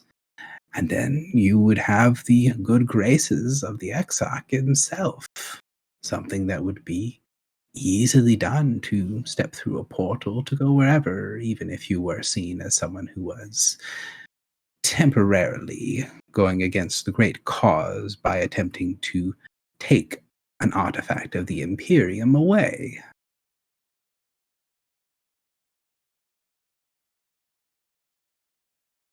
You you want us to wait here?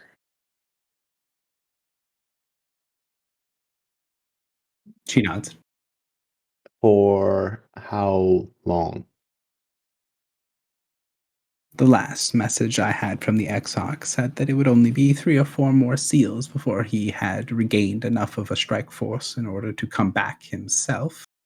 I can send a message that there is something that would help his endeavors here, and I imagine that he would come here either within the 3 or 4 hours, or possibly even sooner if he thought it was valuable enough. And if we refuse to hang out here? I'm not really sure your refusal is an option currently. You are sealed within the circle. If we do not come to some sort of agreement, then the decision for what should be done with you will be given to the Exarch himself when he arrives.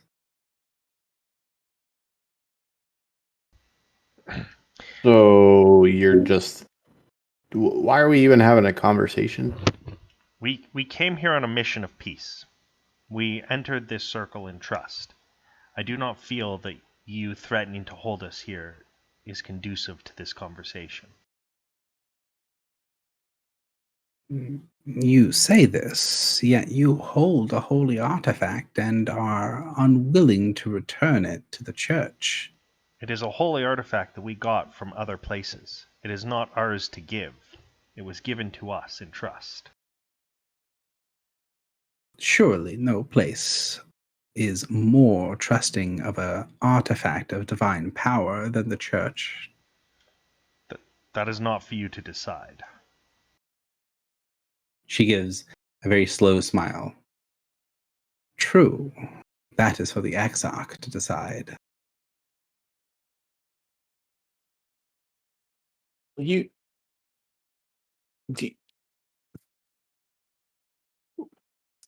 I ask a very blunt question? She nods.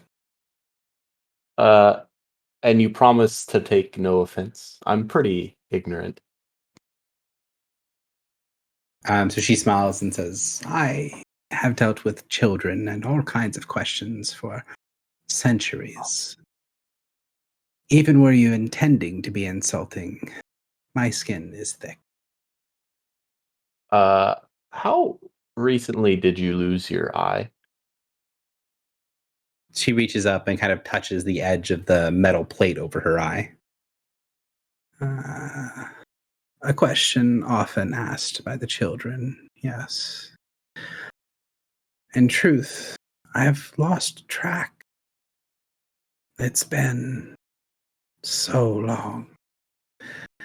I tried, when I was a normal alienist, to look a little further into the future than what was safe. I reached out beyond myself, beyond the bounds, beyond my place, and was sent something very destructive.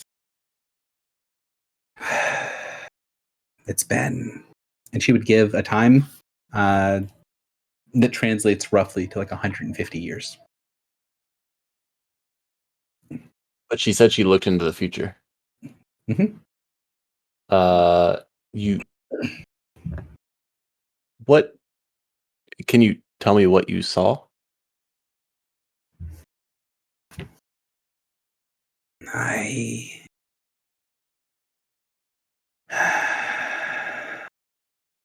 saw that there was going to be a great compromise of beliefs, of peoples, of things held dear that would have to be peeled back.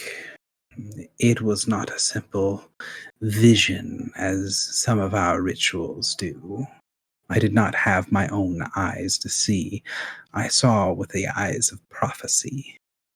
And with those eyes, I saw things I've been trying to decipher for these past 150 years.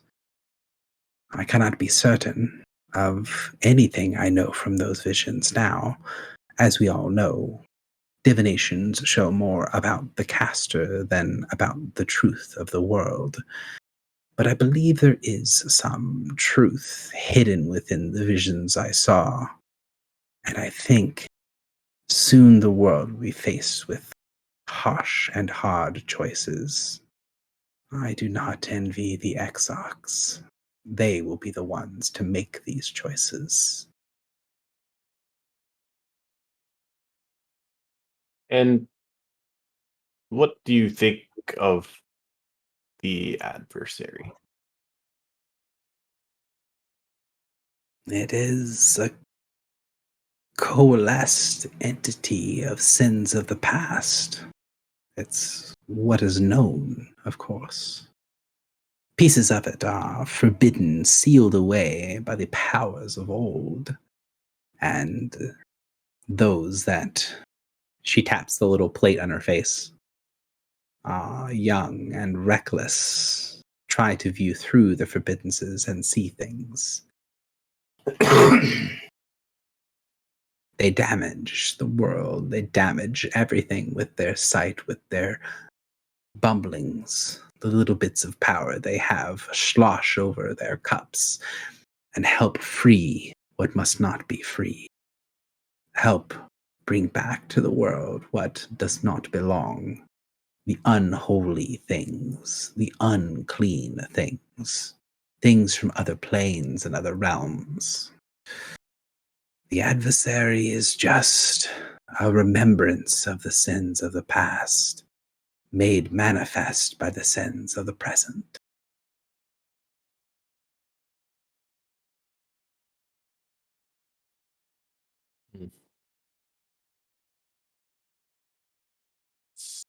Sure. I just read one's comment. Like, I see what Ransom was saying about these guys. Yeah. Cool. Is everyone? Did everyone catch that? Does anyone else have any questions? As usual, I am thoroughly confused.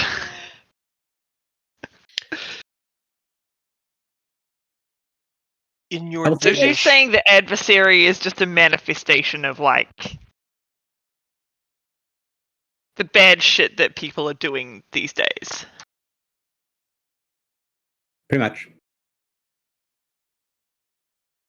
Okay, so, precisely how fascist is she?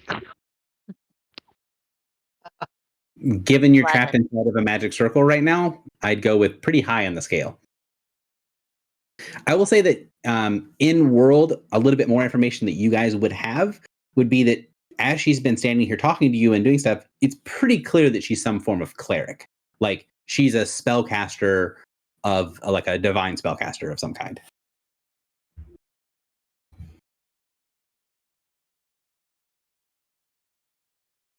I don't know if that helps your decision-making process, but that is something that you guys would be able to know in world pretty easily.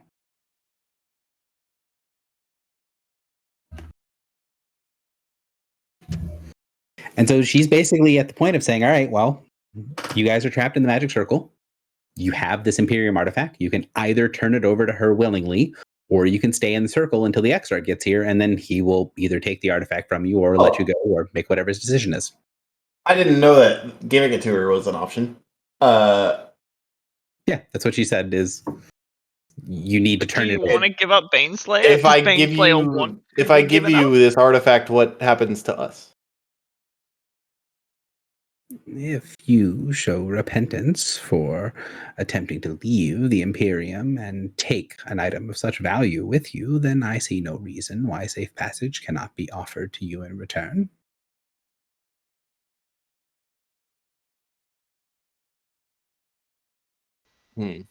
I'm not. So I know we've already covered this, but I'm not certain the weapon would like to be handed.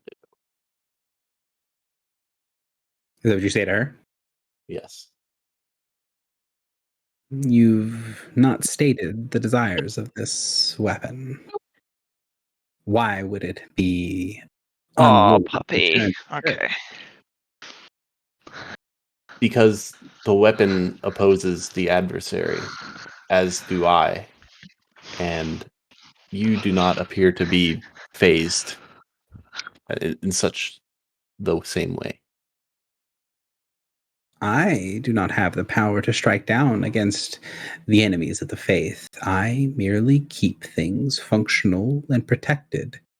Women, children, non-combatants, smiths and craftsmen, people that are needed for the Imperium to function are all hidden safe behind my walls because that is my role in fighting against the adversary, against sin and all of its manifestations. I do not take weapons and strike against the enemy. No. There are others that have that task. My place is here to defend, to protect, to teach, and to seal away any signs of sin that come towards me.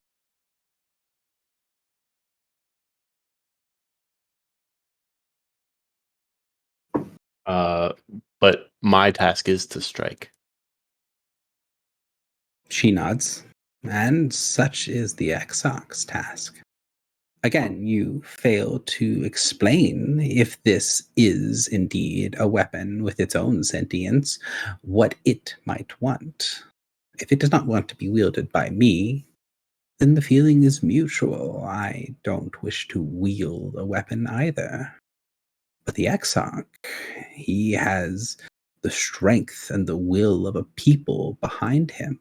Should the weapon wish to be wielded by one of strength and conviction, a powerful divine entity for justice and the expulsion of sin in all of its forms, then it would wish to be wielded by the Exarch. Maybe. Would you respect the wishes of the weapon were it given the choice? If the Exarch deemed the weapon to be truly holy, and it chose you over him, in that seemingly impossible task, I would respect the miracle, yes. Ooh. I don't know if Baneslayer chose me. But I don't know if it would choose the Exarch either. Is it something you're willing to lose? I mean, Did it's you either get we Baneslayer, and by the okay, way? she gave us two options. We give her the weapon, or we sit here and wait for the Exarch. I don't Now we think- have the option of letting the weapon choose. Which So- still Which means is- waiting for the Exarch. falls though. into the second one, which is fine. I'll Now, look to at be her clear- and say, so I want to say one thing though. We have other allies that have been injured that were not able to make the trip here with us. We do not have the time to wait. If we bring them here, can you at least heal them while we wait? 1 second. Good question. And I Sorry, dropped something. So the DM is going to take a second before we get to this because she will respond to that. But I do want to say, like, those are the options currently on the table. That isn't the only way forward. It's just a reminder that, like, you guys want a thing, she wants a thing. You might seem to be at an impasse, but there's always a bunch of different options for how to proceed. So she feels like she's holding all the cards, so there's no real reason to do anything else. Like, there's no real reason to bargain further at the moment. But that might not be the case, depending on other sort of things that we said. So you say you've got friends that you need to come to and she says, if you have wounded extra, then it would be worthwhile to expend minor resources in order to make sure that they survive, in order to resist sin and all of its manifestations. If you wish, I may do ascending towards them if you'll give me an impression of them and allow them to pass to here. They would not be able to make it without our assistance.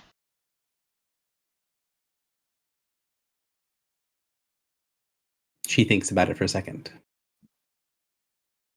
If your holy article was to remain here in the circle for the Exarch, I could allow the rest of you to go and acquire your wounded compatriot, with the promise, of course, that I would, at minimum, stabilize them so that they do not pass away if they are truly to resist sin in all of its manifestations. And I know I'm gonna regret asking this, but what kind of sin could dying people possibly need to resist? Oh, a great many things. Mortal life is sacred. There are those that would extend mortal life, make great deals and bargains at the moment of their end. I think that most mortals are especially vulnerable to sin at the moments that they feel the most vulnerable, the moments they are the most weak and weakened. When a mortal is believing that their life is ended, they will try to hold to anything they can, regardless of what filth it is covered in.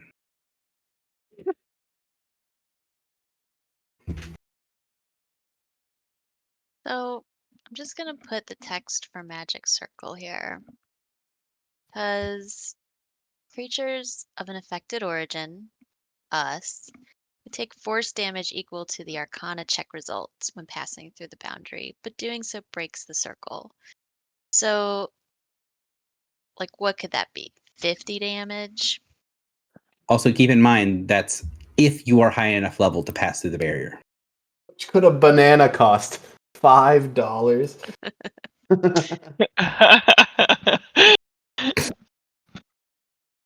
So if your level is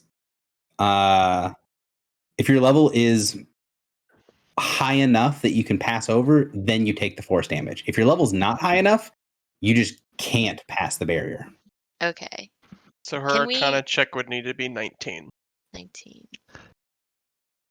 Assuming it was her that made the Yeah. dog that made the magic circle in the first place. Hey, can you let it go?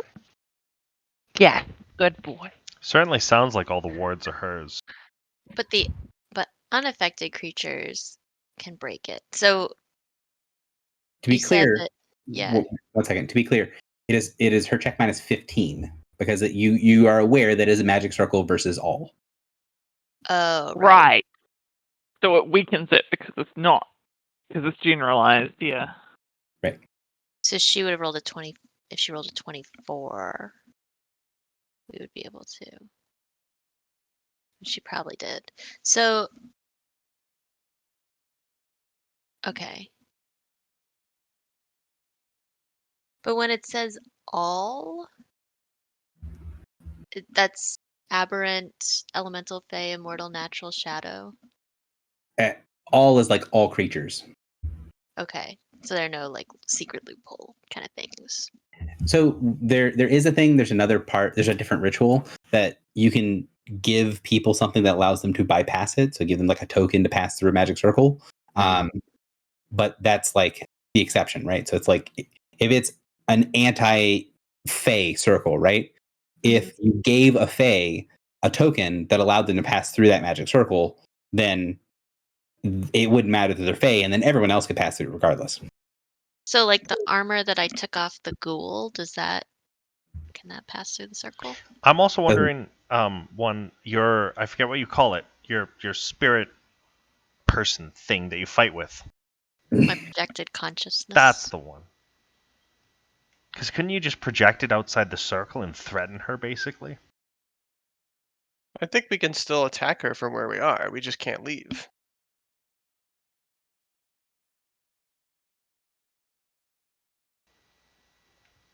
I just don't know what we would accomplish if we knocked her No, neither do I. unconscious. I'm just asking questions. Mhm. Yeah, like so the circle. So it doesn't. Okay. So can we cast outside of the circle, Gary? You can cast through it, but you can't affect the boundary in any way. You can't Okay. break the circle itself. But like we could attack her, for example. Right. But you won't be able to do things. You won't have line of effect for some of your stuff that needs to happen outside. So, like, for example, you could shoot. You can shoot a crossbow bolt through the circle and shoot her, but you wouldn't be able to summon your shape consciousness on the other side of the circle because you don't have line of effect to that square. Does that make sense? Oh, so we really cannot cast most of our spells outside of the circle. Yeah. So same example, right? If you had a blast spell and the origin of the blast was inside the circle, you could blast it out of the circle, but you couldn't put the origin outside of the circle. Okay.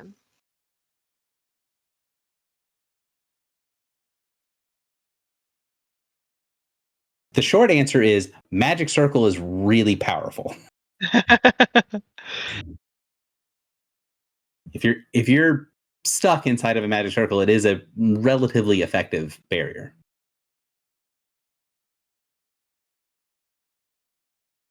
Okay, wait. So you said a blast can go outside. What about a burst? So the origin has to be within the circle. So any effect that you do, the origin has to be inside the circle. So let's say you had an area burst, right? The center of the burst would need to be inside of the circle. Okay. But I wouldn't break it. It's gonna exist Right. no matter what. So if she lives and she gets angry, I don't think that goes well for us. No, I'm just thinking about what Gary said. Like, how can we turn the tables? Like, what cards do we hold? Mm-hmm. I mean, as a group, you guys tend to be very information-oriented people. So Not today. fighting her, probably going. I mean, it could go well. You could be able to like knock her out or something, but then you're stuck in the circle. Yeah, I don't think that's really the way to go. And if you like, Can I? and the extra comes and finds you stuck in a magic circle with the corpse of one of their allies there, it's probably going to go very poorly for you. Can I just like try dip through it? Sure. Let me look at something. I'm just like, I've had enough of this. Right. And because Careful going on the impulsive strain again. I think it's more interesting, right? I think it's more dramatic to do it at the time. I didn't pre-roll the circle. Oh, okay. Because right, I think that's more interesting, right? I think that's more fun. I agree. Let me come on, come over here. I want to see the roll. Come on. Yeah. Sorry, stat blocks. Take a second. Come here. You want to come up here? Come here. Oh God, you're getting big.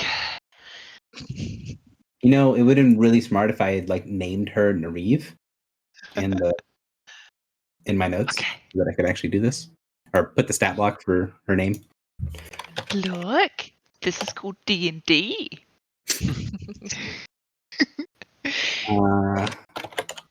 And this We is go clickety clackety, I attackety. Right. So this is the check result, and so whatever this is, minus 10 is going to be actually. Wait, I thought it was minus You say 15. minus 15? Yeah. Hang on. So whatever this is, minus 10 is what level person can pass through, right? Because I'm already putting the minus 5 in here. In the But minus Okay. 10. Okay. So do you want me to do it just with that, and then you can put in the minus 10, or do you want me to just put this is the level? So I'll just do the level thing. Okay. Level. It's gonna be like 35. Yeah, that's my screen. Good job. All right. So let's do enter. Whew. We have failed. Okay. All right. Plus 14, plus 5, plus 2. I mean, that plus 14 pretty much killed it, no matter what. Yeah. Okay. She had to roll poorly. So that's the number. That's not minus 10 for the That's level, Yeah, right? that's I already the put level. everything there. But if she had So rolled, I just run up against a barrier. she needed to roll a 1, 2, or 3 in order for you to be able to bypass the barrier. So we can just hang out in this circle for like another year and then do push-ups Let's go. every day. Yeah. Then we'll be high enough level. He's such a goofball. So she's not letting you out of the circle. So I'm like, I've had enough of this, and then just poof. Oh, okay. I obviously haven't had enough of this. I see that you are quite proficient at this magic circle thing. I'm just gonna go sit over here and let the smarter people talk it out.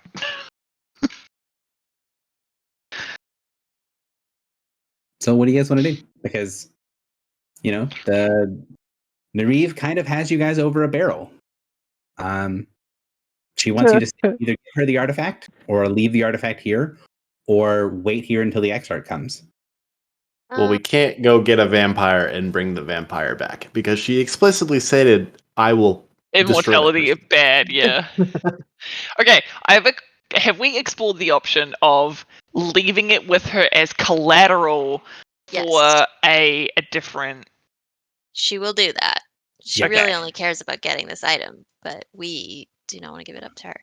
Can yeah, the idea is like I guess the problem there is like, can we trust her to give it back No. to us if we No. do a No, we yeah.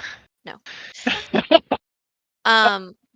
Can I try? I'm gonna say to her, Nariv, we will have to sort out this issue with the artifact. That is another thing. But we do not mean to have contraband, and certainly do not intend to keep important artifacts from the glorious Imperium. May it reign forever. Could you look at this item that we have and let us know if it is too valuable and should stay with the Imperium? And I will extend the bone rod to her. Oof. Ooh, risky plays. Very brave. I thought you were going to do the little crystal thingy. No. You're not gonna give her the orb. Mm-mm. So she looks at the thing you're holding. She's not gonna like this, you guys. You can see she's like focusing on it, and then she says, "That is a curious thing. A moment." She places the book down on a little. Well, actually, she would call back behind her. The room opens up, and a kid runs into the room who's about maybe 10, and goes and stands in front of her. And then he crosses his arms in front of him and holds his arms up, sort of with his elbows facing out. And then she places the book like partially on his head with his arms kind of as the it's not called a pulpit. Yeah, a pulpit. And then she flips through for a second and then starts to mumble under her breath. And then she brushes her finger under her one good golden eye. And then she takes a deep breath and looks at the thing you're extending outwards. That is much stronger than it should be. What do you mean by offering that to me? I simply thought you might be interested in this artifact for the glory of the Imperium. Do you want to give me a bluff check? Sure. For the glory of the Imperium. I'm gonna use my Factotum helm that gives me mastery of a thing I'm not trained in. Oh, For the Emperor of Mankind. yeah. So I will gain training in blood. So that's what you're looking for. DC 26. Nice. I did it. Yeah, that's pretty good. As good So as I get. she sees that, and then she says, "It's not one of the. It shouldn't." She licks her lips a couple of times. She pulls the book back to her chest, and then she kneels down.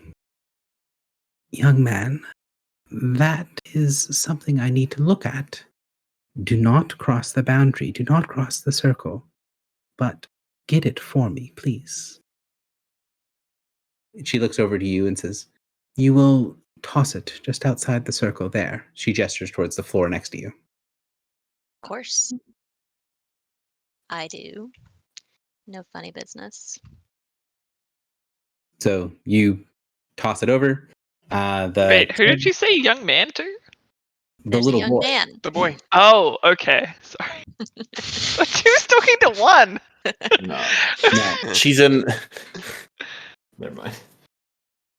So One of man. E. What? I'm So Millicent. I don't know what you're talking about. the boy runs over, and he hesitates for just a second, and then he reaches down and grabs it. And then he walks back over to her and offers it to her. She looks at him. She looks at the rod in his hand. And then you can see her, like, you guys can sense when other people do the thing where they like detect magic, right? So you can sense her sort of opening herself up and then like looking around. Yes. Do you know that this tool allows for outside contact on a mind? The boy will need to be cleansed of the presence of the thing you just gave him. I don't think apologize. it's worth touching. It seems incredibly powerful. I thought, as one interested in divination and prophecy. But no, I did not mean to offend. It might be too glorious for the Imperium. So you see that she, when you talk about the prophecies, she's kind of nodding along. She licks her lips. It is. Boy, place it down on the ground. And you see him kind of look around. It doesn't matter. Just there. He does. He sets it down. And then she closes her one eye, opens it back up, and you see that sort of harsh golden light. And she goes to the boy and says, kneel.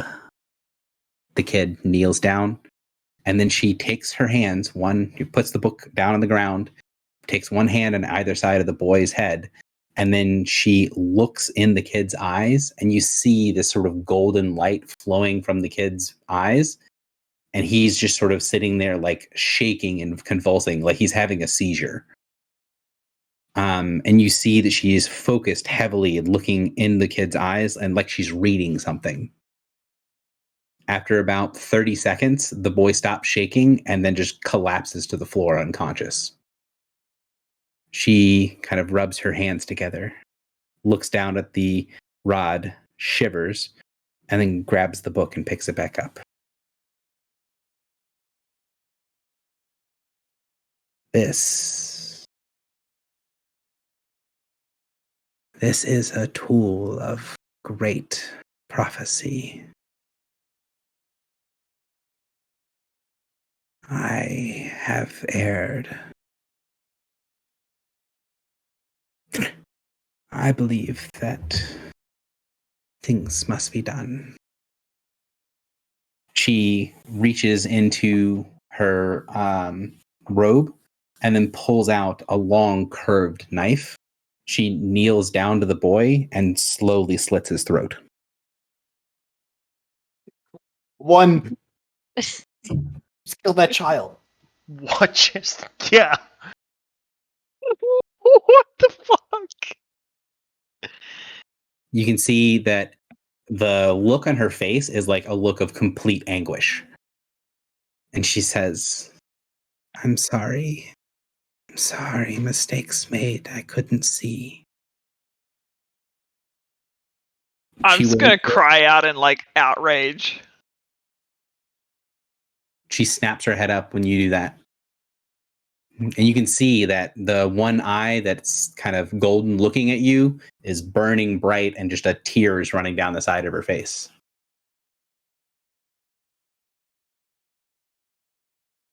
I have failed, and someone I love has suffered. Get out of here and do not return. Take your cursed items with you. I need to see again. You see her starting to slowly make marks on the ground in the boy's blood. She's casting another ritual. You see, you can feel and hear the door behind you go and swivel open. I did it, guys. Oh my god. So I does the think ritual circle go away? we- As the door opens, the magic circle holding you fades and deactivates. We could attack her. No, We I don't. can't, I don't think. Yeah, it's with a connected plus twice. 14 on her bloody no. He said the magic circle deactivates. Am I misunderstanding? No, but she's still probably strong. Yeah, Yeah, like that's fair. yeah, no. We should leave. One, are you gonna pick your rod back up? Can I? It's near her, but she's focused on her ritual. She's focusing on drawing something on the ground. Yeah, I'll sneak it real quick.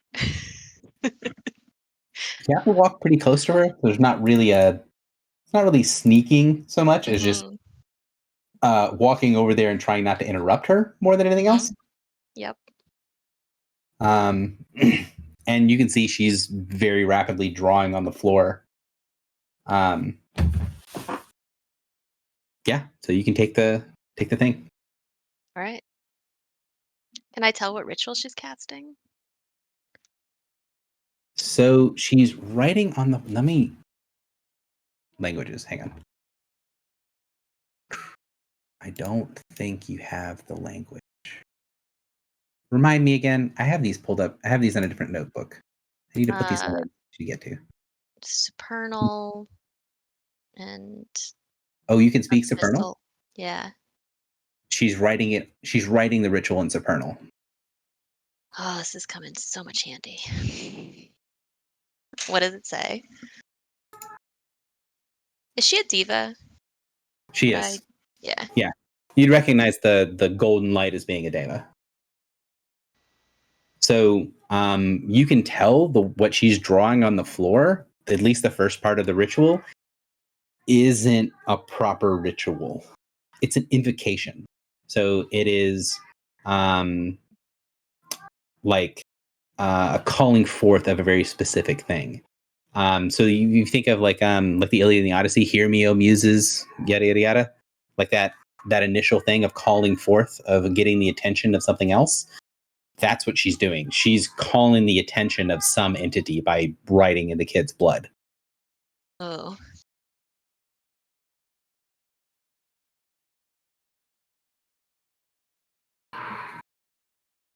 Like if I stayed and watched her, would I be able to see who it was to?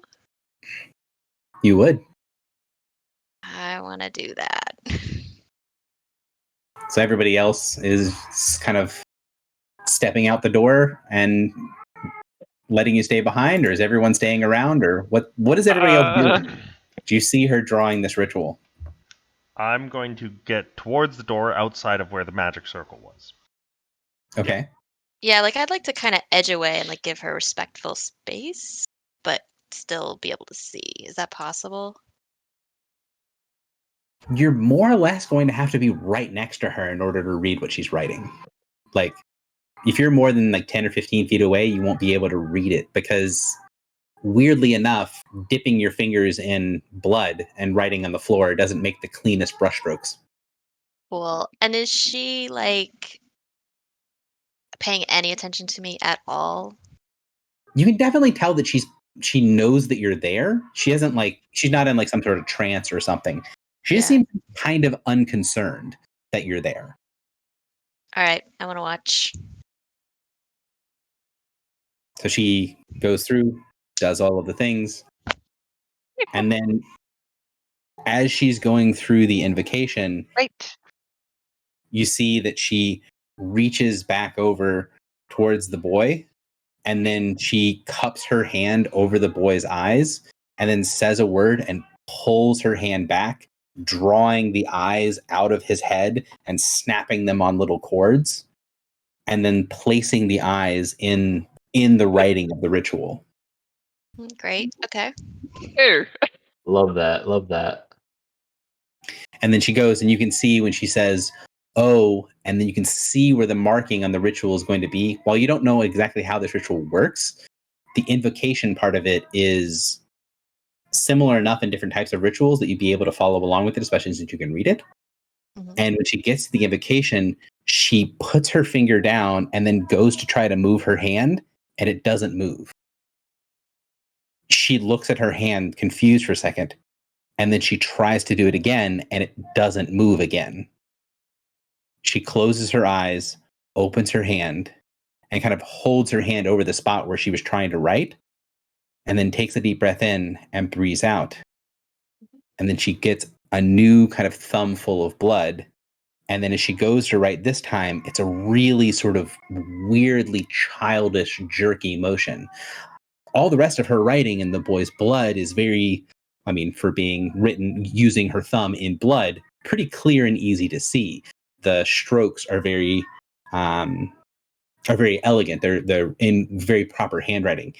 This is really shaky. This is like someone who's first learning how to write.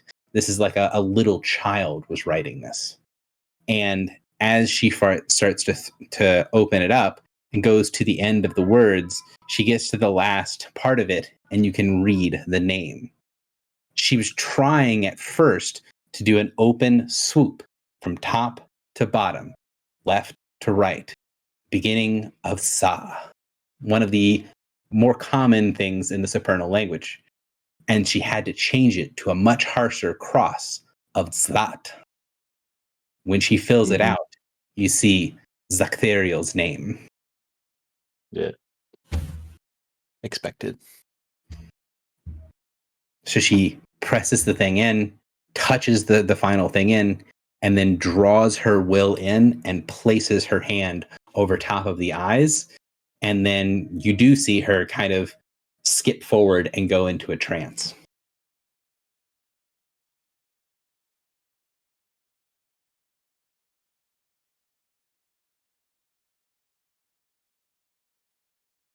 What does it mean?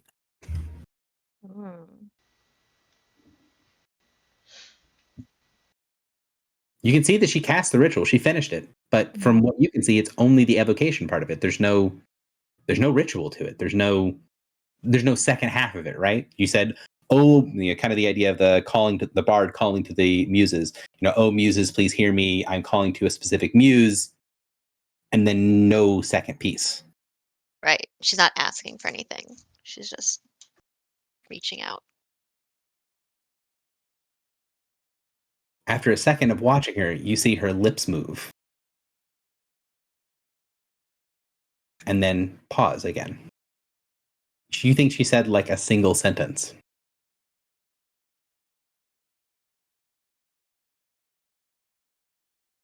Right. Ships are really noisy places, right?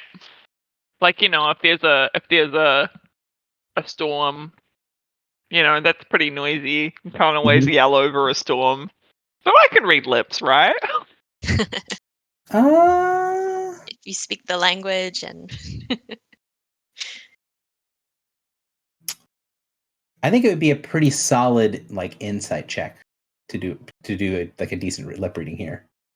Let me see. Okay. Or is it a me? Is it a you check? I'll go with it's an open roll because you're gonna know whether you succeed or fail. Yeah. Okay. I'm not gonna make up something completely false to give to you Why not? because I don't think it's interesting in this position.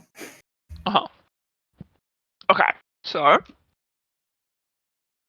where is my token? I'm up here.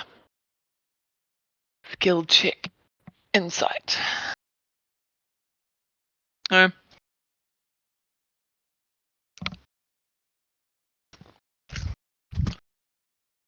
Was it 20?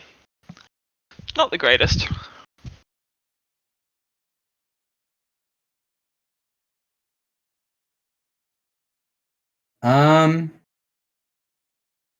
So she's not speaking. She did the ritual in Supernal. She's gonna do the other stuff in Common. Now she's doesn't speak normal Common. She speaks technical Common, so it's a little harder to understand her.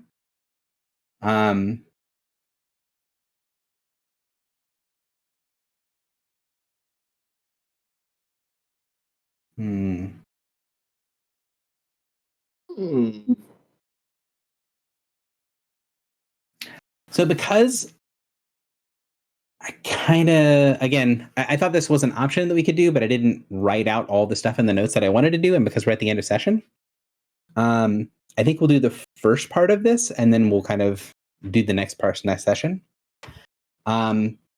You don't know exactly what she asked for. You couldn't get a couple of the words that she said, but you could tell that she's asking a question. And let me type this out real quick and see, or let me sort of sound this. Let me mute myself and sound this out and see what would make the most sense to be able to clearly read.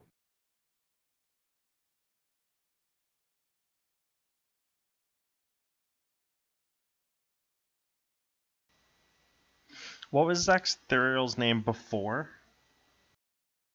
High ethereal or psi. Basically not slack. Well, yeah, Ethereal. right, first but letter what she was trying to write the first time but couldn't write. was the old Because name. she's realizing that The name is it's changed. dead and the name is changed. Yeah. What's interesting is that it seems like the Imperium might worship. I mean, if she's a deva, then she And what is that? is- Sorry, because I have no idea. It's half angel, half human. Oh. So then she basically knows we've had contact with an angel. Yeah. But she seemed to think it was a very bad thing. Or a thing that it wasn't meant for her. Or the boy. The fact that she's releasing us basically says you've been blessed by an angel. I trust that you have the artifact of proper means, like not being stolen. I So don't think So, so. I think she was just like, get the fuck out. I presume Griffle? that One second. Griffle, she asked like a 2-part thing of some kind, and from the first part, you could see that one of the things that you can read in her mouth is she said "I saw" somewhere in the first statement, and then the end of the statement was "to come."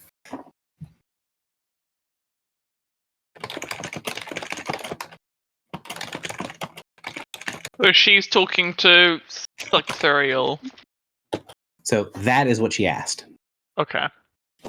So you get a pretty small fraction of what was said.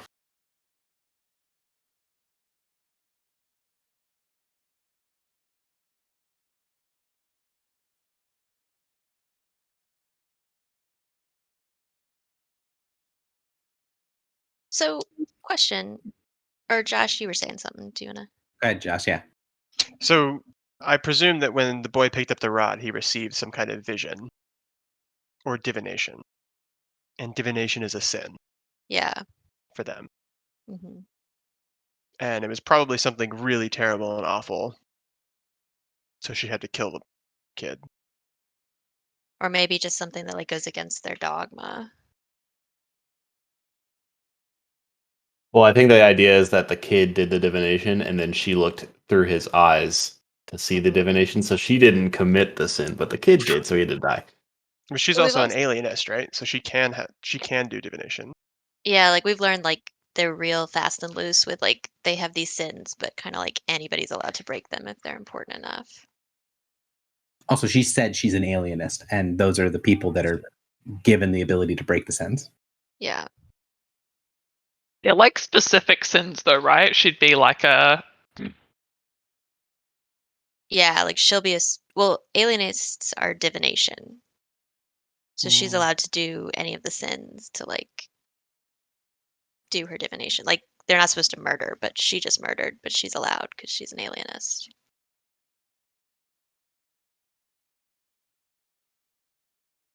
So she asked this. Griffle, you get the bits and pieces of what she's saying, and then you can feel when she gets some sort of response. She asked a question and she got an answer, and you can hear the metal over her eye kind of crunch slightly and strain. She takes in a deep breath, and you can see that golden light coming from her one eye is sort of clouded over with almost like a cataract. And then it starts to rain. In the ship? Like actual, The ship. like precipitation in the ship. Yeah. But it's really dark. And when you look around and you see it kind of landing on you, it's not raining water. It's raining blood. Oh. Great, great, great, great. We've seen that before, though, Oh, right? this has been Didn't just it do that the when most. we were last with Slacterial, Gary? Hmm? That happened last time we were with Slacterial. Wait, did it? Like when we were running away.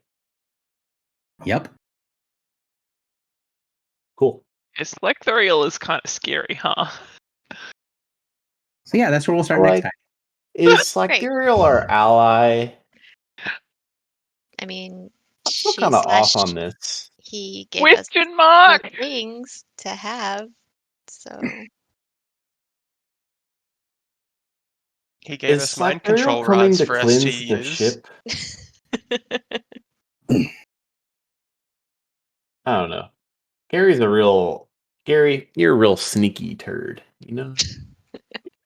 Real sneaky? You all walked into a magic circle knowing exactly what would happen when you did. I didn't know Whoa, that she was whoa, going whoa, to invoke whoa. the name of the angel of war. More Hey, yeah. zero clue what a Yeah. magic circle does until just now. Just throwing that out Wow. there. And I stepped in first. I was like, cool. Here's a room with a trap in it. Do you want to stand in the trap? Yeah, like- it was diplomacy. I was the only trust one for like, trust. nah, let's not do that. And everybody else was like, no, that's a great idea. It's a bad idea, but like I'm not gonna let Draco in alone. Well, and then you got a kid killed.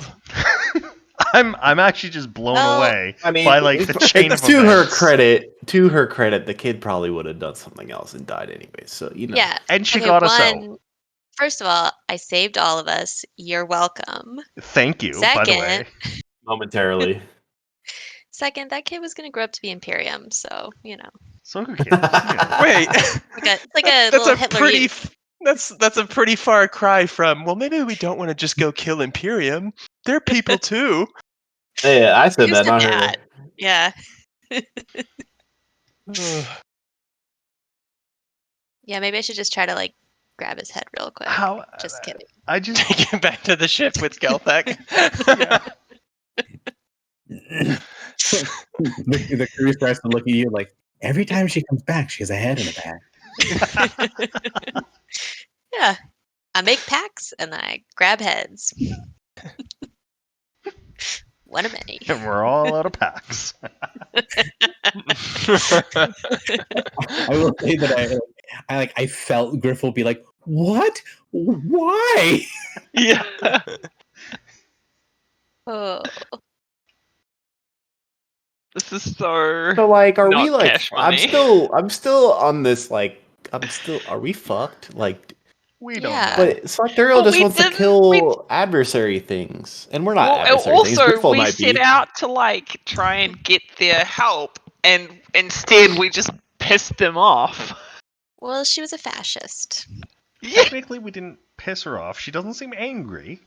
No, she's not even angry at us now. She's Definitely just seems sad. very distressed. That's what I think. Yeah, and she's letting us go. She wouldn't let us go if she was angry with us. No, definitely not. She did say, "Take your heretical artifacts away from you," or something. They obviously don't run off of like an eye for an Cursed eye, artifacts, you know. she said.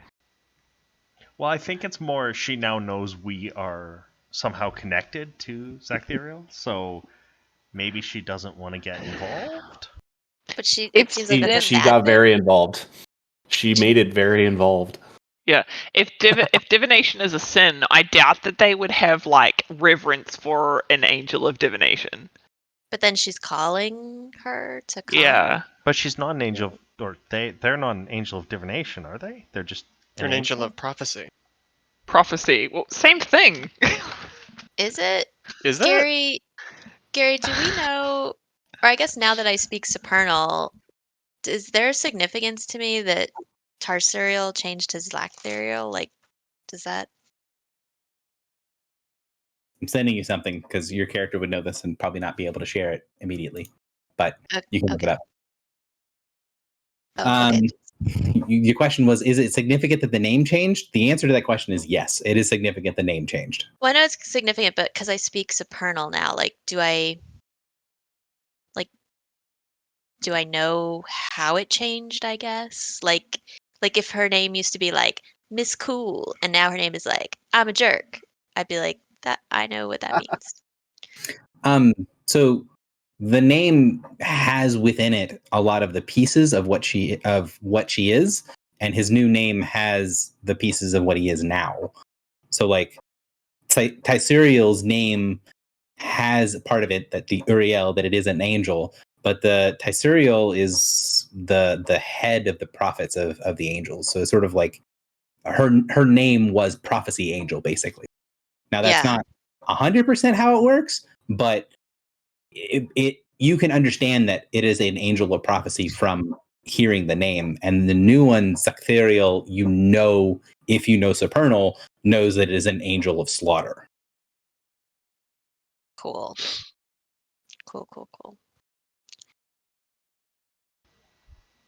I mean, if I knew that and then met someone who had a bone from that angel, I don't think I would want to imprison them. Okay, but also, I would just like to point out that when we first met Clotho, she already knew that this change had happened, like before we did. Hmm. Not before we did. She just kind of said, Before "Stop she asked. dead naming." She knew So it she without was like us having to tell imprisoned. her. Yeah, so she was like imprisoned, and we freed her, and then all of a sudden she's like, "Oh yeah, like I just know this thing, right?" Yeah. But isn't that because she says like their true name or whatever, like the essence of their name and whatever it is that we hear? Like she just said the name of the angel because it does exist, and we heard it as Lacthurial. I'm May confused. No, but Clotho specifically was like, because we dead name called, her. we called, Yeah. we did named, Yeah. and then Clotho called us out on it. Yeah. Also, Moran, I think you're onto something. Oh, with the Tysuriel Typhan. Yeah. Ty is the affix for prophecy. Yeah, Saint Tythan. What is Tythan a language that If Suriel or Uriel is angel, what is Than? if it's in Supernal, Tythan might not be in Supernal. Is it? Wait, but Gary? it's spelled differently, right? Saint Tythan is spelled differently to Tysuriel? I believe it is, My actually. spelling's real bad. Is it Wasn't it kind of like TX? an anglicization, and like you know how like when like we adopt words from other languages, we kind of anglicize them. Yeah. Thai cereal is the way that it's spelled. And Ah. Taipan is the way that it's spelled. But, so one of the things that is worth noticing, if I can pull it up real quick, because I'm trying to get it from Scrit's thing, because you have the book. I do have the book. It's right here in my backpack. That's paid dividends. Backpack. Making sure it's clear, because you guys are making it one word. Yeah, This it's is the not. name of the book. Yeah. What I know it's 2 words. do we Wait, know wait, what wait, race? wait, wait, wait. Hold on. Is Leviathan spelled correctly there? I believe so. With an O? I think that's correct. That's If not it's correct in English. Is that correct in That's what I'm asking. our fantasy Leviathan world? is A-N. I misspelled it, so Okay. no, it's supposed to be right. So Wait, that is a spelling error that Gary did, not a spelling error. okay. is that a How capitalization will like error? Gary the DM makes a spelling mistake, and we the players are like, "Oh my god, it's another mystery. Let's figure it out." I appreciate it though, because like sometimes that stuff matters, right? Yeah. But This is how you are paranoid correct. you've made us. It is a spelling mistake. Is Tythan is Than supposed to be capitalized? It's not. Well, it's not in the book, at least. Saint Prophecy. What race was Saint Tythan?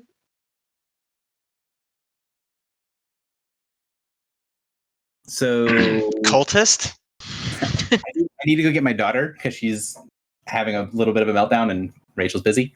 I'm having a meltdown. I don't want to tell you Yeah, guys to stop talking we're about over. games, but we are a decent bit over. So No, that's totally fine. try to wrap it up and we'll do it next time. Also, I'm going to post something in the scheduling channel for the next games. So, Okay, great. all right. I do So have to run. fun. But thank you, you. Gary. This was lots of Thanks, fun Gary. and good playing with you all. Yeah. You as well. Bye. I was so excited for this session. Now I'm more stressed. Oh my god, right? I just witnessed fucking child murder and blood rituals and crap. Michael, what'd you do during D&D today? Watched a child die. Same. Yeah, my Okay. companion just handed a kid like a really dangerous artifact, and then To be fair, the kid some was lady not just even. fucking murder. The kid wasn't even in the room when the artifact was offered. None of that was our fault.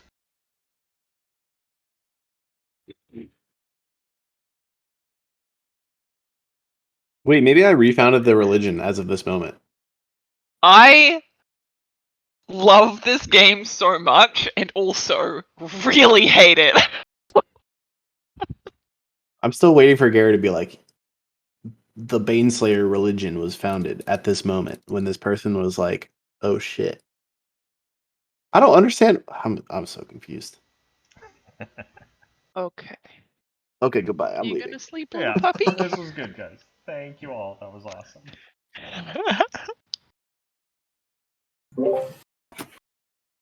I came back to hear you say that you hate the game. I'm sorry.